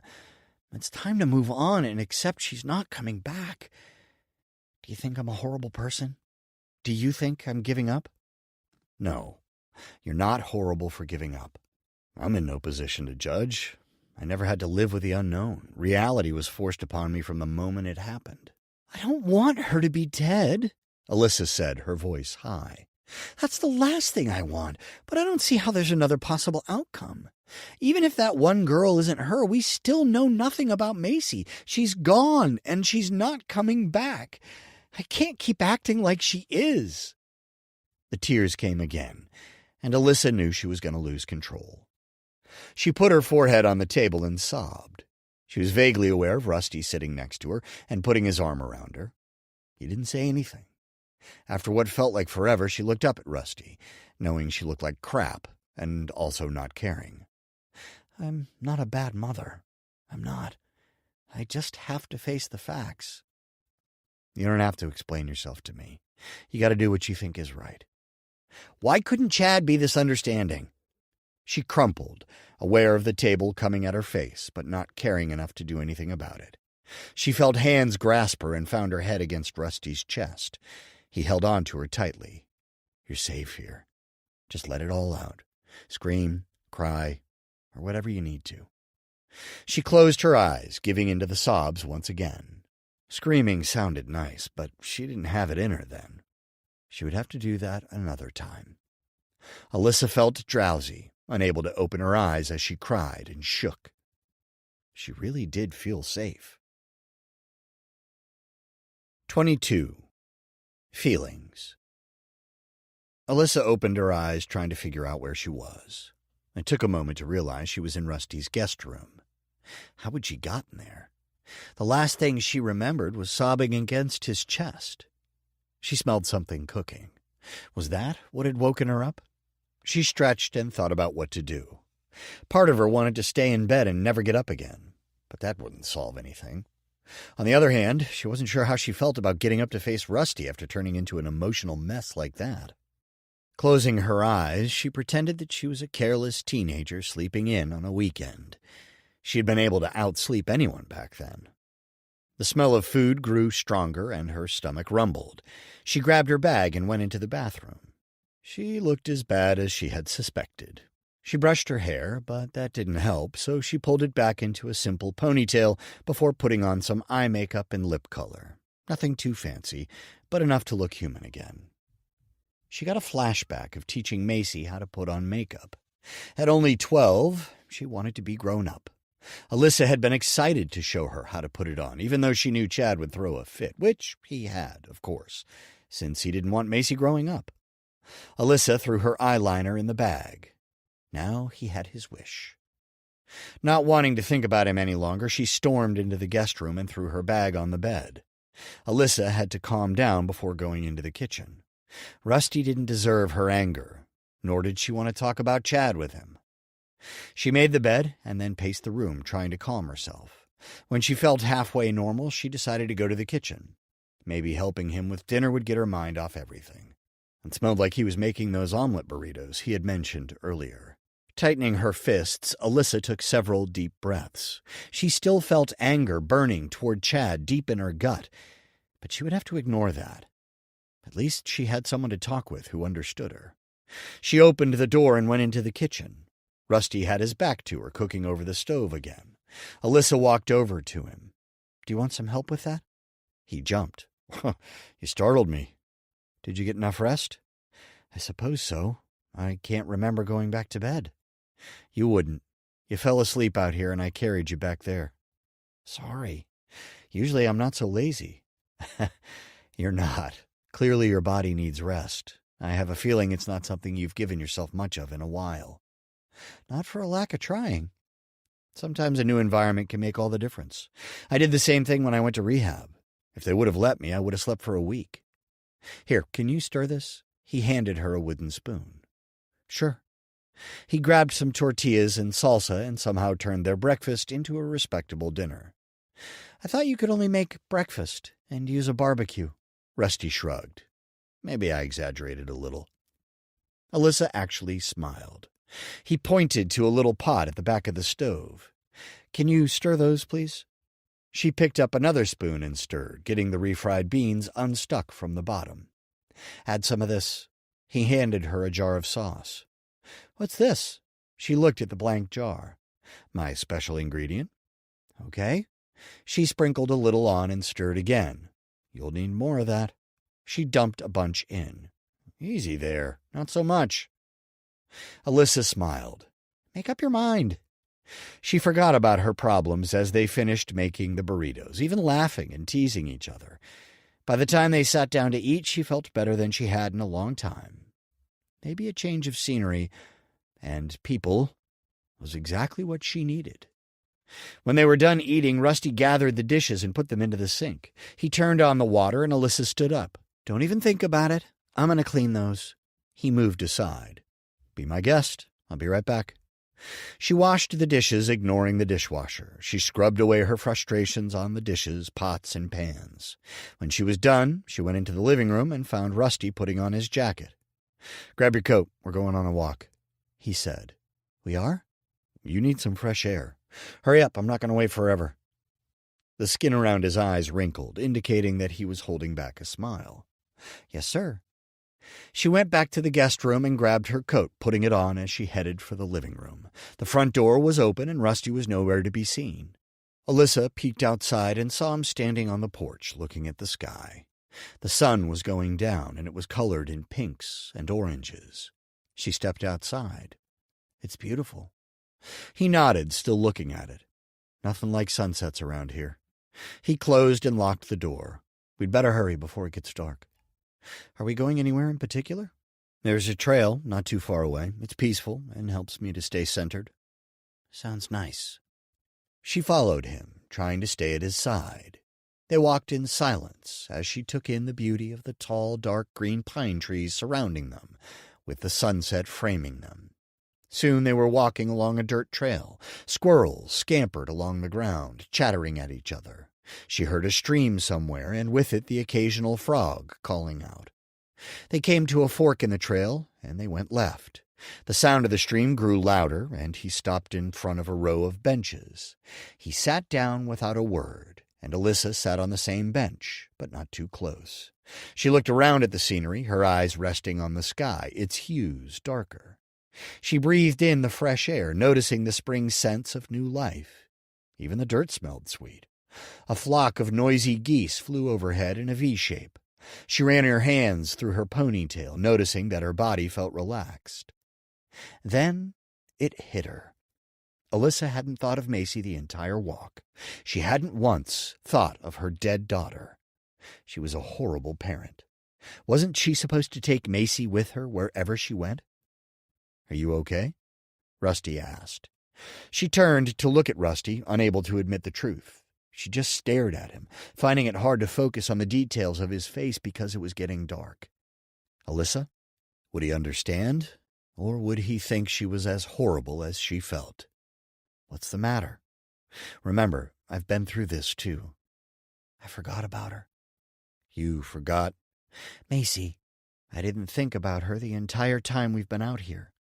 Alyssa expected tears, but those were missing too. Rusty nodded, probably having a knowing look on his face. It's a normal part of moving on. I remember the first time I noticed that, too. I felt terrible. But we can't hang on to them every moment. We didn't before. Even when they were with us, there were times we lived and didn't think about them. I don't know how I feel about this. I don't want to forget. I want to move on, but you're not forgetting her. Actually, you're in the acceptance stage. That's part of it. The tears finally came. I don't want to accept it. It doesn't feel right. She wiped the tears, feeling like a jumbled mess. He scooted over and sat about an inch away. It's okay to feel whatever you feel. Feelings simply are. They're not right or wrong. I've been through all of this. She leaned her head against his shoulder. I felt normal again. It was wonderful, but horrible at the same time. That's nothing to feel guilty about. We can't go through life mourning forever. We would end up depressed and eventually suicidal. Our families wouldn't want that, would they? No. I remember times when I was upset and Macy hated that. She always tried to cheer me up. More tears filled her eyes. Even though it was nearly dark, she tried to blink them away. See? She would want you having times like this, enjoying life. Alyssa's throat made an awful noise as the tears fell onto her face. She gave in to the sob, determined not to turn into a blubbering mess this time. Rusty put his arm around her. She imagined Macy telling her to move on. As guilty as she felt, she knew that was what she had to do. It wasn't good for her, and it wasn't any good for Alex, either. He needed her to be strong. The air suddenly felt cold, and she shivered, leaning closer to Rusty. "Are you ready to get back?" "Not really, but we probably should. Hopefully we can see the path." Rusty pulled something out from his jacket. She heard a click and then saw a light. He was holding a huge flashlight. "This'll make sure that we do." He stood and held his hand out. Alyssa took it and stood. He let go and started walking. "Let yourself relax and think about nothing. It's good for you." "All right." Alyssa said a silent apology to Macy and then focused on what she could see in the light. They walked the rest of the way back to his house in silence. The stars were bright and beautiful, and the moon was off to the side, only a small sliver. There were a few clouds, but it was a mostly clear night. When they reached the house, Alyssa found herself wanting to stay outside. There was a swing on his porch, so she sat. "Do you want to sit by yourself, or would you like company?" asked Rusty. "You can stay. Or if you have to get to work, you can go. I don't want to keep you from anything." "No, I'll go out later." He sat down. She looked at him, this time able to see him better thanks to the porch light. One curl hung right over his forehead. She wanted to brush it away. He leaned back into the swing. "Even though it was hard, I'm glad you went for the walk. There's something about nature that helps bring us where we need to be. At least, it works that way with me." "Me too. Thank you, Rusty." "It's nothing." "Nothing. It's everything. You can't imagine how much you've helped. I've just given you a chance to get away from everything. You can stay as long as you need to. I mean that. Consider the room yours. Even when you go back home and need to get away, please, come here rather than the bar. I don't want to find you there again." Swallowing, she looked into his eyes. Before she knew what was happening, she leaned over and placed her lips on top of his. He smelled of aftershave and dinner. He pulled back. "I'm sorry if I gave you the wrong impression. I was only— Oh my gosh, I can't believe I just did that." Her face heated up. Of course he wouldn't find her attractive. He was off the charts handsome, and she was a hot mess. All the time. He had driven her home twice because she was drunk, just like the person who had killed his family. "I'll go now." She ran for the door, but it was locked. Rusty got up and moved her hands from the door, giving her a kind look. "Don't be embarrassed. You're beautiful, Alyssa, but you're also grieving. If I allowed anything to happen, I'd be taking advantage of you. Not only that, but you're married. Just let me inside." He put his hand on her shoulder. "Do you know what I would give for one more day with my wife? You have that opportunity with Chad. Take all the time you need to work through your feelings here. I'm your friend, but what I really want is to see you back with your family." Alyssa sighed and leaned against the door. 23. Returning. Alyssa turned the lock on her front door, holding her breath. Would Chad and Alex be angry with her or happy to see her? She hadn't even told Alex she was going anywhere, and she'd been gone a couple of days. She was only there to get some more clothes and talk with Alex. With any luck, she'd be able to avoid Chad. If he was working on his blog, she might actually be able to stay off his radar. She walked in and closed the door behind her. Alex appeared at the top of the stairs. "Mom?" Alyssa couldn't tell if he was happy to see her or upset. "Oh, baby, I'm sorry I took off like I did." She went up the stairs trying to read his face. He didn't give her any clues. She wrapped her arms around him, and he returned the hug, squeezing tight. "I was worried, but Dad said you needed some time to think about everything." Alyssa nodded, stepping back. "He's right. You were already asleep when I realized I needed some space to think. If Chad hadn't mentioned their fight, neither would she." "Are you staying?" he asked. She tousled his hair. "I'm going to stay with a friend for a little while, but if you need me, call." "Why didn't you answer your phone? It kept going to voicemail." "I didn't bring my charger with me, but this time I will." "I'm really sorry, Alex. How've you been doing the last couple of days?" He shrugged and looked annoyed. Dad's been on his computer nonstop, and Zoe isn't feeling well. Is she okay? I guess. Her back's hurting, and she's tired a lot. Do you want to grab some ice cream? It'd be nice to sit and talk. We don't have any. Let's go out and get some. It'll do you good to get out of the house. It's helped me a lot. Not enough to stay here. I'm getting ready for bed, actually. Zoe's appointment is in the morning, and I'm going with her this time. Alyssa gave him another hug. Let's plan to do something. I miss you. Are you moving out?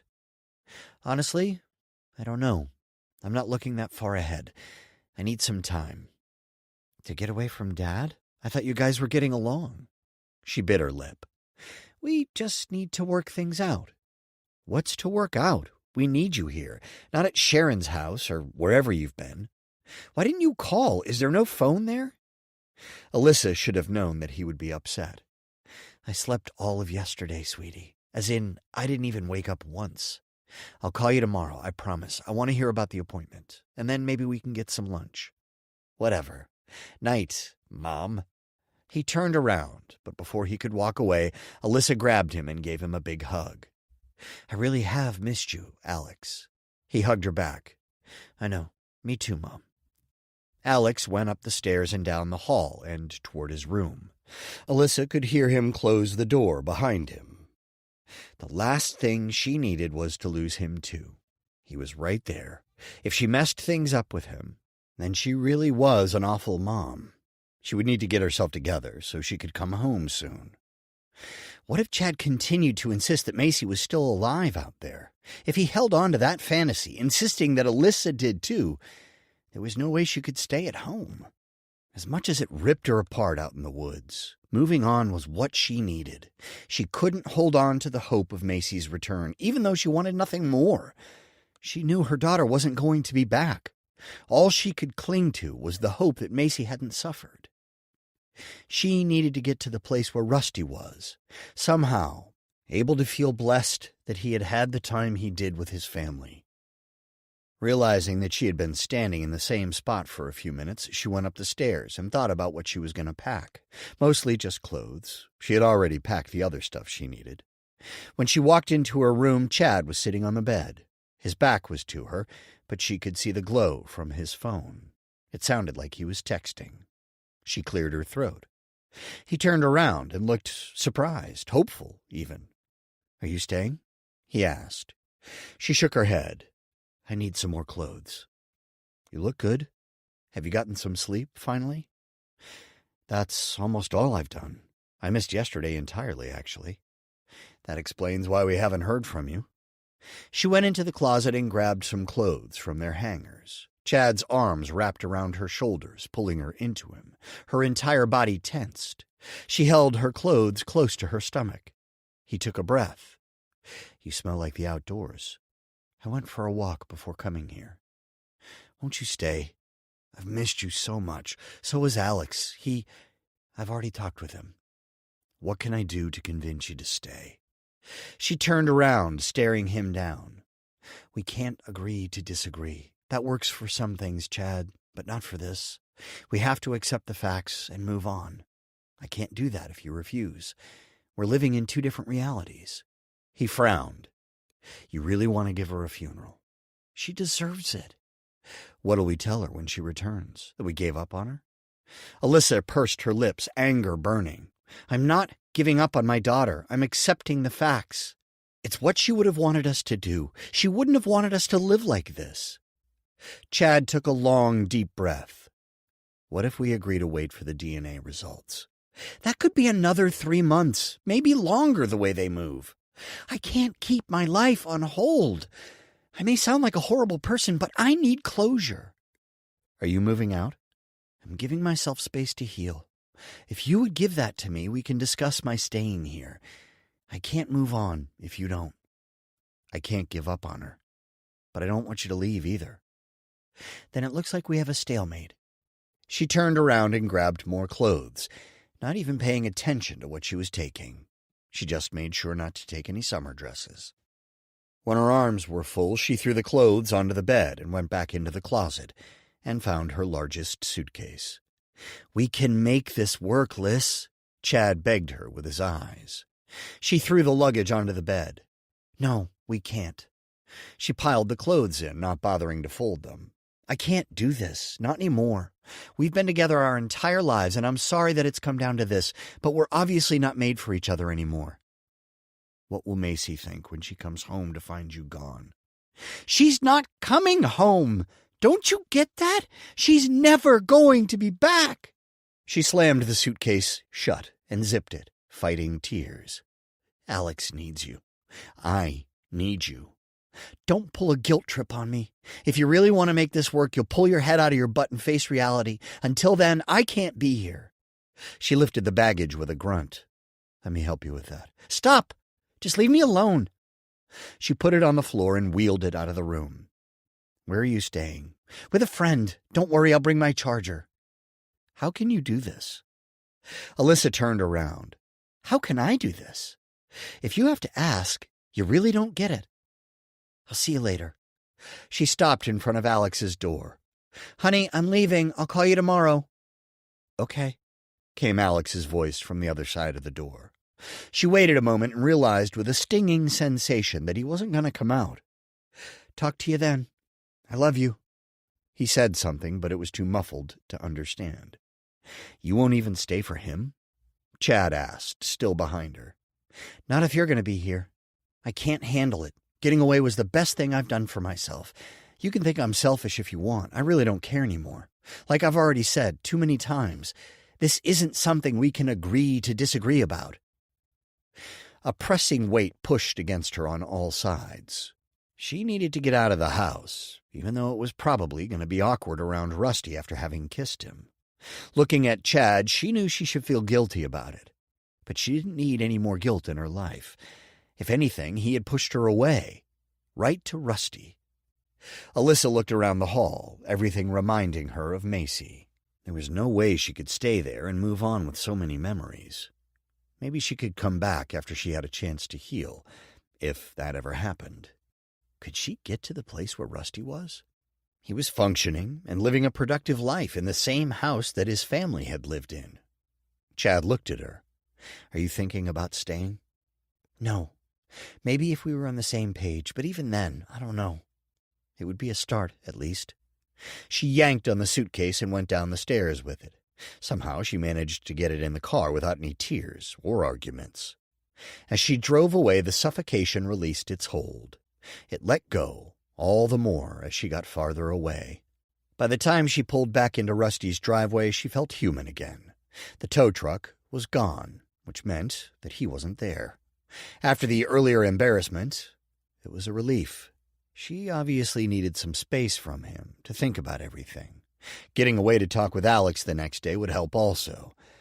Exhaustion hit her, and she was glad to be able to go in and just sleep. She took the key out of the ignition and then checked for the key Rusty had given her. When she got inside, she went straight for the guest room and barely took the time to get into her pajamas before climbing into bed. She had another conversation with Macy, explaining why she had to stay at Rusty's instead of at home. Macy would understand. Then Alyssa remembered to plug in her phone. She turned it on and scrolled through the missed calls and texts. There were quite a few from Alex and Chad over the last couple of days. She went over to the gallery of pictures, and the one it opened up to, the last one she had taken, was Macy, smiling at her. She was holding Ducky. It was shortly after Macy had gotten the little black and white ferret. Smiling, Alyssa scrolled through the pictures, stopping at each one of Macy. Some of them she couldn't even remember taking. It was like seeing them for the first time. It was a gift from Macy, just when she needed it most. Alyssa scrolled through the pictures until her vision was too blurry. She blinked away the tears, turned the phone on silent, and went to sleep. 24. Demands. Chad woke with a start, having rolled onto Alyssa's empty side of the bed. They had been getting along so well over the last few months. It was still a shock to have her gone, mad at him. As much as he wanted her to stay, he wasn't going to give in and have a memorial service for their daughter who was still alive. He couldn't explain it, and that was part of the problem, but he had a feeling that Macy was alive out there somewhere. It was a feeling that he had learned not to ignore. It was actually the same one that he had had when he met Alyssa back in high school. He knew she was the one. Even though he was young, about Macy's age, maybe a little older, it was hard to remember the little details over 20 years later. He knew without a doubt that Alyssa was the girl for him. He knew they were going to get married and have a family together. He had been right about that, and he was right about this too. That meant that even though it upset Alyssa, he wasn't going to give in and admit defeat. If somehow the DNA results showed that the girl in the morgue was his daughter, then he would have to give in and face those facts. But he knew that wouldn't happen. Why was it taking so long to get those results? After nearly 4 months, he would have expected something. With technology as it was, they should have been able to get what they needed. Chad rolled to the other side of the bed and checked his phone. Alyssa hadn't called. Hopefully, that meant she had spent the evening talking with Sharon and gotten some much-needed sleep. He needed to get up and check the blog comments and write a new post, but he knew he wasn't in any state of mind to focus on that. It'd be half-hearted at best, and he couldn't do that. If he had to get a late start, so be it. What he needed to do was go down to the police station, not just call, and pester them until he got answers that he could live with. He had been patient long enough. Now it was time to put pressure on them. Maybe that was the problem. He had just done everything the cops told them to do. Now it was time to say no. He took a quick shower before heading to the kitchen. It startled him to see Alex and Zoe sitting at the table. They were eating cold cereal and had their schoolwork out. Up so early? My appointment is today, Zoe said. Oh, right. It's hard to believe you'll already find out the sex. What do you guys think it'll be? Alex looked up, pale. Zoe shrugged her shoulders, taking a bite of rainbow-colored food. No ideas? I thought Moms always had a feeling. Not me. Chad stared at Alex. You okay, son? Alex sat up. I'm great, Dad. Couldn't be better. Hey, I need to show you something. He turned to Zoe. Mind if I borrow him for a minute? Sure. I gotta get this assignment turned in before we go anyway. She turned to her laptop. Perfect. Come on, Alex. Chad went upstairs to the bonus room and sat on the couch. Alex sat next to him. What do you need to show me in here? Nothing. I just want to talk to you alone. What is it? I have homework to turn in, too. I want to make sure you're okay. I told you down there, I'm fine. Chad tilted his head and gave Alex a knowing look. The same look his own dad used to give him when he was alive. Alex scowled. Okay, I'm not fine. I feel like I'm going to puke. Happy? Of course not. Is there anything I can do? Like what? Good question. Alyssa was always the one who knew what to do when it came to the kids. Do you want me to go with you to the appointment? I can skip my blog post today. You would do that for me? He put his hand on Alex's shoulder. Of course. Alex gave him a strange look. Thanks, but I'm going with Zoe and her mom. Chad sighed, relieved. Seeing an ultrasound was too much reality for him. Maybe that was giving Alex anxiety. Are you worried about seeing the baby? Alex looked away. I don't know. I'll never forget when I first saw your sister and you on the screen. It was amazing. And terrifying at the same time. Really? Alex turned to him, looking somewhat relieved himself. You felt that way? Both times? Chad nodded. But weren't you ready for it the second time? Nope. Both times it freaked me out. I can't tell you how scared I was that I'd be in charge of someone's life. I kept a calm face for your mom because she needed my support, but inside, I was freaking out. How did you deal with it? I went out with the guys and had some beer. Obviously, you can't do that, but we can have some guy time tonight. We could hit the arcade. Alex looked like he was considering it. If you'll buy me the unlimited pass. That was expensive, and he had always told Alex he could get the pass one day. Sure, today's the day I get it for you. We'll play until you don't want to see another video game again. Or until they close. Whichever comes first. Deal. Thanks, Dad. Alex gave him a hug, surprising Chad. He hugged Alex back. My pleasure. I've got some errands to take care of today, so if I'm not here when you get back, I won't be long. Okay. Alex left the room. Chad couldn't help smiling. He had actually handled that pretty well. Alyssa would have been proud. Even though she wouldn't have liked Alex playing arcade games for hours on end, the kid deserved it. Chad remembered the stress and reality that those sonograms brought. He couldn't begin to imagine dealing with it at 13. Besides, Alyssa wasn't even there. If she wanted to be involved in these decisions, she shouldn't have run off to a friend's place. His stomach rumbled and he went back downstairs. The kids were busy on their computers, so he didn't bother them. He grabbed some frozen pancakes and stuck them in the microwave. After eating, he said a quick goodbye and then got in the car, thinking about what he would say to the cops. Their shifts varied, so he didn't even know if he'd be able to talk to the ones he'd been working with since Macy disappeared. Even if they were off duty, he'd put some pressure on whoever was there. Chad marched into the station like he belonged there. He ignored the people sitting in the waiting room and walked straight to the front desk. "Is Detective Fleshman here?" "He's off duty. Can I help you?" "How about Officers Anderson or Reynolds?" "I believe Officer Reynolds is still here. He had a bunch of paperwork after his last—" "Wait a minute. You are—" "Chad Mercer. They're working with me on the case of my missing daughter." Recognition washed over his face. "Oh, right. They're still looking for her?" Chad could hear hushed conversation behind him. "Yes, of course. Will you tell Reynolds that I need to speak with him?" "Have a seat. I'll just stand here." Chad stepped back, keeping watch on the desk. "Whatever. I'll let him know you're here." The officer got up and disappeared behind a wall. Chad pulled out his phone and scrolled through his apps, pretending to be involved in a texting conversation. He was all too aware of the stares and whispers. Unfortunately, it had become a regular part of life outside the house. Couldn't people understand he was just a regular guy who happened to have a missing daughter? He was normal, just like them, except for the fact that his heart had been ripped out of his chest and stomped on while the world watched. "Reynolds will see you. You know where room 6 is?" Chad put his phone in his pocket and nodded.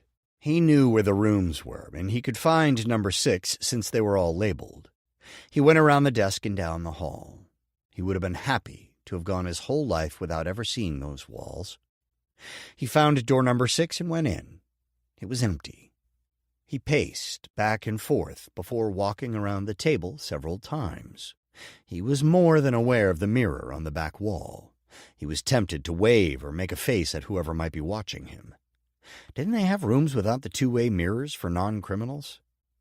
Tired of walking around, he pulled a chair out and sat down. After a few minutes, Officer Reynolds walked in, wearing his signature hat. "Hey, Chad. I hope you weren't waiting too long. Paperwork is my least favorite part of the job." "What's going on with the DNA testing?" "They've yet to get a viable sample." Reynolds sat across from Chad. "I know that much. What is anyone doing to get one?" "If the latest test yields nothing, they're going to send her out of state to a more sophisticated lab." "I knew that too. More needs to be done. Since they've had such a challenging time getting a good sample, why don't they take more? Run 5 at a time. Do something." Reynolds set his hat on the table and looked into Chad's eyes. "We're doing all we can. There are other cases, and they can't be ignored." "Is Macy's case getting pushed back?" "No. If it wasn't important, they would drop it. It's still a missing child case, and that's why it's going outside of the state after this. Macy is still a priority. I just want to make sure. We haven't moved on." Chad narrowed his eyes. "I still say more needs to be done." 25. Meeting. Zoe paced her room, looking out the window every 5 seconds. Despite all of her protests, she was about to meet her dad. No, her sperm donor. That's all he was, nothing more. She would take a look into his eyes and see where she got the majority of her looks. She did look like her mom, not that anyone ever noticed because of her coloring. She looked out the window again. Where were they? Her mom had texted her that they were on their way. Maybe there was traffic. Hopefully they were arguing. That way her mom would make him stay somewhere else. How dare she invite him to live with them? Neither one of them knew the man. Sure, she had slept with him for a while. Maybe she had even wanted to get pregnant. She always prided herself on being a strong single mom. And she knew he was going back to Japan. Maybe Zoe's anger had been misplaced. Her mom might have been the one who had decided that Zoe didn't need a dad. Who was she to decide that? Just because she didn't want to deal with a husband, and that was incredibly selfish. She looked around the room and stopped when she saw a small jewelry box her mom had given her years ago. Zoe walked over to it and held it up to the light, looking at the intricate designs. Then she clutched it in her hand and threw it on the hardwood floor, watching it smash into dozens of pieces. Instead of chewing the sperm donor out, she was going to let them both have it. They had both agreed to this stupid, selfish plan. Did either of them give even one thought to Zoe and what she would have wanted? Didn't look that way. One wanted to get halfway across the world to hit a ball, and the other wanted to be the sole decision-maker in Zoe's life. She picked up the last birthday card her mom had given her and ripped it into tiny pieces, letting them fall on the floor next to the jewelry box pieces.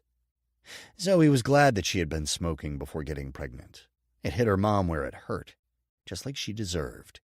Even though Zoe had been dealing with horribly painful headaches, among other things, since quitting, she was glad she told her mom about her smoking. The look on her face had been worth it. She was even happier to have gotten pregnant. That hit them both where it hurt. She was sure that neither of them wanted to be grandparents at their age. It was too bad she couldn't do more to make them pay. Although having a pregnant 15-year-old daughter was a pretty good hit. Zoe heard a car pull into the driveway. The moment of truth was about to arrive.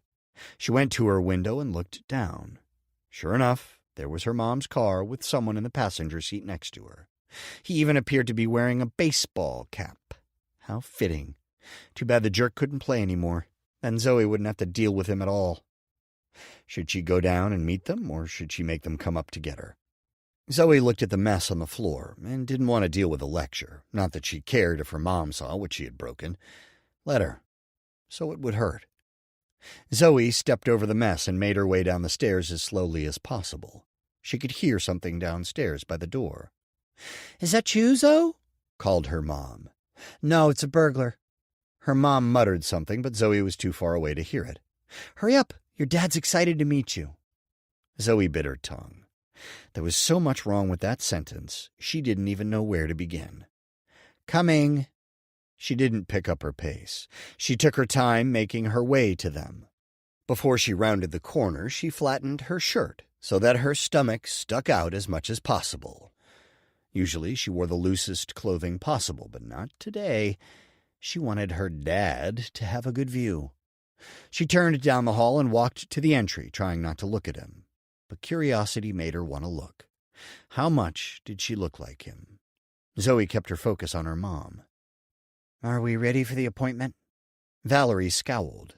"You have time to meet your dad." She turned to him. "Zoe, this is your dad. Kenji, this is Zoe."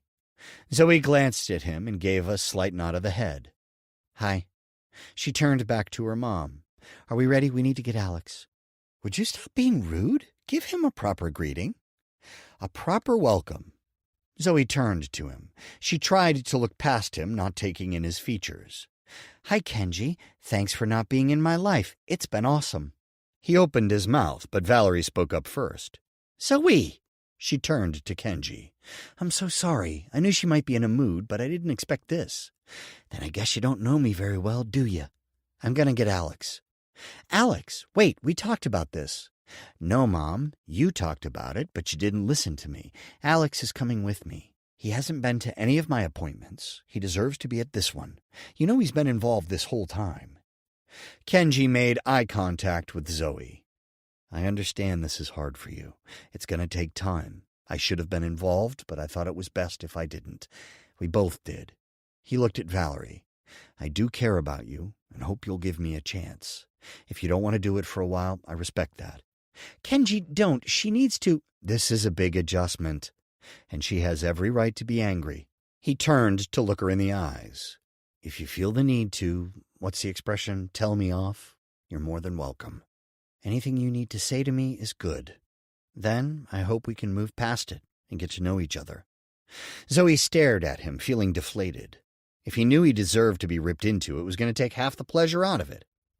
"Maybe I'll take you up on that. I'm going to get Alex. See you in the car." "Why don't you help us unload the rest of his stuff?" Valerie asked. "Nope. I'm going to get Alex." Her mom looked like she was going to explode. "Good." "She's fine," Kenji said. "No, she's not. Zoe, you better—" "Zoe, go get your boyfriend. I'll take care of my luggage." See you in the car. Zoe walked past them and out the door. Once the door closed behind her, she found herself shaking. She tried to stop, but couldn't. Why not? He was just some guy from the other side of the planet. Nothing to get worked up over. He was just another random stranger, nothing more. She took a deep breath and then made her way over to Alex's house. The driveway was empty. Did that mean neither of his parents were home? Not that it mattered. There were enough parents at her house to make up for the whole street. The front door opened before she even got there. Alex closed it behind him. Are we ready? Yeah. My mom and sperm donor arrived just in time. I don't know how my mom does it. She always knows how to plan everything perfectly. So, what's he like? Who knows? I barely said hi to him before coming to get you. Really? I know you're pissed, but aren't you curious? Not really. Let's go. I want to find out if the baby's a boy or a girl. I'm tired of everyone calling it it. Okay. He looked like he wanted to say more, but he took her hand. I want to know what it is, too. Alex took her hand and they walked to her house in silence. Zoe stopped when they got to her mom's car. We're not going in the house? I told them we'd meet them in the car. Okay. He opened the back door and waited for Zoe to go in first. They settled in. Is he nice, at least? Zoe shrugged. He said I could chew him out if I wanted. Are you going to? Probably, though it takes half the fun out of it since he said that. Fun? You know what I mean. Not like ha-ha fun, but it'll feel good to let him have it. But if he's nice and not a jerk, it won't be the same. I wanted him to be mean. He said he was wrong and seemed to believe it. Said that he thought keeping his distance was for the best. He bumped her. You're not half bad, so he can't be too bad. Zoe gave him a light shove and glared at him. Alex laughed, and then the corners of Zoe's mouth twitched. Don't try to make me feel better. I'm just saying, I like you. Really, I never would have guessed. He feigned a hurt expression, and they both laughed. At least you're smiling now. We'll see how long that lasts. Alex looked toward the front of the house. Are they coming? Zoe asked. Yeah, I'm trying to get a good look at your dad.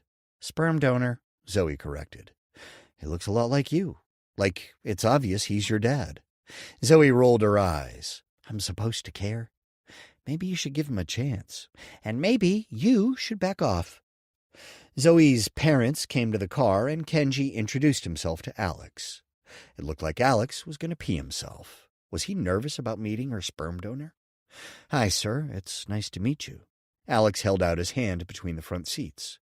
Good to meet you, too. Seems we have a lot in common. Alex squirmed in his seat.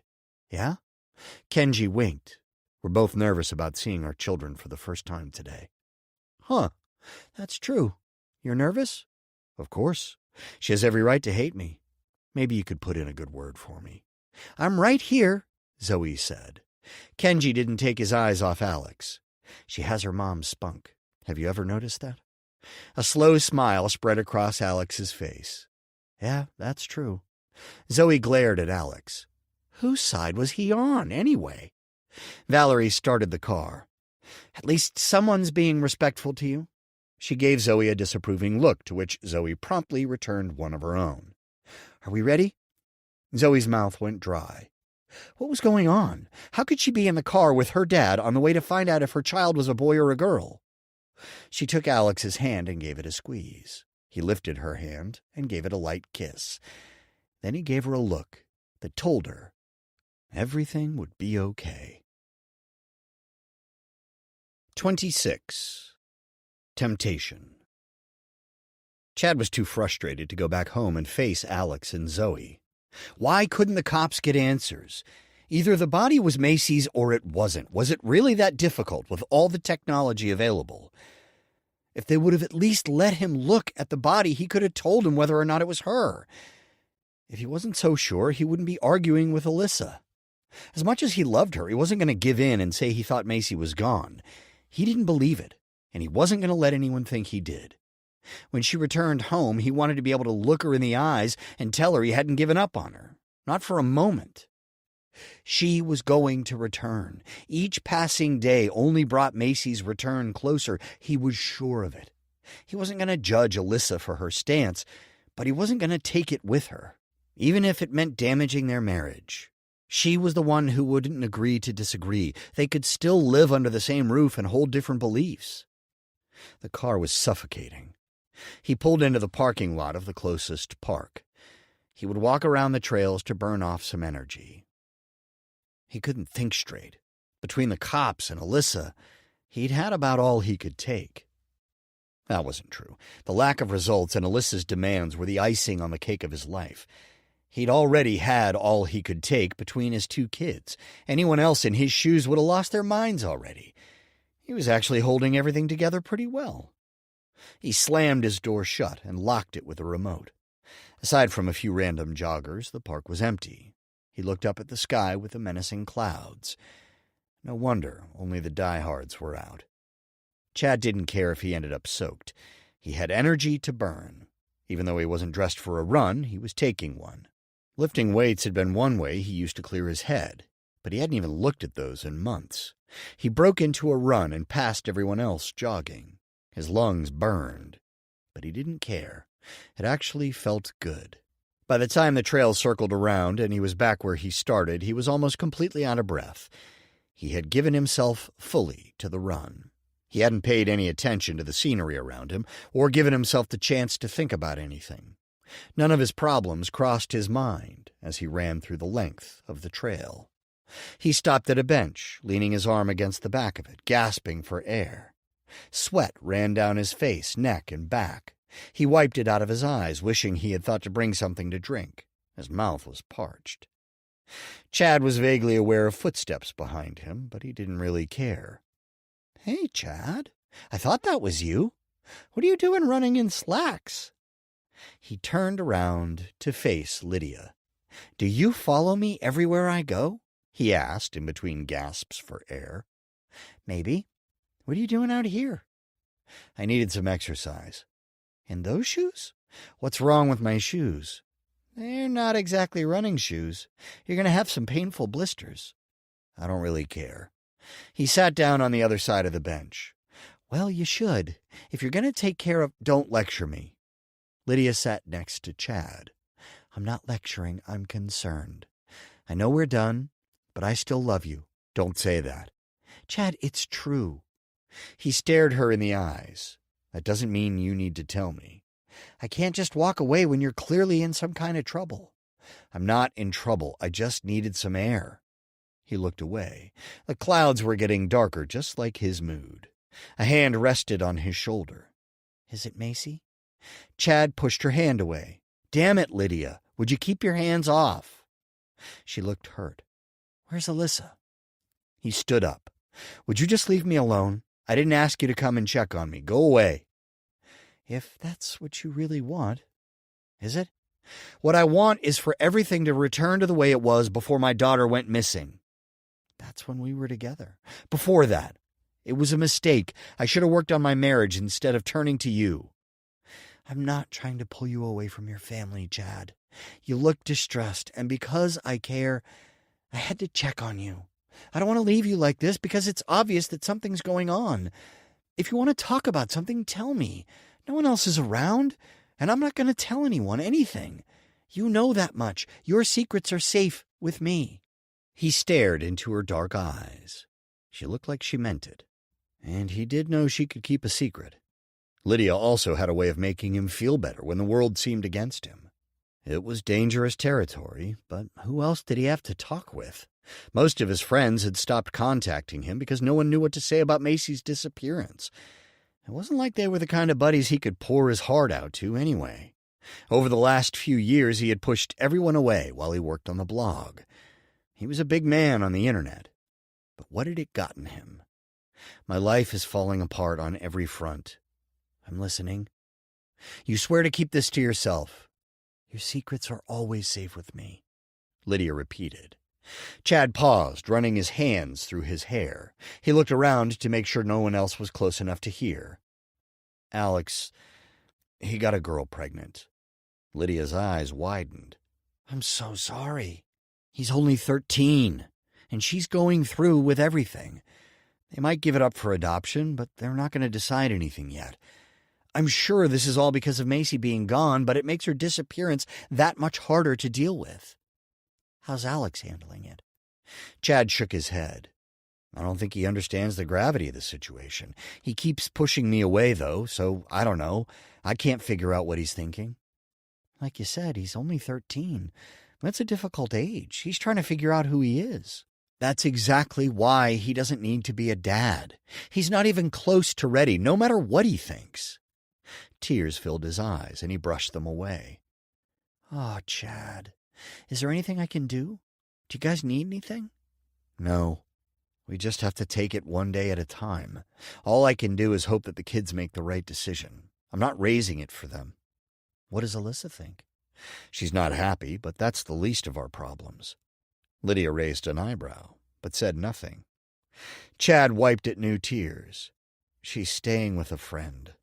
Liz thinks Macy is dead, and she's mad I don't. He broke down and cried into his hands. What if she doesn't come back home? He leaned forward, resting his elbows on his lap as he let out gut-wrenching sobs. His body shook, and he thought he felt Lydia wrap an arm around him. But he wasn't sure, and didn't care enough to fight her. His life was falling apart, and there was nothing he could do about it. He couldn't hold it together anymore. That much was clear. Why else would he be crying in the middle of a park? He wiped his nose with his sleeve, and seeing the disgusting mess, he hid it before Lydia could see it. She pulled her purse into her lap and then handed him a small pack of tissues. Chad took it and wiped his face, and then tried to be discreet, wiping his sleeve. He took another one and put it to his face, feeling another round of sobs coming. His chest tightened, and the lump in his throat felt like it was going to explode. He shook harder than before, foreign sounds escaping his throat as his crying intensified. Lydia rubbed his back, telling him that it was okay to let it out. He cried all the more. Chad thought about his wife and both of their kids, and the gigantic mess they all had. What had happened to the days when he had been able to fix most problems with a kiss?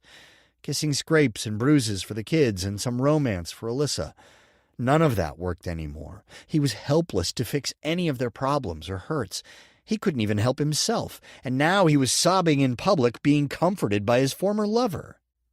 This was rock bottom. Things couldn't get any worse than this. No, that wasn't true. The DNA results could come in and prove that he would never get to see his daughter again. That would be rock bottom. He continued to sob until there was nothing left. Not another tear would come. Chad pulled more tissues from the little pack and wiped his face and blew his nose several times. He looked over at Lydia and noticed it was raining. Lightning flashed in the distance. Should we get inside? We don't have to. It's pretty far away. But it's raining. Lydia shrugged. It's up to you. I don't care about getting soaked. You probably do. She shook her head. I'm more worried about you. Are you going to be okay? Chad looked into her eyes. Her hair was soaked, dripping onto her coat. She looked beautiful, especially with the look on her face mixed with concern and love. It was nice to have someone who cared about him, someone who wanted to be there for him without needing anything. Lydia stared back into his eyes, not saying anything or moving. Her expression showed how much she cared about him. Chad knew she didn't judge him for believing his daughter was alive. He moved his face closer to hers. He wanted to kiss her and forget about everything else in the world. She could make him forget his troubles, even if it was only for a short time. The world could be right again. Eagerness filled her eyes as Chad moved at a snail's pace closer to her. He just wanted to make all of his problems disappear, and she could do that for him. And she would, too. Chad stopped and pulled back, shaking his head. I can't do this. You don't have to. I'm here for you, however you need me. Regret washed over him. He wasn't even sure what for. Because of the mistakes he had made? For pushing his family away? For loving Lydia? For wanting her at that moment when his daughter was in trouble? More tears filled his eyes, and he broke into another crying fit. How much of this did he have in him? Chad had held himself together for so long, and now everything was unraveling. As his tears fell, the raindrops landed on his shirt, soaking into his back. He didn't care. He could get pneumonia and die for all he cared. Everyone else would be better off with him gone anyway. He looked up at Lydia. She had tears shining in her eyes. What's wrong? I hate seeing you like this. It's killing me that you hurt so much. Chad put his face back into his hands, allowing the sobs to take over. Why was it that Lydia cared so much about him, and Alyssa seemed to despise him again? And for what? Because he wouldn't say Macy could have a funeral? He wasn't going to give his child a funeral unless she was dead, and he had no reason to believe that she was. He shook, feeling as though he would collapse soon. At least he was with someone who actually cared about him, even if he couldn't allow himself to give in to his own feelings for her. Despite the fact that Alyssa was staying with Sharon instead of him, he was going to remain faithful to her. It wasn't like she was staying with another man. 27. Hiding. Macy rolled over, bumping into something. She rubbed her eyes, trying to remember where she was. A blank wall faced her, and she was squished. She looked over to see Heather sleeping next to her. Everything from the previous day came rushing back. What were they going to do? After she had told Heather everything, they were both exhausted and decided to share the small bed. The lock on the outside of the door made a jiggling noise. Heather sat up and stared at Macy. She jumped out of the bed and ran to the far corner of the room. Candace came in and looked at Macy. I talked the other nurses into letting you sleep in today. How do you feel? Macy stretched. I haven't slept that well in a long time. Candace had no idea just how true that was.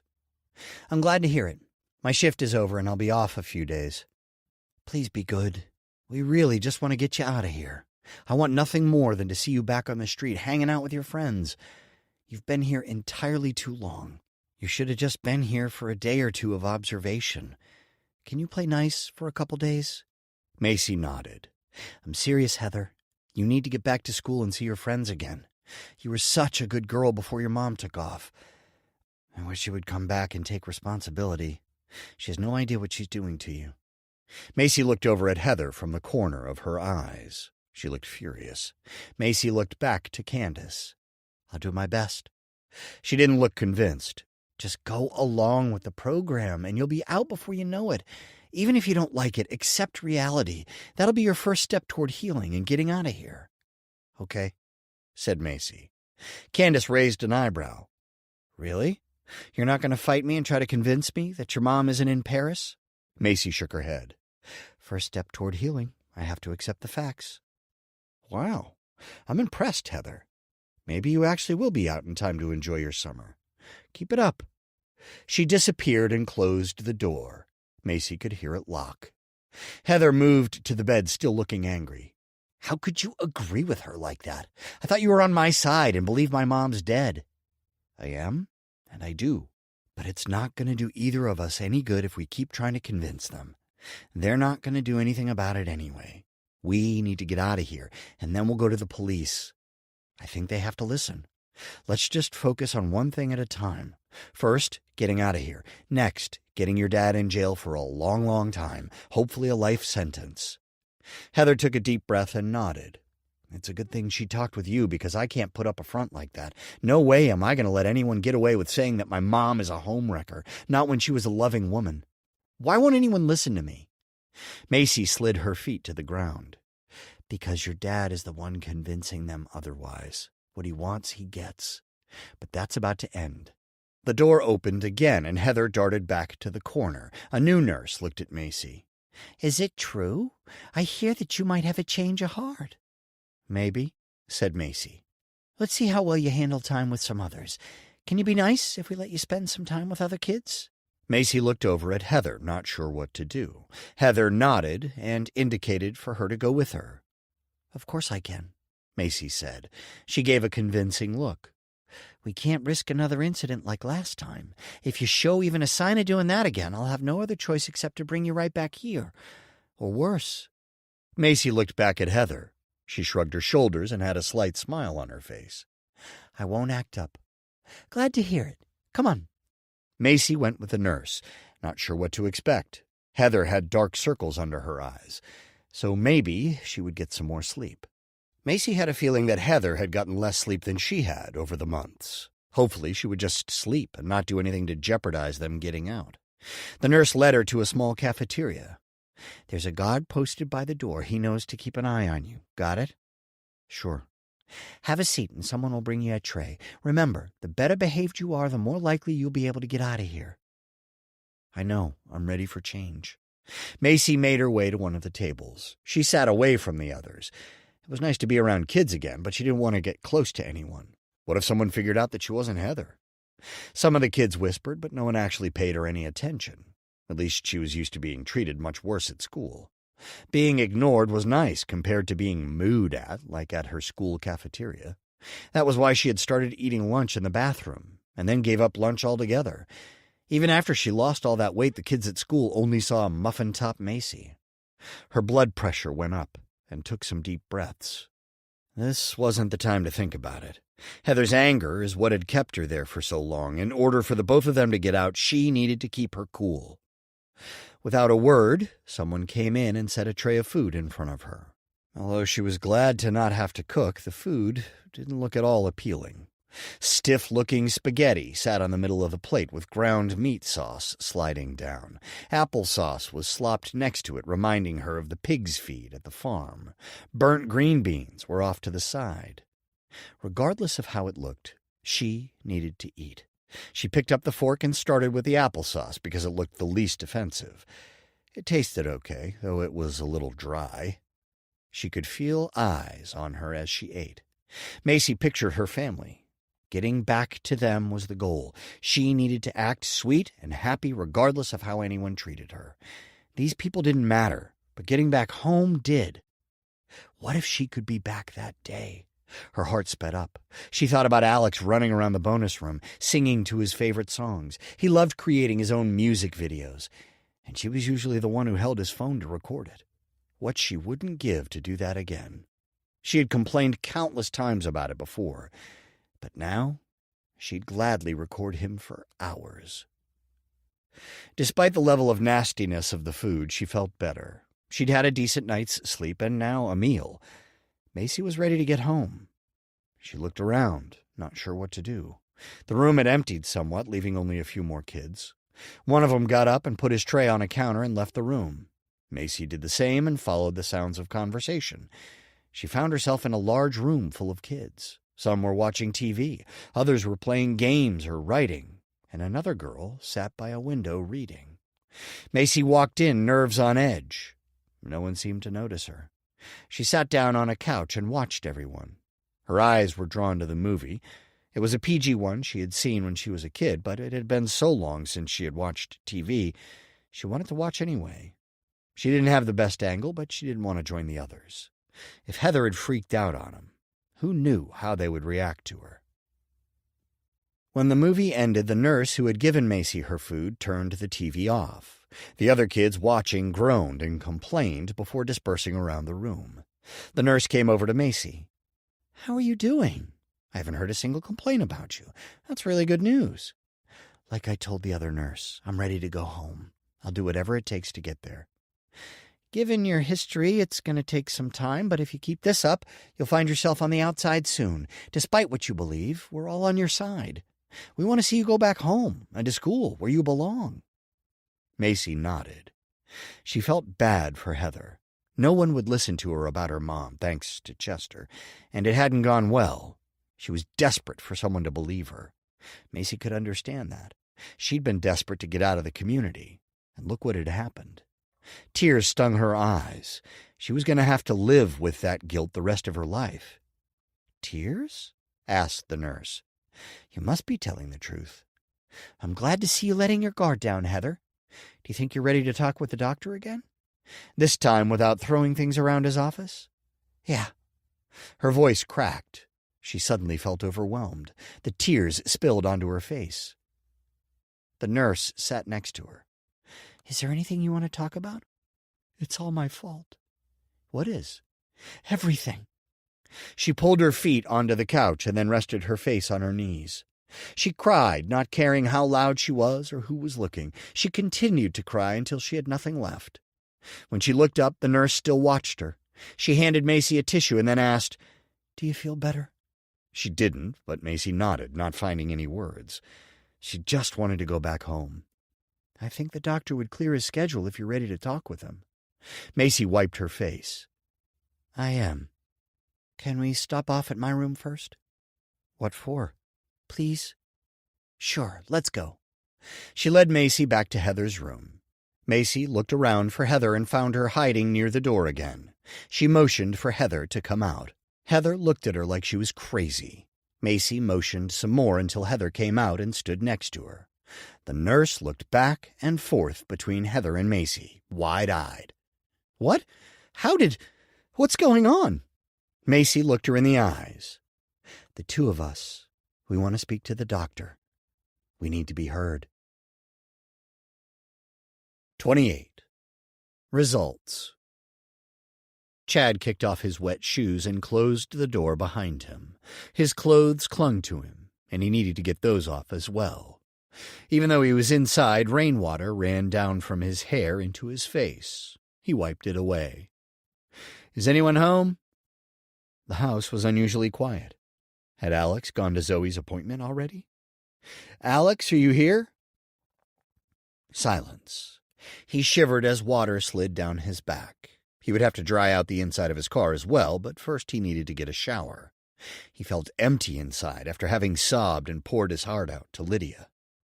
He had been afraid she was going to take his outpouring of grief the wrong way, but she kept her word and acted like a friend. She had listened and consoled, not giving him a judging word or look once.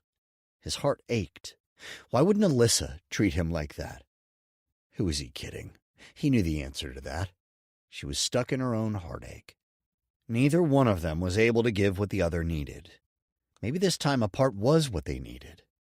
Hopefully Sharon, or whoever she was staying with, was able to give her the same kind of friendship that Lydia had given him. Is anyone home? Final chance to speak up before I strip. No one responded, so Chad pulled his shirt off, though it clung to him, fighting to stay on. He threw it on the tiled floor and then attempted to pull his pants off, too. The drenched jeans fought even more than the shirt had. He had to sit on the stairs and play tug-of-war with them to finally get them off. He grabbed the shirt and then threw the clothes in the laundry room on the way to his bedroom. He took a shower and put on dry clothes. And then he noticed his cell phone sitting on the bed. The light was blinking, so he picked it up to see what he had missed. Maybe it was Alyssa wanting to talk. His heart tightened at the hope of working things out with her. Chad scrolled to the notifications and saw that he did have a missed call, but it wasn't from his wife. It was from Detective Fleshman. His heart exploded into a fit of beats. He couldn't explain it, but he could feel deep down that whatever Fleshman had to say was going to be a game-changer. There were no messages, so he called the detective back. Chad? What's going on? I left my phone at home, so I missed your call. There's been a break in the case. Are you sitting down? The room shrunk around him. He sat on the bed, preparing for the worst. I am now. We finally got the results. Chad held his breath. And? It's not her. The DNA proves that the body isn't your daughter. The girl we found had connections to a cult commune we've been trying to find.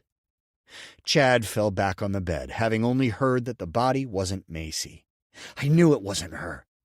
Tears of gratitude filled his eyes. What now? Prepare for another media frenzy. Of course, but what about the case? What about Macy? We need to find her. Everything's been focused on that body for too long. She's out there somewhere, and she's alive. We have to find her. It's time to go through all the clues with a fine-tooth comb. We need to reinvestigate clues that didn't get enough attention before. Word needs to get out again for people to keep an eye out for her. I got someone working on doctoring her photos again to show what she would look like with different haircuts and colors. Thank you. Chad couldn't find the words to express his gratitude. His chest tightened, making it difficult to breathe. Fleshman continued talking, now about the cult again, but Chad couldn't focus. Something about the mountains. Chad interrupted him mid-sentence. Can I call you back? Of course, you got my number. Thanks. Chad ended the call and pushed his phone away. He gave into another fit of sobs. He shook, cried, wailed, and even yelled. When he calmed down, he started to drift off to sleep when he heard something in the hall. Is someone there? He allowed himself the hope that it was actually Macy, not that she would be able to get in with the new locks and security codes. It's me. Alyssa appeared in the doorway. Chad sat up, rubbing dried tears. His eyes felt puffy. "Are you all right?" She looked concerned. "Yeah, I just got off the phone with Fleshman." She nodded. "I talked with him a little while ago." "Is that why you're here?" Alyssa nodded. She sat down next to him, looking deep in thought. "Are you coming back home?" he asked. Alyssa looked into his eyes, and her face softened. "It kills me to see you so upset. Look at you." She ran the backs of her fingers along his face. "You're a mess. Our baby is alive. We have the proof now." She stared at him, not saying anything. "Don't you believe it now?" Her fingers went down and traced his back. "We know that one girl isn't her. Macy's alive. She's coming back to us. Why can't you believe that?" Tears shone in her eyes. "It's been so long, Chad. You know that. We've suffered through this for what feels like an eternity. April is almost here. Where would she be? I don't know that I want to know, but one day she's going to tell us herself." She rubbed his arm, staring into his eyes. He cupped her chin in his palm. "Please come back home, Liz. I can't lose you, too."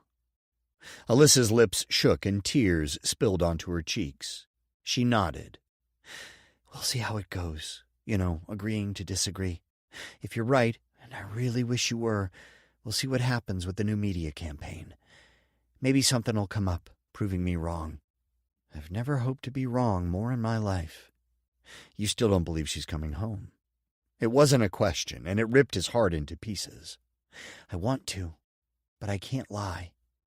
They continued staring into each other's eyes. There was so much he wanted to say, but he was afraid of sending her running again. "I've missed you. Please stay home. I need you." Something in her face changed. Her entire face twisted, and she leaned into his chest and sobbed. He wrapped his arms around her, pulling her close. She cried for a while, and soon Chad found himself back in tears. He had never cried so much in his life, but it felt good. He wasn't sure how much time passed. It seemed to stop completely, except that the sky cleared and the room lit up. Alyssa sat back. "I have something to confess." Chad's heart skipped a beat. "What?" She looked pained. How do I say this? Just tell me." "I got the impression you think I've been staying with Sharon, but I haven't." He couldn't speak. What did she mean? Where was she going with this? Chad knew if she was about to say she had been staying with some guy who he would kill, he really had no room to judge. He couldn't blame her, not after his relationship with Lydia. But the other man, sure, he could murder him. There wasn't a jury around that would blame him. Alyssa took a deep breath. "I've been staying with a guy named Rusty." "Who the hell is Rusty?" Her eyes widened, begging him to hear her out. "I've been staying in his guest room, alone. He lost his family, his entire family. That's how we started talking in the first place. But nothing happened, I swear." "What do you mean nothing happened? You've been staying with some guy, some random stranger. You can't tell me nothing happened." He knew he was being a hypocrite, but he didn't care. Anger burned within him at the thought of her being with another man. She explained going to the bar and how he had told the waitress to stop bringing drinks and then refused to let her drive home. "He could have towed you here. You realize that, don't you?" "I know." She paused. "He did, the first time." "What first time?" "It was shortly after Macy disappeared. I couldn't take it, and one night I snuck out and ended up at the bar. I could barely speak, and he got me back home safely." "When was that? I don't remember you going anywhere." She frowned. "You slept through the whole thing." Chad shook his head, the weight of what he had done with Lydia sinking in. If he felt this horrible just hearing about Alyssa staying at the house of some guy, how much worse would she feel knowing he'd had a relationship with Lydia before Macy disappeared? "I swear, Chad, nothing happened. If you met him, you'd know right away that he's not over the loss of his family. Their pictures and stuff is all over the house. It's like they just stepped out to go shopping or something." "Why go to his house?" "I was going to sleep in my car since I couldn't drive. He wanted to tow me home, but I needed space to think and sleep, apparently. I've never slept so much as I have the last few days. But anyway, Since I wouldn't go home, he offered his guest room. I poured my heart out, and he listened. That's about it. If it makes you feel any better, it helped me to realize how much I wanted to get back and pour my heart out to you instead." Chad nodded. I had a similar experience. Her eyes widened. "You did?" "This morning, I'd had all I could take. I ended up at a park running around the trail. He pulled his feet up and rubbed his blisters. I ran into Lydia Harris from the HOA and ended up sobbing in the park." "Lydia? Isn't her husband always out of town?" "Yeah." "Don't get too close to her. She's lonely. I can see it in her eyes." "I won't." Guilt stung at him for not telling Alyssa the entire story, but she didn't need to know everything. It was over. He wasn't going to see her, or anyone else for that matter, again. He was 100% devoted to Alyssa, as long as she would have him. If she knew about Lydia, it would crush her. He couldn't do that to her after everything that had already happened with Macy and Alex. It would definitely be the end of their relationship, and he couldn't handle that. He regretted ever talking to Lydia with everything in him. He would never make that mistake again. He belonged to Alyssa wholly. They needed each other now more than ever. His guilt was punishment enough. There was no reason to break her heart. She didn't deserve it. She ran her hand along his arm, giving him the chills. "We'll pour our souls out to each other only from now on, right?" "You've got it." Alyssa leaned over and placed her soft lips on his. He pulled her closer, kissing her back. Both of their phones rang. They pulled back, giving each other confused looks. Chad looked at his. "It's Fleshman." "Reynolds, something's going on." She slid her finger across the screen. Chad did the same on his. "Fleshman, what's going on?" Next to him, Alyssa talked to Reynolds, and he couldn't understand what either Fleshman or Alyssa were saying. "Hold on, Detective." Chad went out into the hall. "I couldn't hear you. What were you saying?" "We might not have to wait on the media. We already have a break in the case." "Another one?" "There's a girl several hours away claiming to be your daughter. There's a catch, though." The hall spun around Chad. He leaned against the wall. "What?" "She's in a mental hospital, but the nurses are freaked out because they thought she was someone else. I'm more than a little confused, but we need to get over there and figure this out. They're not releasing her until they have proof that she is who she says." His throat closed up. "Chad, are you still there?" Somehow he managed to find his voice. "Text me the address. We'll be right there." "Try not to get your hopes up. Just text me the address." Chad ended the call. Could this really be it? Was he about to see Macy again, or would this be yet another heartache? He looked into the bedroom. Alyssa was on the phone with tears running down her face. He wanted to comfort her, but he needed to call Alex first. He would want to join him. He needed to know, too. Alex answered right away. "Dad, can you call me back later? We're about to find out if it's a boy or a girl. It took forever to get in." "Okay, your mom and I are going with the detective for a while. There have been some developments in the case. Check the news when you can." "Wait, what?" "The body isn't Macy, son. It looks like she's alive." "She's alive?" Chad could hear exclamations from Zoe and Valerie on the other end. "I'll call you in a few hours, and we can exchange news." 29.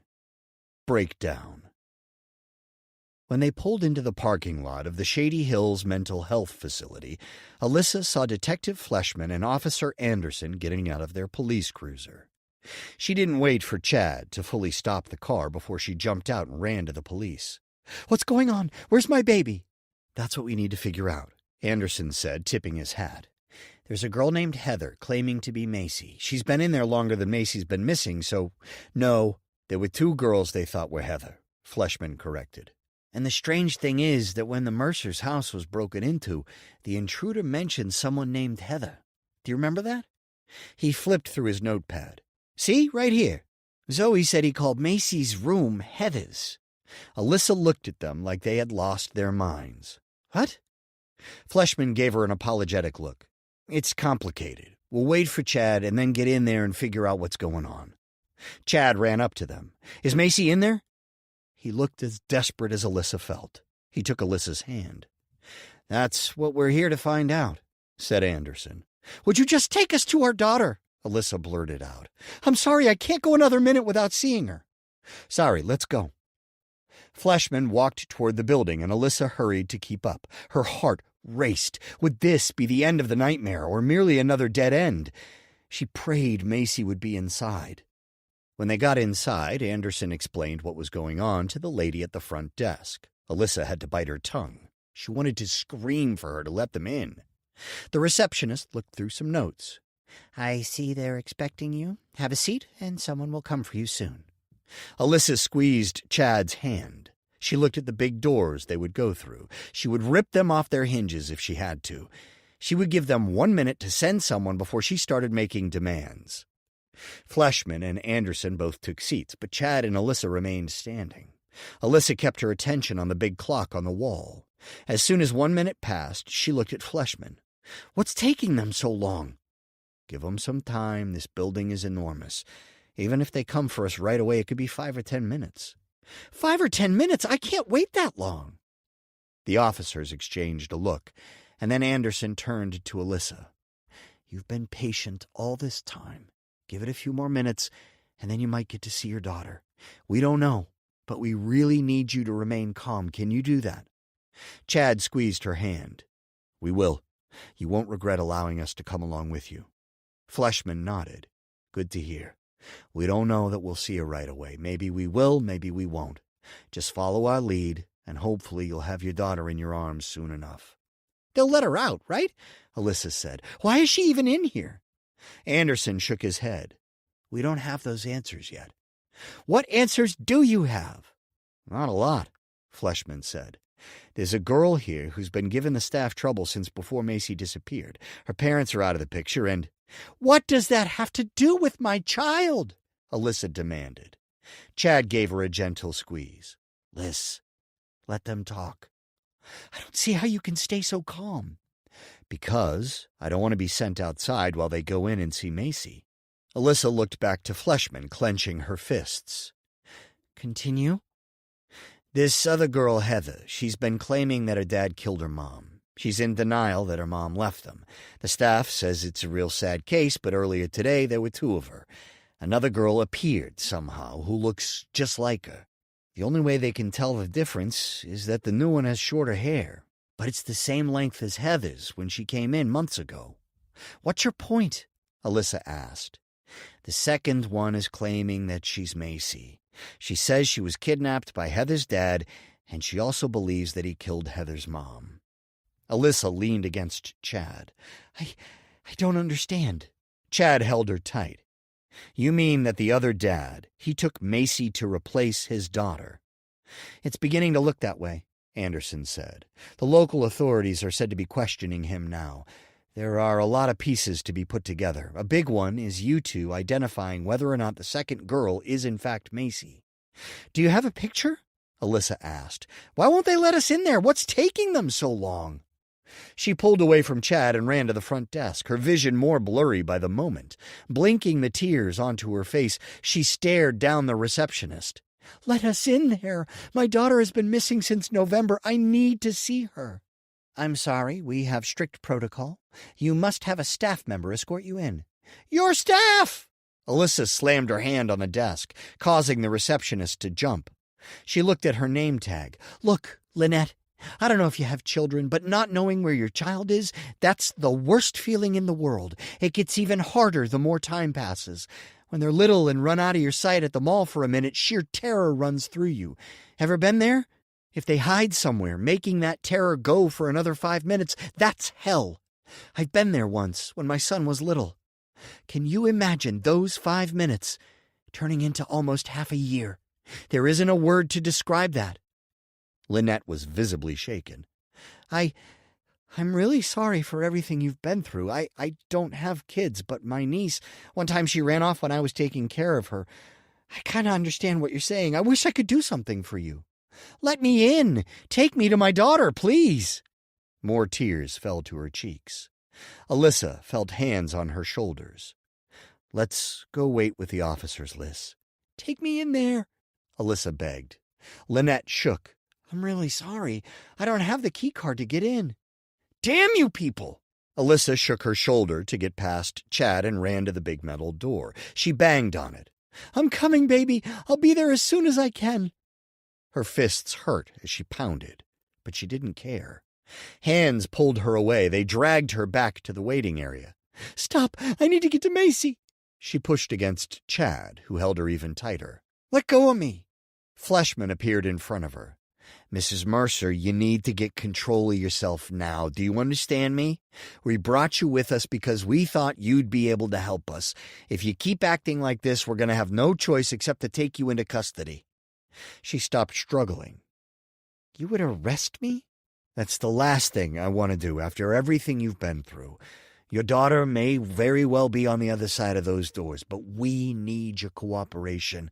It'll be a lot easier if you stay calm. The big question is, do you want to be with your husband when he identifies the girl as either your daughter or not?" "Of course I do." "It won't be much longer. You've waited this long. Can you wait another few minutes until someone comes for us?"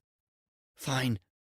Alyssa pushed against Chad, who let go of her. She sat down on a chair near the window and stared out. How dare they think they could arrest her after everything she's been through? The two of them, they knew. They had been working closely with her and Chad. They had been in daily contact for a while. Chad sat on the floor in front of her, resting his hands on her knees.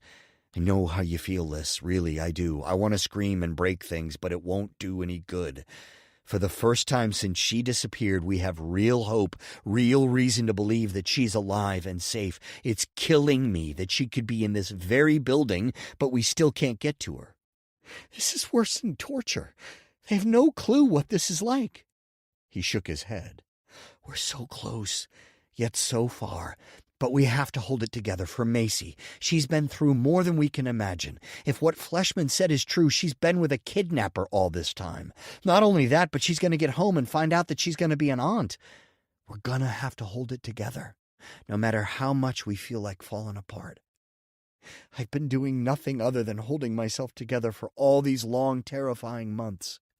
But this time, we'll have Macy with us. I hope to God that's the case anyway." She nodded. "I'll be strong for her. That's what I've been doing all along."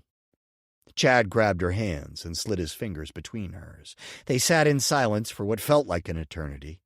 Alyssa looked out the window for a little while, and then she looked back to Chad, who had his chin rested on her lap. Tears shone in his eyes, and the pained expression on his face broke her already crushed heart. "Oh, Chad." He looked up at her, and the tears spilled to his cheeks. She let go of his hand and wiped the tears away. He sat up and stared into her eyes, more tears falling. She leaned forward and kissed his tears. He put his hands on her face and kissed her lips. Chad pulled back and stared at her. "Are we going to be okay, Liz? Will you come back home to me?" "Yes." "Would you even if Macy wasn't coming home?" Alyssa paused. The pain on his face made her heart hurt. "I wouldn't go anywhere else. I need you." He pulled her into another kiss. "And I need you. I've never been sure of that than at this moment." Someone cleared their throat behind them. "They're ready for us." Alyssa turned around to see Detective Fleshman and Officer Anderson standing with a man in a white lab coat. She stood, but her legs wouldn't support her weight. She fell toward the ground, but Chad caught her. "Lean against me." She put all her weight against him. He kept his arms around her, and somehow she managed to walk. "Are we really about to see Macy?" Alyssa whispered. "I hope so." Though he held her with strong arms, Alyssa could feel him shaking. He was just as scared as she was. Alyssa didn't know what scared her more, finding out that the girl wasn't Macy, or hearing about what her daughter had gone through all the time she was missing. Had she been abused? They said the abductor had been trying to replace his daughter. Was there a chance that he had treated her well? The large metal door opened slowly. Alyssa's heart sank as she saw another heavy door. How long would it take to get to Macy? What would she do if the girl wasn't Macy? What would she do if the girl was? 30. Doors. Chad's throat closed up as the final metal door shut behind them. He looked at the scene in front of him. It looked like a typical hospital, with another reception area and doors with numbers. The doctor, what did he say his name was? Stopped and said something to the receptionist. He turned back to them. I sure hope you'll be able to offer some insight. We're still trying to figure out how this happened. Sure, we get kids trying to sneak out, but never in. This is a first. Where is she? Alyssa asked, her voice strained. Chad gave her shoulders a squeeze. They're in Heather's room, and they're both sticking to the same story since we discovered the two of them.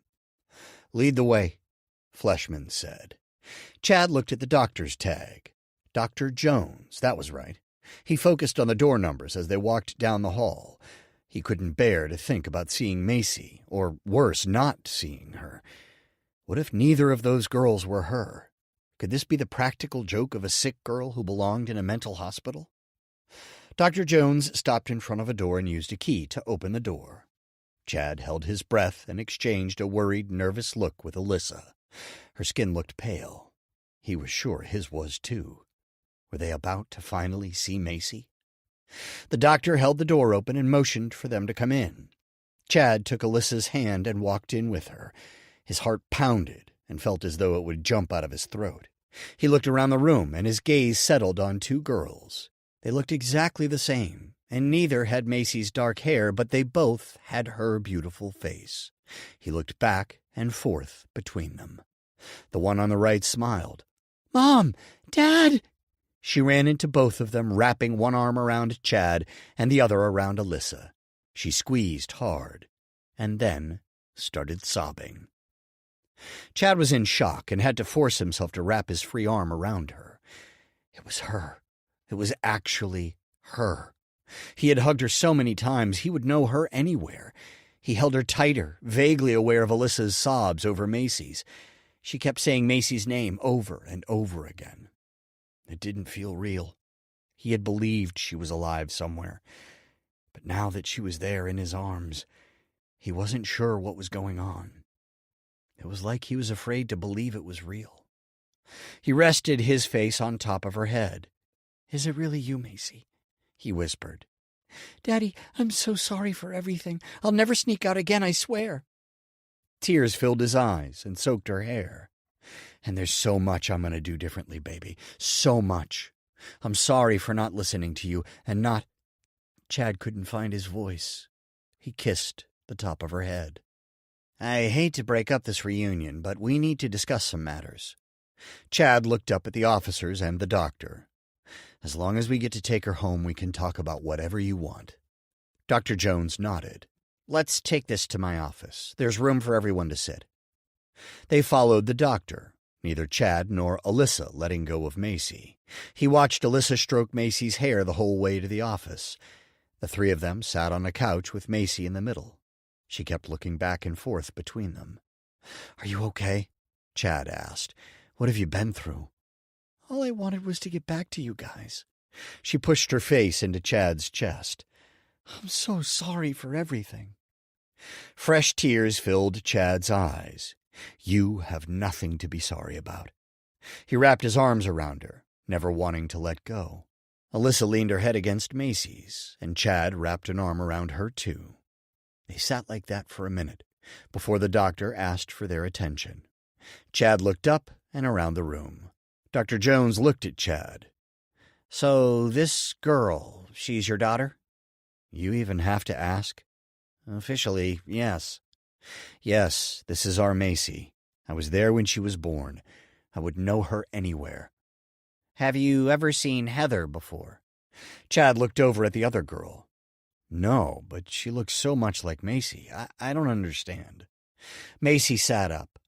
Chester, her dad, he found me online. He was looking for someone who looked just like Heather, and he pretended to be a boy so I would meet with him. He wanted me to replace her since he lost custody of her. He killed my mom, Heather said. Do you believe me now? He's crazy enough to kidnap someone to replace me. He killed my mom. Tears fell down her face. She's not in Paris. She's not. Dr. Jones frowned. Your story is more believable now, Heather. We need to look into it because we've talked with your mom. He found someone to replace me. You think he couldn't have found someone to pretend to be Mom over the phone? Like I said, we'll look into it. Right now, we need to focus on one thing at a time. Once we get Macy's situation squared away, we'll figure out what's going on with you. Like I told you before, your dad is being questioned right now. I hope they lock him up forever. Me too, Macy said. Dr. Jones looked at Macy. Once you identify him as your kidnapper, he'll be arrested. He should be put away for years for that alone. If it turns out that he also killed his wife, let's hope he'll be sentenced for life. Chad looked over at Fleshman and Anderson, who were both furiously taking notes. Fleshman looked at Macy. I know this will be difficult, but we need you to tell us everything. Where do you want me to start? From the first time you came into contact with Chester Woodron. Macy shook, and Chad pulled her close. Mom and I are here, baby. I promise you won't get into trouble for a single thing. Tell them everything. Chad listened in disbelief as Macy told her entire story, starting from the boy who started chatting with her on social media, showing her attention that no one else had. His heart broke into more pieces than before as she described everything the madman had done to his daughter. Finally, he couldn't take it anymore. He glared at Fleshman. Are you going to arrest that dirtbag yet, or what? Chad, let her finish the story. We can't proceed until we've taken her full statement. Go on, honey. Chad kissed the top of her head again. Macy continued her story, telling the story of being taken to a cult. Chad wanted to interrupt and ask questions, but he knew there would be time for that later. He pulled her closer. How would he ever let her go again? Wait, Fleshman said. A cult? Where's it located? Yeah, Macy said. It's in the mountains. I don't really know where. That's fine. We'll talk to you more about that later. Maybe the body and the kidnapping are related. Macy stared at the officers. There are other kidnapped kids there in the community. You guys have to get there and take them home, too. She went on to explain what life was like there, and then she told the story of her escape attempt. Her eyes filled with tears as she talked about Luke and Dorcas. When she told of Chester shooting Dorcas, Macy dissolved into tears, pushing her face into Chad's chest once again. He held her tight as she soaked his shirt with tears. Heather stood up. See? Dad killed a girl. Just a kid. He didn't even think twice about it. He just did it. Why wouldn't he kill Mom? She probably wanted a divorce, and he did away with her. He killed her. Will you listen to me now, please? Dr. Jones nodded. Sit down, Heather. I'm sure that your dad is going to be locked away for a long, long time. We need to focus on one thing at a time. Make sure Mom's death is on his list of offenses. Heather sat, crossing her arms. Macy, can you tell us the rest of the story? From what you've described, that was around the New Year. What happened since then?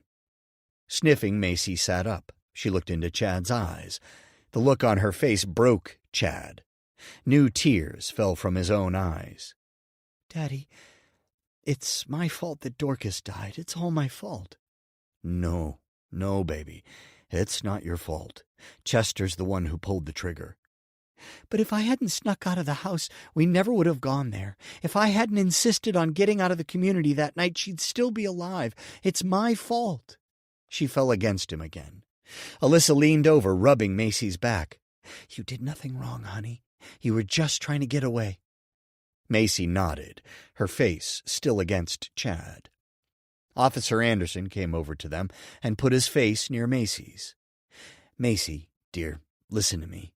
I'm a police officer, and from everything you've told me, you have nothing to feel guilty about. All of this is on Chester. He's the one who lured you, kidnapped you, took you there, and shot the girl. He did it all. You did the right thing by trying to get away. Macy sat up. But it's still my fault. Anderson shook his head. No, honey, it's not. Dr. Jones looked at Chad. You're going to have to get her into counseling when you get back home. She can't walk around with that false guilt. We know that, Alyssa said. She continued to run her hands through Macy's hair. Can you tell us the rest of the story, baby? What happened next? But first you guys have to find Luke. He's missing, and he probably needs help. I'm sure of it. I hope he didn't go back to the community. They might have—" Macy's eyes filled with tears again. Rage ran through Chad as Macy told them about Chester breaking her leg. If the police didn't arrest Chester and put him on death row, Chad would find a way to kill the bastard with his own 2 hands. He held her even tighter as he listened to her tell the rest of the story, of how she was forced to cook and clean for the psychos. It was all he could to stay silent. Macy held it together remarkably well. He didn't know how she did it. When she was done talking, she collapsed against him. He kissed the top of her head. Alyssa spoke up. "Are you guys going to arrest that man now? You've just made Macy relive every horrible moment of her ordeal." "Her testimony is going to make a huge difference. We need to hear what Heather has to say about him, too," Fleshman said. "You don't have enough on him from what Macy said? He kidnapped her and did all those awful things to her against her will. He nearly killed her, too."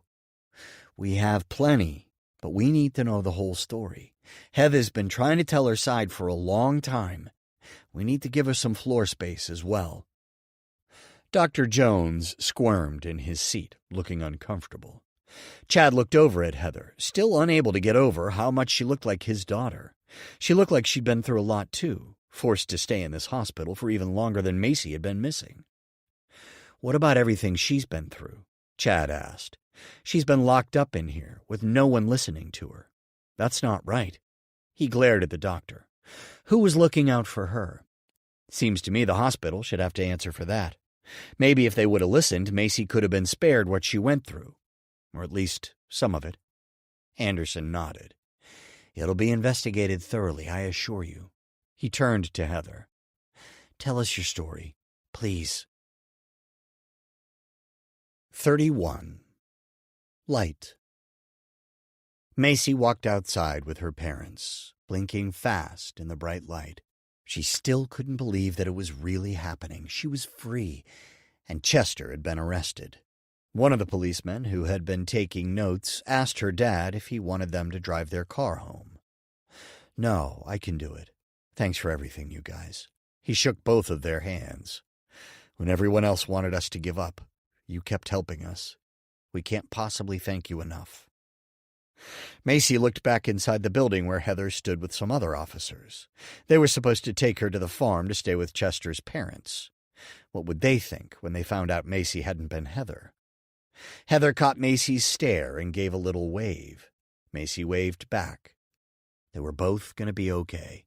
Macy more than her, since she was going back home to her parents and brother. "Come on, honey," said her mom. Macy looked at her parents and followed them to her dad's car. She felt a strange joy well up inside of her. Not only was the car familiar, but it was going to take her back home. She would be able to sleep in her own bed, wear her own clothes, and hopefully sleep a lot. Her dad opened the back door for her. He smiled, but tears shone in his eyes. Macy wrapped him in a hug. "I'm so sorry for everything, Dad. Shh. Just get in the car. We're glad to have you back. No more talk about the past. Not now." He kissed the top of her head. "Okay." She climbed in and breathed deeply. It smelled just like home. She leaned her head against the back of the seat and closed her eyes. As soon as she relaxed, she expected to hear Chester's voice. She sat up gasping. "Are you okay?" her mom asked, turning around. "Yeah, sorry." It would take a while to get used to being back at home. "Do you need anything?" her dad asked. "Are you hungry? We can stop somewhere and get you any vegan meal you want. I saw a sub shop by the freeway." Macy shrugged. Her nerves had her stomach twisting in knots. "Maybe later. I kind of just want to get home. How's Alex?" Her parents exchanged one of their looks. "What?" Macy asked. "You wouldn't believe how much he's missed you." Her dad started the car. "I've never seen a brother who loves his sister more." Alyssa turned around again. "He was the one who figured out that you were gone that first morning. He hasn't stopped worrying about you since. None of us have." "What about Zoe? Have you seen her?" Her mom had a funny look on her face. "Yeah, she's been spending a lot of time with us.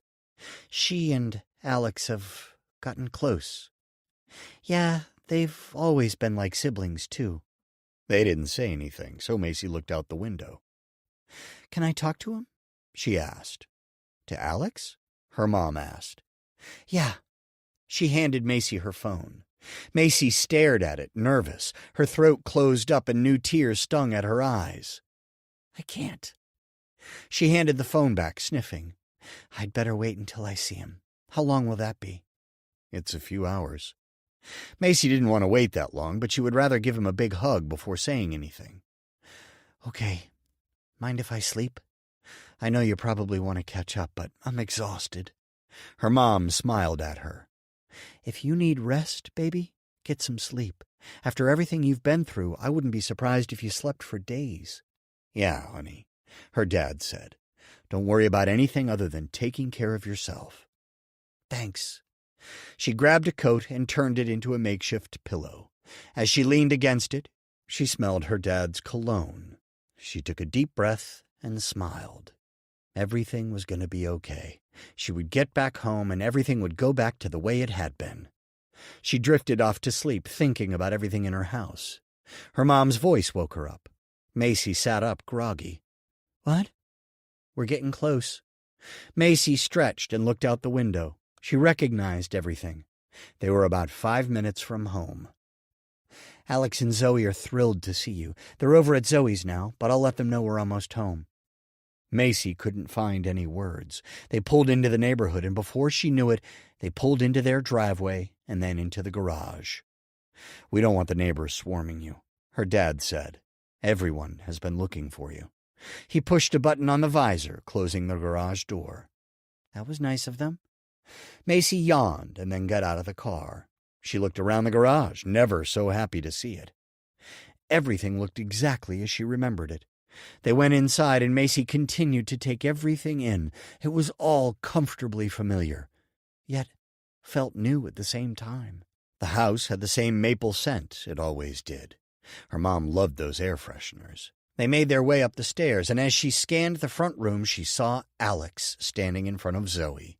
Macy's feet took off from under her, and she ran into Alex's arms, causing him to stumble. He wrapped his arms around her. He shook. Was he actually crying? Macy looked into his eyes, and sure enough, tears were spilling out. "Look at you," Macy said through her own tears. She backed up a little. "You've really gotten bigger. Look, you're taller than me now." "You too. Well, taller than you were, I mean. And your hair. I like it." He threw his arms around her again. She squeezed him tight. "I've missed you so much, Alex." "Me too. I never thought I'd see you again. I never gave up on you, but it was so long and everything. I can't believe you're actually here. Don't ever leave again, okay? You have to promise." Macy smiled. "I'll do my best. I won't be sneaking out again, that's for sure." "You'd better not. You'll have to deal with me if you do." She gave him another squeeze. "I need to give Zoe a hug." Macy let go of Alex, almost needing to push him away because he wouldn't let go. She stared at Zoe before running into her arms. She looked different, more round in the face. Had she put on weight? Then she noticed her stomach. "Zoe? What happened?" "Well, I guess I know what happened, but who? When?" Zoe smiled wide. "Shut up and give me a hug." Macy gave her a soft hug, not wanting to injure her middle. "Oh, come on, a real hug. You're not going to break me." Zoe squeezed Macy so tight she nearly choked. "Why don't we give him some time?" her dad asked her mom. Her mom nodded, taking his hand. Macy's eyes popped wide. They were holding hands. "We'll get some dinner ready," Macy's mom said, leaning against her dad. "Sure." Macy shook her head. That would take some getting used to. Her parents had barely been able to be in the same room before she left. The landline rang. Her dad sighed. "Looks like we're going to be fielding calls again." Her mom's cell phone rang. "At least we have good news this time." They went upstairs. Macy turned to Zoe. "You've got to tell me everything. Do you have a boyfriend?" Zoe bit her lip and looked away. "Yeah, kinda." "Kind of?" Macy asked. "You might want to sit," Zoe said. "I've been sitting for the last 3 hours. I'd rather not. Can we go up to my room and you can tell me on the way? I'm dying to see my stuff." "You've got to tell us everything," Alex said. "I've had all these images running through my head. I want the truth. I need to get rid of the fake stuff. Dad said you were kidnapped, but that's all we know. What happened?" Macy headed for the stairs. "I'll tell you everything in my room." They followed her up to the bedroom. Macy threw herself on the bed and looked over at Ducky, who ran to the side of the cage and looked her way. Zoe closed the door, but Alex opened it and went out. "Where's he going?" Zoe asked. "Does anything make sense that he does?" Macy asked, smiling. She sat up. "You have no idea how good it is to be back home. And you have no idea how great it is to have you back. Looks like you kept yourself occupied, though." "Well, I was stressed about you being gone." "You don't have to explain yourself. I hardly expected anyone to stop their life just because I wasn't there." Zoe's eyes narrowed. "Well, that's what happened. Everyone was crushed. There were times I could barely breathe. You should have seen your parents and Alex. You wouldn't believe how upset Alex was. He's been in counseling for the longest time. He could barely function." "Really? Your brother loves you. Never doubt that, no matter how big of a dork he's being." Alex came in. "Who's a dork?" "You," Zoe said. "That figures." He handed Macy her diaries. "I was looking for clues to find you. Hope you're not mad that I read 'em." Macy shook her head. "How could I be? Though we might have to talk later about how you knew where they were." Alex's cheeks turned red. "We don't have to." "It's so good to be back." Macy leaned against her headboard. "I never thought I'd get back home." She looked at Zoe's stomach again. "Are you going to keep changing the subject, or are you going to tell me who the guy is?" "You're looking at him," Alex said. Macy stared at her brother for a moment before the reality of what he said hit her. "You mean—" Alex nodded. His face was somewhat squished together, like he was nervous or something. "I guess we had a funny way of dealing with our grief." "Sorry, Macy," Zoe said. She also looked worried. "I know he's your brother. I hope you're not mad. I never meant to drag him into this." Alex shook his head. "You didn't drag me into anything. So are you two together, or was it like a one-time thing?" Macy felt lightheaded. Zoe grabbed Alex's hand. "We're together. We're in love." "Oh." Macy never would have guessed that they would have liked each other like that. She watched as they both looked back and forth between her and each other. It would take some getting used to, but it would probably be cool. "Are you okay with us?" Zoe asked. "As long as I'm not the third wheel, I guess so. It's going to take some getting used to, but I can't complain. Not after everything I've been through. I'm alive and home with you guys. I couldn't ask for anything more." "Third wheel?" Alex asked. "Not a chance." He gave her a huge hug, nearly knocking her off the bed. "Yeah, no way," Zoe added. "We're never letting you out of our sight, so you'd better get used to us being around." "I can handle that," Macy smiled. "Now we just need to find a guy for you," Zoe said. "Don't look for a 13-year-old. I'm not—" "Hey!" Zoe laughed. "Are you making fun of me?" "Maybe." "Where should we look then?" "Oh, I'm in no hurry to get a boyfriend." Zoe's face got serious again. "Because of what you've been through?" "There's that, but I kind of have one. I just have to find him." "What, you mean Jared?" "No, Jared was a lie." Macy's eyes got misty. "I met someone while I was away, but we got separated." "What do you mean?" Zoe tilted her head. It was obvious that she knew there was more to the story. "Can I tell you about Luke later? I need to get used to being back home first." Zoe took one of Macy's hands. "Anything you need. Just tell us and it's yours, got it? We'll do anything for you. At least, I will." "Me too," Alex said. He pushed Zoe aside and gave Macy another hug. Macy's throat felt like it was going to close up. Tears of happiness threatened. Not only was she home, she was the luckiest girl alive. 32. Frenzy. Alex watched as Macy walked to her window and looked outside. She turned to Alex. "Why are there so many vans outside?" He took a deep breath, preparing himself to explain how the media had forced their way into their lives. He walked over and looked. It's the media circus. The doorbell rang again, proving his point. It had been ringing for about a half an hour. What do you mean? Macy looked out again. But why are they here? When you were first gone, they wouldn't leave us alone. There was always someone out there ready to ask us questions if we went outside. For the longest time, a van was parked across the street just recording our house. Why? You were the most exciting thing on the news for a long time. It drove Mom and Dad crazy. It was annoying, but I thought it was a little funny. I mean, we were like stars or something. Only it really sucked because you were missing. Well, at least Zoe went home before all of this. She never would have made it down to her house. When will they leave? Hopefully soon. They did eventually leave us alone. I think it helped that Dad used his blog to post updates. People could get the answers they wanted without watching the news. Plus, with all the click-throughs or whatever, he was able to stop working. Macy leaned against the wall. Things have really changed, haven't they? Yeah, but everything will go back to normal. You think? You and Zoe are going to have a baby. That feels weird to even say. When we were at the appointment, her parents were talking about raising her. Her? It's a girl? Alex's lips curled slightly and his heart rate picked up. Yeah, we found out today. It's been a huge day. You came back and we found out the baby's a girl. So now that Zoe's dad is here, her parents are getting back together? Yep, it's weird. They haven't seen each other in 15 years and now they want to be a family. I think he feels guilty. Are Mom and Dad okay with them raising the baby? Asked Macy. Not that it's their decision, but they don't want to raise a baby, and they don't want me ruining my life to raise her either. So I'm sure they'll be happy. We can see her whenever we want. Zoe and me are together all the time anyway. I don't know if I'll ever get used to that. Are you guys still... Ew. Alex's face became warm. It's not gross. I don't want to hear about it.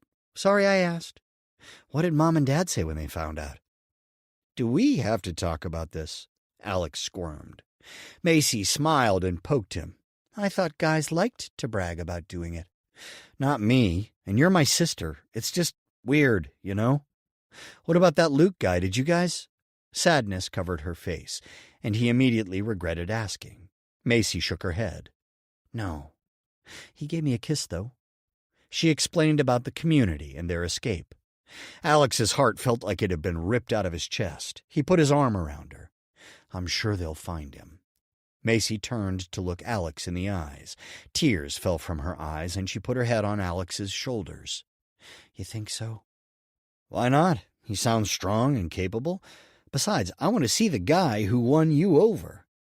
They stood there like that for a while. Time either stood still or rushed by. Alex couldn't tell. He was just glad to have Macy back.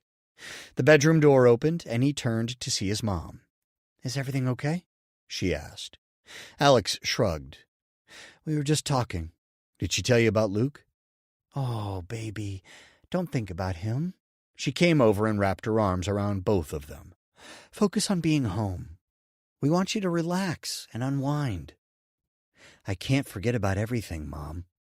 Honey, I'm not asking you to forget. Hey, do you want to see your picture on TV? You're all over the news. I am? Alex wasn't surprised, but that might be the distraction his sister needed. Yeah, you're practically a celeb. Come and see. Macy shrugged. Okay. They went into the bonus room where the news was already on. A picture of Macy from their dad's blog flashed on the screen. The word found flashed underneath. Alex watched Macy. He couldn't tell what she was thinking. When a dog food commercial came on, he asked, What do you think of that? It's weird to watch the news again. You haven't watched any TV? Well, I saw some ancient reruns at the farmhouse, but that was months ago. It was before the community. I saw part of a movie yesterday at the mental hospital. Farmhouse? Mental hospital?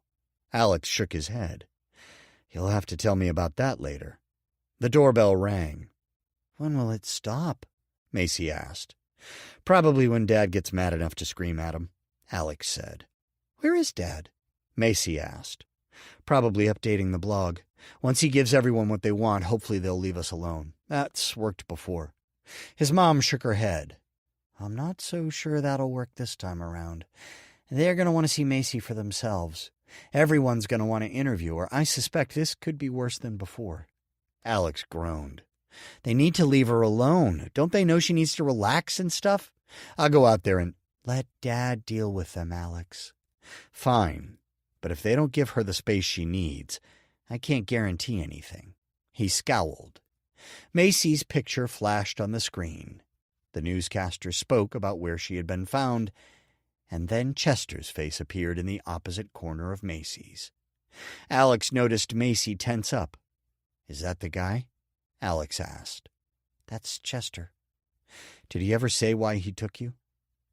Alex, his mom said in a warning tone. She doesn't want to talk about it now. I don't mind, Mom. She told him about Heather and her mom. What a sick jerk, Alex said. They'd better lock him away for a long time. If they ever let him out, Alex, he has a lot of charges against him, his mom said. I wouldn't worry about him getting out. He better not. Alex clenched his fists and stared at the picture of his sister's abductor. He doesn't look like someone who would do all that. He's a nerd. Look at those glasses and that hair. He looks like someone who gets beat up, not someone who kidnapped someone and killed 2 people. Macy sighed. That's just it. He was picked on his whole life. I guess he just snapped. That's what it sounds like anyway. Maybe there was a reason people bullied him. He doesn't deserve to live, Alex said. Honey, no, Mom, it's the truth. He's a waste of space. I hope he gets a death sentence. We'll let the jury decide that. Whatever. Alex looked back and forth between the TV and his sister. Even though he'd been talking with her, it still didn't feel real yet. He kept waiting to wake up, in his bed, alone. Macy caught him looking at her. She gave him a slight smile and took his hand. I really missed you. His throat closed up and tears stung at his eyes. Me too. You have no idea. She squeezed his hand, her eyes shining with tears. Oh, you guys, Alyssa gushed. She wrapped them both in a hug. She pulled back and stared at Macy. I hope you know I'm never letting you out of my sight. That's fine by me, Macy said. I don't want to go anywhere, ever again. That's good, Alex said, because people are going to be all over you when you do leave the house. The news didn't leave us alone for a long time after you disappeared. What about school? Macy asked. Don't we have to go to school? Zoe and I have been homeschooling. Macy's eyes widened. Why? Alex shrugged. I couldn't really focus. Plus, I had to deal with all the things those jerks said. What do you mean? People have always been nice to you. Anger burned in his chest. They were saying things like you were dead. Had it gone much longer, I would have been expelled for beating kids up. And Zoe? Because of the baby? Honey, Alyssa said, we've all been beside ourselves with grief and worry. Life never just picked up where it left off. Dad couldn't keep working either. Luckily, he had the blog to fall back on. Wait, Macy said, looking at the TV. I want to see this. Alex looked at the screen and saw police busting down a large wooden gate in what appeared to be a forest. They're going to get the other kidnapped kids, Macy said. Her hand tightened around Alex's. He had forgotten she still held on to his hand. The fence finally fell to the ground and the officers rushed in. People in white ran around looking scared. Women with tight buns grabbed children and ran into little buildings. Men jumped on horses and ran off. You were there? Alex asked. The dude who kidnapped you was Amish? Macy shook her head. Shh! The screen faded away and then showed several people handcuffed and being taken into the police cruisers. Did you know them? Alex asked. Those are the leaders. I bet Jonah didn't see that in his visions. Macy said, her voice dripping with sarcasm. What? Asked Alyssa. Never mind. Look, they're taking some kids. I hope they get to go back to their families, too. Was it weird, talking with other kids who had been abducted? Alyssa asked. Macy shrugged. We really didn't get to talk like that. It was forbidden to talk about life outside the community. Everyone was even given new names. Alyssa's eyes widened. What was your name? We weren't there long enough, so everyone knew me as Heather. Heather? Alex asked. Oh, right, that D-bag's daughter. Macy still hadn't taken her eyes off the screen. Are you looking for Luke? Alex asked. Yeah, I haven't seen him. I don't know if that's good or bad. I'm sure he's safe, Alex said. Wait, Macy exclaimed. There he is. That's him and his mom, talking to some cops by that car right there. Macy jumped up and pointed. That's Luke. Tears shone in her eyes. The police will make sure he's taken care of, said her mom, wrapping an arm around Macy. She kissed her forehead. Macy shook. I need to talk to him. We have to find him. We will. Macy stared at the TV screen, which was no longer on Luke or his mom. You think we'll be able to find them? The policemen who were with us when we found you, they'll help us however they can. I hope so, Macy said. She shook, staring at the television. 33. Returned. Macy felt something brush against her cheek, and she rolled over, covering her face with the blankets. Something pushed on her leg. She pulled it close and tucked it under her arms. Time to wake up, Heather. Macy's eyes popped open. What was Chester's voice doing at home? Wasn't she home? Had it all been a too realistic dream? Heather, don't ignore me. Her heart pounded in her ears. Don't evade me, or there's going to be trouble. You know what that means, don't you? Macy sat up, ready to claw his face. Get out of my room. You're going to pay for everything you've done. How dare you run away from me, try to get me into trouble. They're looking for your mom and questioning me. We have to leave before they arrest me. I'll scream, Chester. My family's just down the hall. They'll come, and then you'll go back to jail. Chester shook his head slowly. That's where you're wrong, dear Heather. We don't have to worry about them anymore. Remember what I told you would happen if you ever ran away. The blood drained from Macy's face. You didn't. He held up a bloody butcher knife. Now we don't have to worry about them anymore. None of them. Come on. Your true family awaits. Tears streamed down her face. You're lying. Chester held the knife close and smelled it. There's nothing like the smell of fresh blood. You want to know what your family's blood smells like? Macy screamed. I wouldn't do that if I were you. She screamed even louder. Heather, if they can't hear you, then the neighbors will. There are cops across the street. I took care of them, too. We have nothing standing in our way now. It's time to go home and be a family forever. I've even convinced Jonah and the prophets to forgive everything. Of course, you'll have to be under strict watch, but we can go back, and everything will be the same as it was, as it's meant to be. No, I won't go with you. You'll have to kill me, too. That would break my heart, Heather. Macy thought about telling him the real Heather was out of the hospital, but she wouldn't be able to live with herself if Heather had to go back to him.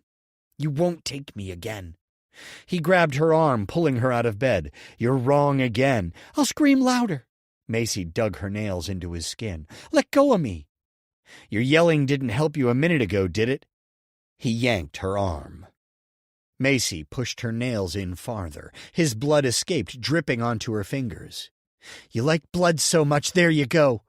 He held the knife to her throat. I'll kill you slowly and painfully like I did them. You should have heard your dad and brother. They both cried like sissies. Liar! Macy screamed again, taking all the energy she had. Macy! That was her mom's voice. She looked around for her mom.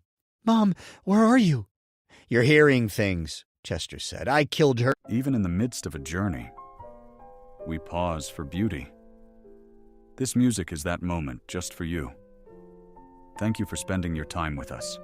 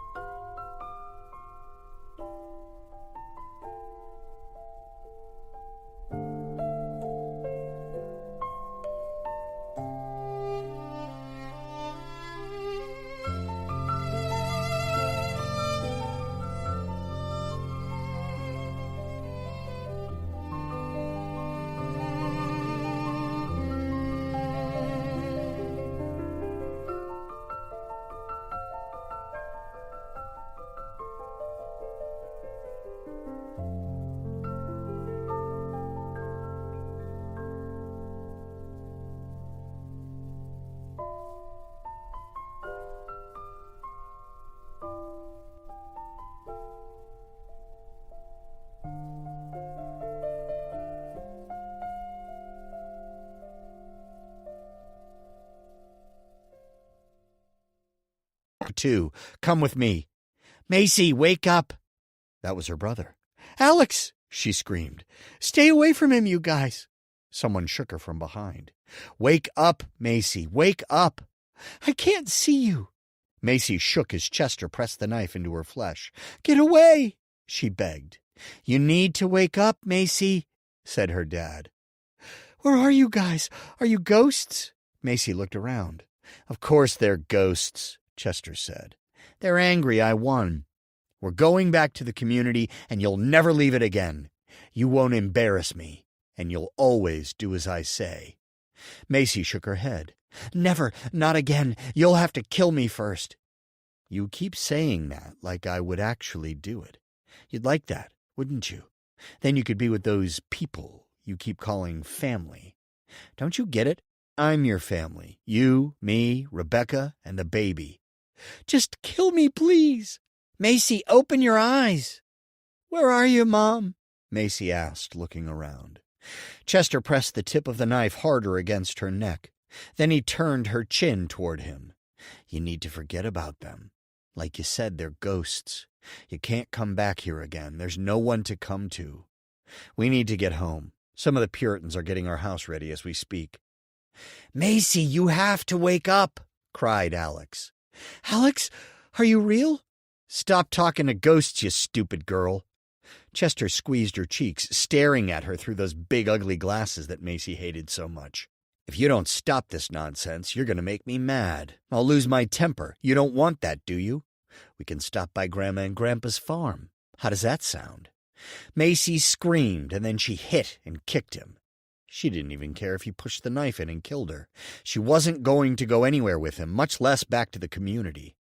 Something cold and wet covered her face. She looked at Chester, but his hands were on her and the knife. Even though her eyes were open, she opened them again. Macy blinked and sat up in her bed. How had she gotten back in there? She looked around, gasping for air. Where was Chester?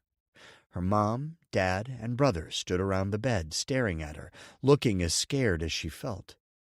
I told you the cold washcloth would work, Alex said. Where did he go? Did he kill me? Am I a ghost now, too?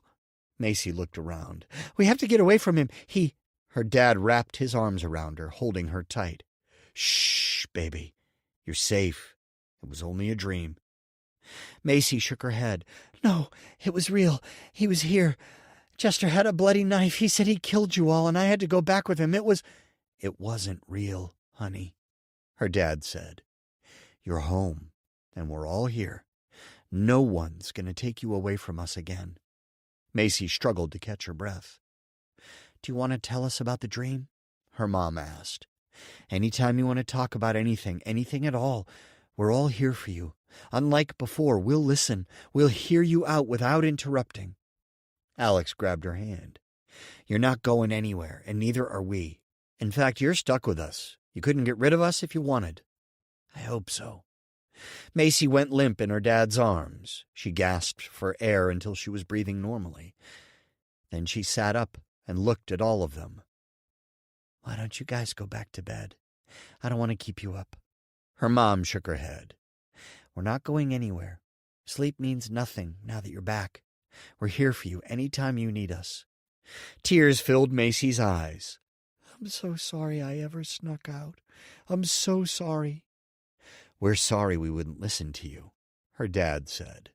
Alex squeezed her hand. And I'm sorry I teased you and didn't beat up all those kids who bullied you. That's what I should have done. I was a horrible brother, but now things are different. Macy shook her head. You weren't a bad brother. I know you were just trying to cheer me up. He frowned. Well, I was stupid. Her mom looked into her eyes. Do you want to talk about your nightmare? No. I just want to forget about everything I went through. I'm home now. I guess I just have to get used to that. Do you want to go back to sleep? Her dad asked. Macy thought about it. Her dreams were the one place where Chester could still hunt her down. No. I think I'll check my emails or something. I probably have a ton. I have a better idea, her mom said. Why don't we have another family movie night? You and Alex pick something to watch while Dad and I get snacks. How does popcorn, ice cream, candy, and pop sound? Like a dream come true, Macy said. Her dad stood up and helped her out of bed. A middle-of-the-night movie it is. Let's get to snacks, Liz. He took her hand and they looked into each other's eyes. Warmness filled Macy as she watched them. She looked over at Alex and he smiled. You two better hurry, said their mom, because if you don't have a movie picked out by the time we get there, we'll pick out something.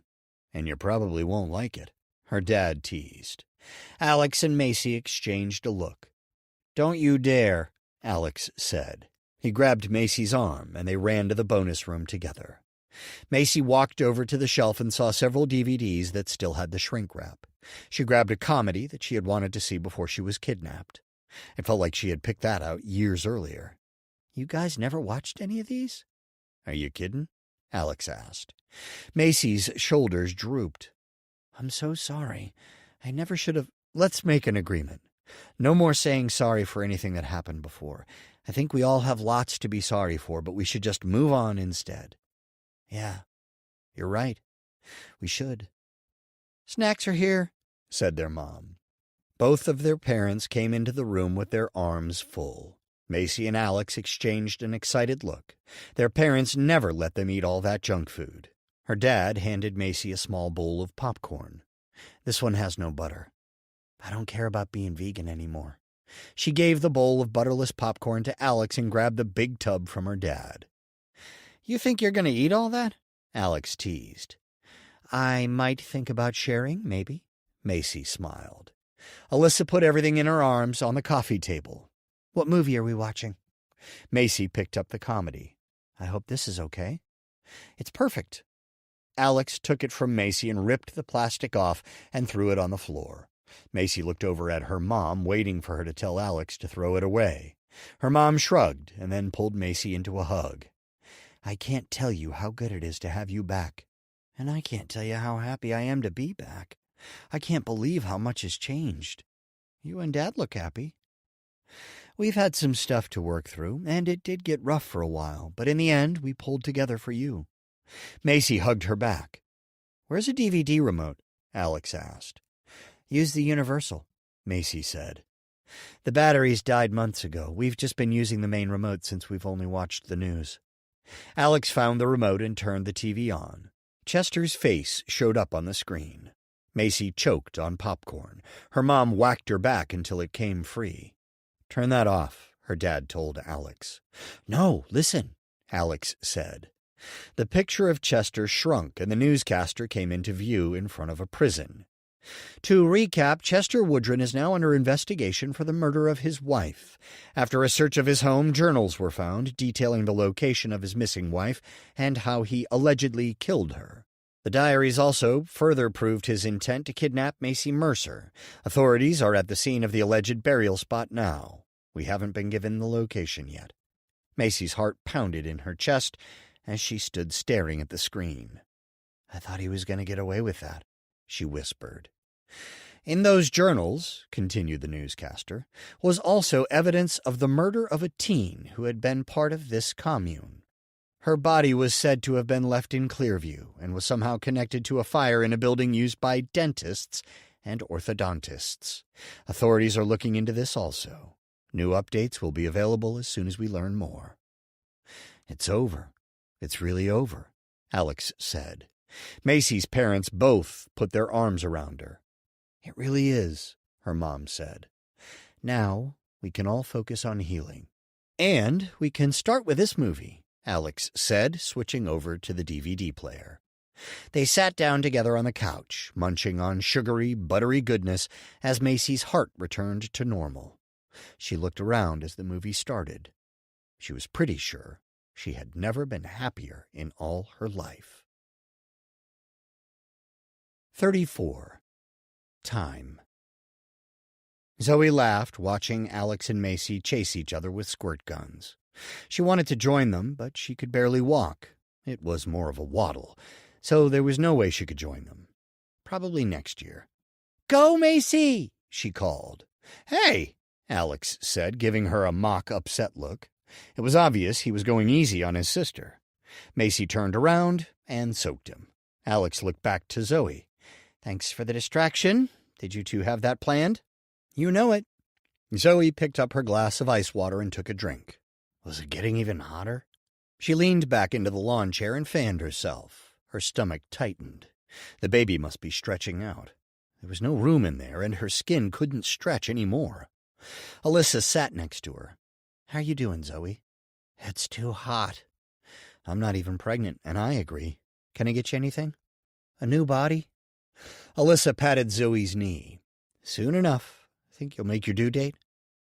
The doctor says she can come any time 2 weeks before or after the date, and it's still on time. You're only a week away. I know. Zoe repositioned herself. Her legs were going numb. Will my feet go back to normal? Sure they will. My feet swelled too, but I always went back to wearing my old shoes. Man, I hope so. I can't believe I had to buy flip-flops 2 sizes too big, and they fit. Zoe frowned, ignoring her stomach tightening again. The baby was sure being active. Is it true first babies are usually late? Each one is different. A first can be early, and the second can be late. No matter what, they like to keep us on our toes. Zoe nodded. Let me get you some more water. Or do you want to come inside? It's cooler in there. Her entire body ached, and nothing sounded better than a nap. But Zoe didn't want to move. She handed Alyssa her glass and closed her eyes. She listened to Macy and Alex shrieking at each other. It was good to have Macy back and have things returning to normal. It had taken a while for Macy to become herself again. At first, every time she heard a noise, she would jump. Now, not so much. Zoe's stomach tightened again. This time she held her breath. Maybe it wasn't the baby moving around. It was more of a squeezing sensation, like her body was getting ready to push. A contraction? It couldn't be. She'd been feeling the tightening for months, although not as intense as it was right then. It stopped, and she relaxed. She opened her eyes and saw Macy and Alex helping Chad put meat and veggie burgers on the grill. Alex looked over at her and smiled. Zoe waved back. Alex turned back to his dad and spread sauce over the grill contents. Her eyes grew heavy, and just as she was about to give in to them, Alyssa handed her a full glass of ice water. Thanks. She drank most of it and set it on a tray next to her. Alyssa went over to the grill, and Zoe looked up into the sky and watched a few small clouds. There was a painful kick in her ribs. That was the baby. She grimaced, waiting for more, but it was just the one. Then her stomach tightened so painfully that she sat up. She couldn't even get a sound out. Beads of sweat formed along her face. When the pain finally stopped, she leaned back against the chair, catching her breath. Should she tell someone? The Mercers all looked so happy to be together. They were hungry and getting ready to eat. Zoe could let them enjoy their meal and then ask Alyssa if what she was feeling was contractions. Her water hadn't broke, so she had to be fine. Alex came over. Do you want ketchup on your... Are you okay? Zoe nodded. Fine. He sat on the chair next to her. Are you sure you're sweating? It's hot, and I've got 2 people's body heat. I know, but you look not right. Just eat. Aren't you hungry? There's hardly any room in my stomach. She closed her eyes. She felt Alex's lips on her forehead. If you need anything, let me know. All right. Zoe felt something similar to really bad cramps, and then her stomach tightened again. Once that stopped, she felt nauseated, along with severe lower back pain. She sat up in time to throw up on the lawn and not get anything on the chair. Everyone ran over, asking if she was okay. Zoe stood up. My back hurts so bad. A new wave of nausea swept over her, but she didn't throw up. A new wave hit her, and her stomach heaved. I'm going to be sick again. Oh! She turned away and threw up on her other pile. Someone put their arms around her and guided her toward the house. Zoe stopped walking when her legs felt wet. She looked down and saw the puddle around her feet on the deck. I'm so sorry. Nothing to be sorry about, Alyssa said. She turned to Macy. Call her parents. Macy ran inside. Alyssa turned to Alex. Go inside and get some towels and clean clothes for Zoe. He looked pale, but ran in also. Sorry to ruin your lunch, Zoe said. Alyssa shook her head. You have nothing to be sorry about. We'll get you cleaned up and then head to the hospital. Do you have a hospital bag packed? Mom's got something in her car. Okay, one less thing to worry about. We'll just get you there. Do you feel like you have to throw up again? Zoe shook her head. Her stomach tightened again, and she grasped it. Where's Alex? Alyssa asked. Macy burst out the door. Valerie says she'll meet us there unless we can't take her. She's leaving work now. We'll take her, Alyssa said. It wouldn't make sense for her to come here. Get your brother. We need towels. Macy gave Zoe a sympathetic look and ran back inside. Zoe felt another gush of liquid. How many times can water break? Only once, but it doesn't always rush out at the same time. We'll have you sit on some towels in the car just in case. Okay. Zoe's head was spinning. The pain was horrendous, all of it. But it was actually nice to have the distraction. She was scared of giving birth. Alex and Macy ran outside, both carrying towels. They wiped Zoe's legs, and soon she was inside changing her clothes. After that, everything was a blur. She was vaguely aware of being in the car on top of a pile of towels. When they got to the hospital, her parents were already there, both looking nervous. They ran over as soon as they saw her, asking more questions than she could focus on. A nurse came out and led them to her room.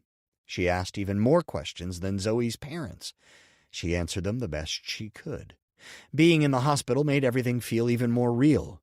Soon, the baby would be out, and hopefully the pain would stop. Zoe went into the bathroom and put on a gown while the nurse spoke with her parents. Where were Alex and Macy? She went back into the room and was led to the bed where she was hooked up to all kinds of things. The nurse said she would get the doctor. Her parents spoke over each other again. Can you guys get Macy and Alex? I want them here. Zoe looked around the room. It's big enough for everyone. Her mom took Zoe's hand. Are you sure you want to give the baby up for us to raise? You can still change your mind, you know. Zoe shook her head. It's better for everyone. We'll still live in the same house, and I can keep going to school and everything. It's not like she's going anywhere. Besides, I always wanted a sister. She tried to smile. I just never thought it would be like this. A doctor came in.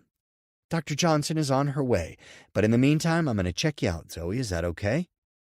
Zoe nodded, and then her stomach tightened again. This time it was so painful, she couldn't help but yell out. Once it passed, the doctor asked her the same questions the nurse had already asked, and logged into a tablet. Zoe answered them again, and then he examined her. It looks like you're progressing fast. He rattled off something about centimeters and other stuff that meant nothing to Zoe. She was waiting for the next wave of pain to hit. Can I get some medicine? When he left, Zoe looked around and asked her dad, Where's Mom? She went to get Macy and Alex. Do you want me to leave? I understand if you do. Zoe shrugged. You're fine, Dad. His face softened. She had never called him that before, and seeing the look on his face, she was glad she chose that moment. He wrapped his arms around her. Even though I haven't been around, I want you to know. Another round of pain struck, and Zoe clutched her stomach, crying out in pain again. She was vaguely aware of him taking her hand. When the agony finally receded, Zoe opened her eyes. Alex was next to her. He looked upset. I'm so sorry, Zoe. I never meant to do this to you. 35. Family. Macy's heart pounded as she walked down the hospital hall with her parents and Zoe's parents. Even though she'd had some time to adjust to the thought of becoming an aunt, her heart continued to beat harder. That wasn't even the crazy part. Her baby brother was a dad now, even though he wasn't going to raise the baby. The nurse opened a door on the left. They're ready to see you. Go on inside. Macy held her breath as she walked in. She let everyone else go in ahead of her. She was nervous, and she couldn't figure out why. Everyone in the room were the people she knew and loved most. But it was different now. The baby changed everything. Her brother and her best friend were parents. Her mom and dad were now grandparents. She looked at them, trying to grasp that. They definitely didn't look old enough. The nurse moved aside a curtain. Macy saw Zoe in the bed with Alex next to her. She looked around her parents, wanting to see the baby. Everyone crowded around the bed, gasping about the baby. Macy went around to the other side of the bed. Zoe held a tiny bundle with a little face poking out from the blanket. The eyes were closed, but she could tell the baby was beautiful. She walked to Alex's side and gave him a hug. "How do you feel?" "Too much. I'm proud and scared and overwhelmed. I'm glad that Zoe's parents are going to take care of her because I would just mess her up." Macy put her arm around him. "And you'll get to see her any time you want." He looked down at the baby. "I'm glad. Even though I know I'm too young to take care of her, I don't want her going far. I feel like I need to protect her." Macy kissed his cheek and then turned to Zoe. "How are you?" "I just want to sleep for the next week, but I'm so sore." "How are you, Auntie?" "Better than you guys." Macy smiled. Zoe handed her the bundle, and Macy sat down, afraid she'd do something to hurt the baby. "What's her name?" "We're going to let Mom and Dad name her. They wanted to let me, but I think they should." "Maybe you could pick the middle name." "That's a great idea," Zoe's dad said. "What do you think, Zoe?" "Alex and I could." Macy got up and handed the baby to her mom, and then stood near the bed, talking with Zoe and Alex.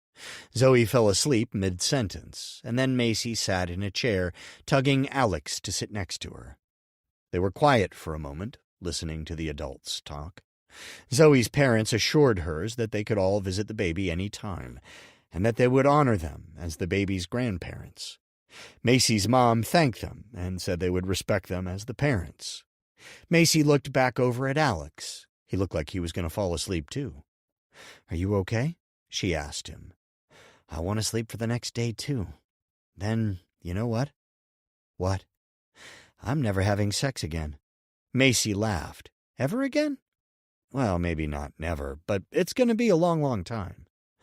"I'm sure Zoe feels the same way." Macy patted his hand.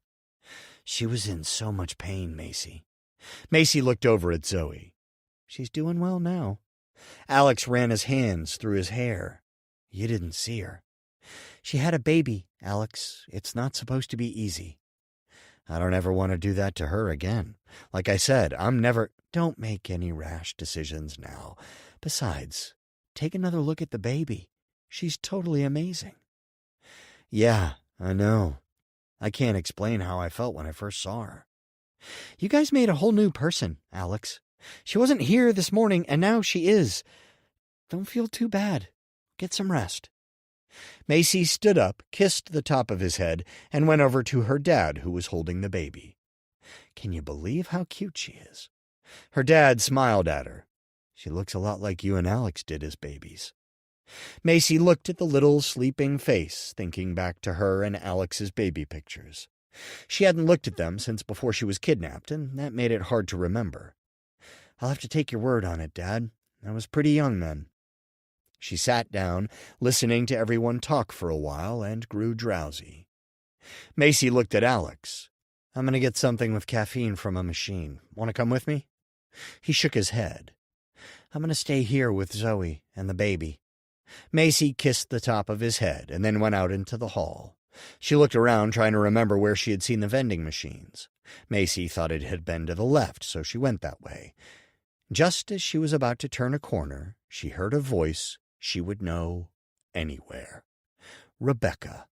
She peeked around the corner, and sure enough, Rebecca stood in the hall talking to some nurses.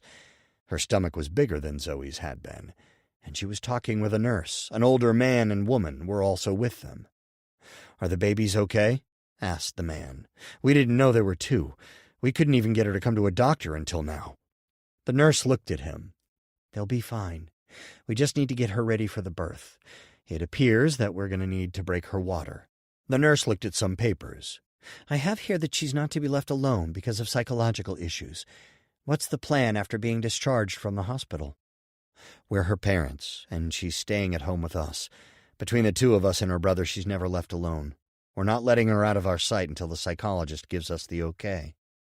The nurse scribbled notes on the paper. "I see something on her about an arrest warrant. We don't generally release. As long as she stays under the care of her psychologist, she's able to avoid that. If she fully rehabilitates, they're going to remove that from her record," said Rebecca's dad. "The babies will be safe. Okay?" The nurse scribbled more notes, and then they walked down the hall in the opposite direction as Macy. She leaned against the wall, breathing heavily. As shocked as she was about having seen Rebecca, she was glad that she was at least getting counseling. Even though their relationship had ended strained, Macy would always be glad for the friendship Rebecca had shown her when Macy first moved into the community. 36. Surprise. Macy waved to the receptionist at her counselor's office as she put her hand on the doorknob. "Bye, Shelley. See you next week." "Have a good one, kiddo." The sun was bright, so Macy dug into her purse and put on her sunglasses. "Good thing I parked in the shade," she muttered. She pulled out her cell phone and saw she had no missed calls or texts. "Looks like I have the afternoon to myself. The mall sounds like fun." As Macy neared her car, she noticed someone leaning against her car. She groaned. The last thing she wanted was to deal with another reporter. She prepared herself to give a harsh answer, the only kind that would get rid of them. But she stopped cold when he turned around and looked at her. His eyes shone brightly in the warm sun, and the skin around his eyes crinkled as his lips formed a smile.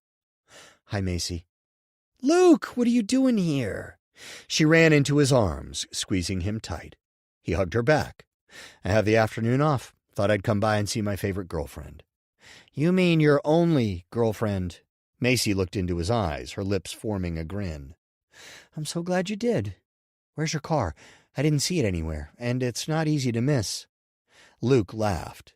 "No, she's not, is she? Mom took the beast in for a tune-up and dropped me off here. Hope you can give me a ride." "I'll have to think about that." Macy paused, pretending to consider it. "Or I can walk home, no big deal. See you around." He turned around and took a couple steps. "Get back here." She grabbed the back of his shirt. "Yes, ma'am."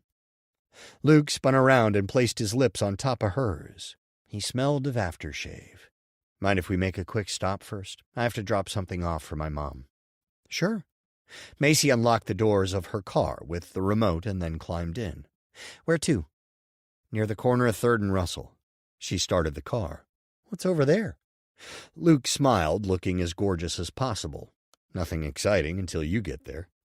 Macy's breath caught. She never got tired of looking at him. She pulled out of the parking spot. "Did you guys finally get the last of the boxes unpacked?" "Yeah, it's great to be in our own place now. Renting that small room until we got on our feet was stressful." "When do I get to come over and cook you guys a meal?" "As soon as you want. I know my mom won't mind." "Now that she's working full-time finally, I'm sure she'd love the help." "And I wouldn't mind the company." He elbowed her in the arm. Macy nudged Luke back. "Watch out, I'll make you cook." Luke laughed. "Don't make threats you don't intend to keep." They continued to tease each other as Macy navigated the heavy afternoon traffic. It was summer, but this part of town always seemed congested. "Okay," said Macy. "We're on Russell Street, and 3rd is coming up. Where do I turn?" "There's supposed to be a turn right after we pass 3rd. Go right." When she pulled into the parking lot, she looked at the nondescript little building. "What is this place?" "Oh, some kind of hall or something. Want to come in with me?" He batted his eyelashes. Her heart skipped a beat. Even though he was teasing, she couldn't help adoring him. "Anything for a little extra time with you." They got out, and Luke took her hand, and they walked in the front door. It was dim inside and looked set up for a party. "What's going on?" Macy asked. Luke turned the light on, and nearly 50 people jumped out and yelled, "Surprise!" Macy stared at them for a moment, and then looked at Luke. "What's going on?" Macy repeated. Zoe and Alex ran up to her, wrapping her in a hug. "We love you, Macy," Zoe said. "Thanks, but what's this for? It's not my birthday." "It's the anniversary of your return home," Alex said. "I thought we should celebrate. Zoe's the one who thought we should surprise you." "It worked?" Macy clutched her heart. Other guests swarmed Macy, hugging her and expressing their gratitude for her safe return a year earlier. Macy teared up as people shared about how worried they'd been for her, spending hours searching or handing out flyers. Some of the people she barely knew. Luke's mom, Caroline, wrapped her arms around Macy. I can't thank you enough for everything you and your family has done for us. We really wouldn't have been able to get back on our feet without you guys. And I never would have gotten away from Chester without Luke. Caroline shook her head. I don't know how I ever fell for everything Jonah and the community taught. Luke hugged his mom. You were trying to get us off the streets, and they offered you that and more. Tears shone in her eyes. Thanks, Luke. If I could go back in time, I would do so much differently. Other people came up to Macy wanting to talk. Caroline squeezed her hand. We'll talk later. When Macy finally had some space, she sat down at a table to breathe. Zoe brought over a plate full of cake and other sweets. Alex and Luke followed, carrying what looked like cups of punch. Did we surprise you? Zoe asked, smiling. My heart hasn't returned to its normal speed yet. Zoe grinned. Good, that's what we were going for. Valerie came to the table and handed little Ariana to Zoe, and then gave Macy a huge hug. You've always been like a second daughter to me. I was so relieved when you were found safe and sound. She turned to Zoe. Can you hold Ari for a few minutes? Of course. Zoe snuggled Ariana. A girl walked to the table. It took Macy a minute to realize who she was. Heather! What are you doing here? Macy jumped out of the chair and gave her a hug. How are you? I heard your grandparents adopted you.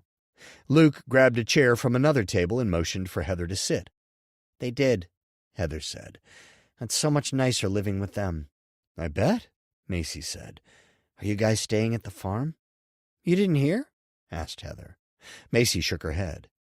After they found out what Dad used the barn for, they were so disgusted that Grandpa sold the animals and burned it down. They thought they could live in the house, but they couldn't. Grandma nearly had a nervous breakdown every time she looked where the barn used to be. So they sold their home of 45 years and moved into our old house. Macy thought about that for a minute. A sense of relief swept through her as she thought about the barn burning up. And you get to school with your friends? Heather nodded. It's weird, though, knowing that Dad was there with you and his new wife. Macy gave her a hug. I'm so sorry for everything he's put you through. And you. You didn't do anything. You're not even related to him. You really didn't deserve any of it. You don't either. At least I got to come home to my entire family, and I brought a boyfriend with me. And you got a niece, Zoe said, holding Ariana up. Sorry, couldn't help overhearing. So, how are you fitting back into society after being in that loony bin? Zoe, Macy hissed. Heather laughed. No, it's fine. I call it the nut house. Luckily, my grandparents have been so helpful.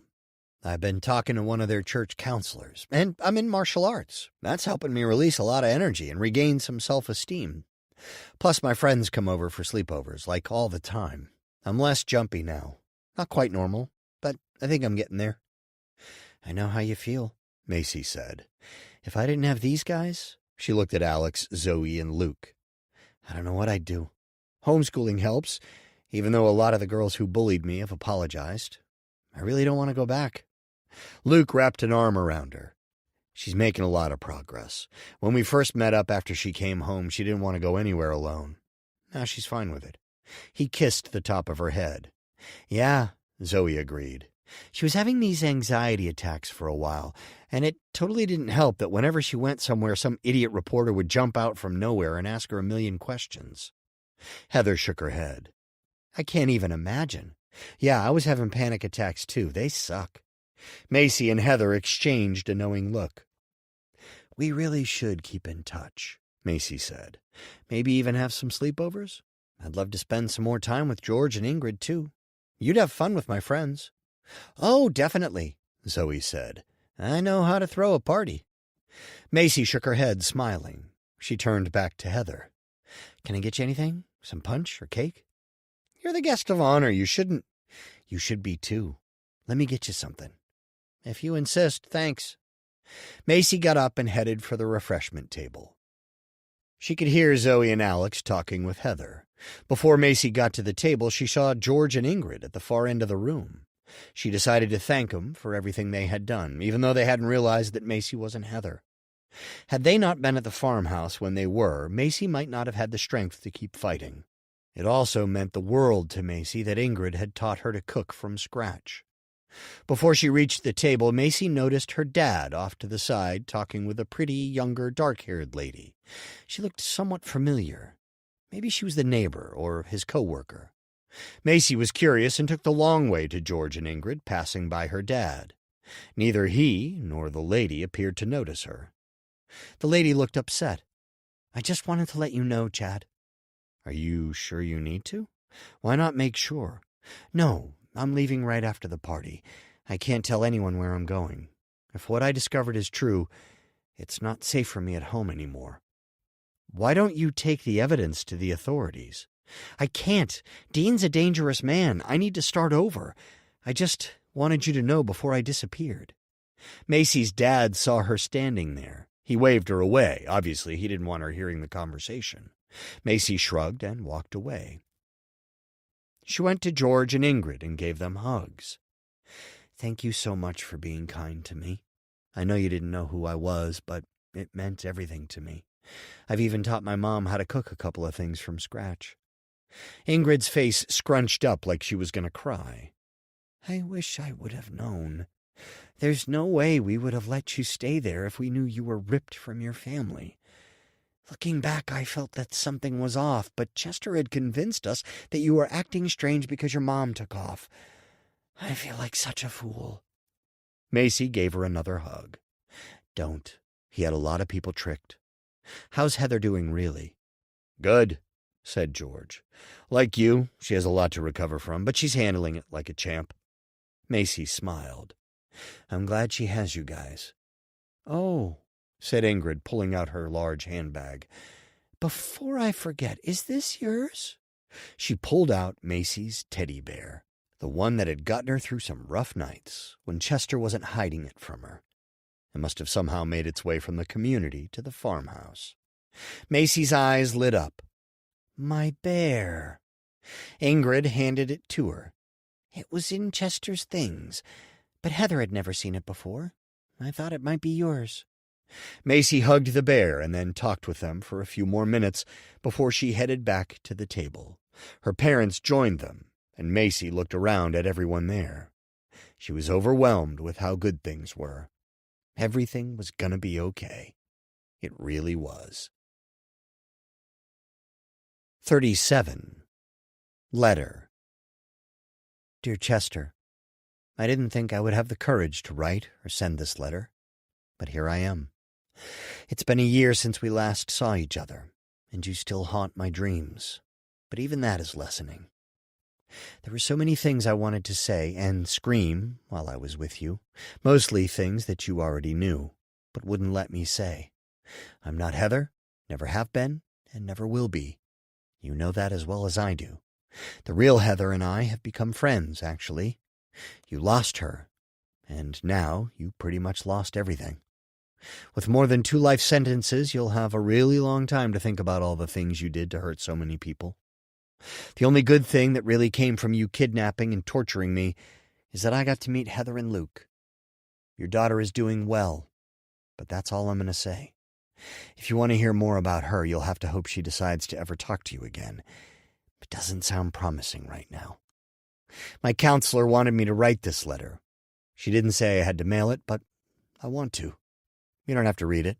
I honestly don't care. I'm just glad for the chance to say what I need to. For a long time, I hated you. Really hated you, especially when you kidnapped me. But then I learned that it only ate away at me. My hate did nothing to you. I don't want to hate, so I'm letting it go. But first I have some questions for you. What makes you think you have the right to take someone from their family? Why do you think you're so special that you get to decide whether someone lives or dies? There's nothing special about you. You're a sick, sick man. I don't get it. Your parents are wonderful people. You had a beautiful family. Yet you gave it all up to control everyone. I don't understand what could drive you to do all the things you did when you had everything in the world. But you know what? I'm done asking myself why. It would drive me crazy if I tried to make sense of it. There is no logic when it comes to you. Actually, if you want to know the truth, and I doubt you do because you hate the truth, I feel sorry for you. I've spent more time thinking about you than I care to admit. Go ahead and smirk. Think you've won. You haven't. I pity you. You poor excuse for a man. Anyone who acts like you do obviously thinks he has no value. People who know they're worth something treat others well. You clearly know what a jerk you are. But instead of making yourself better, you tried to force people to love you. You can't force love, especially when you're as horrible as you are. At one point, people loved you. Carla chose to marry you. Heather used to love you. With this letter, I am letting you go, letting go of the hold you have on me, letting go of every memory of you. I'm done. It's over. You had a hold on me for a while, but no longer. So goodbye, Chester. Macy Mercer. This concludes Over by Stacy Claflin. Narrated by Jamie Rennell.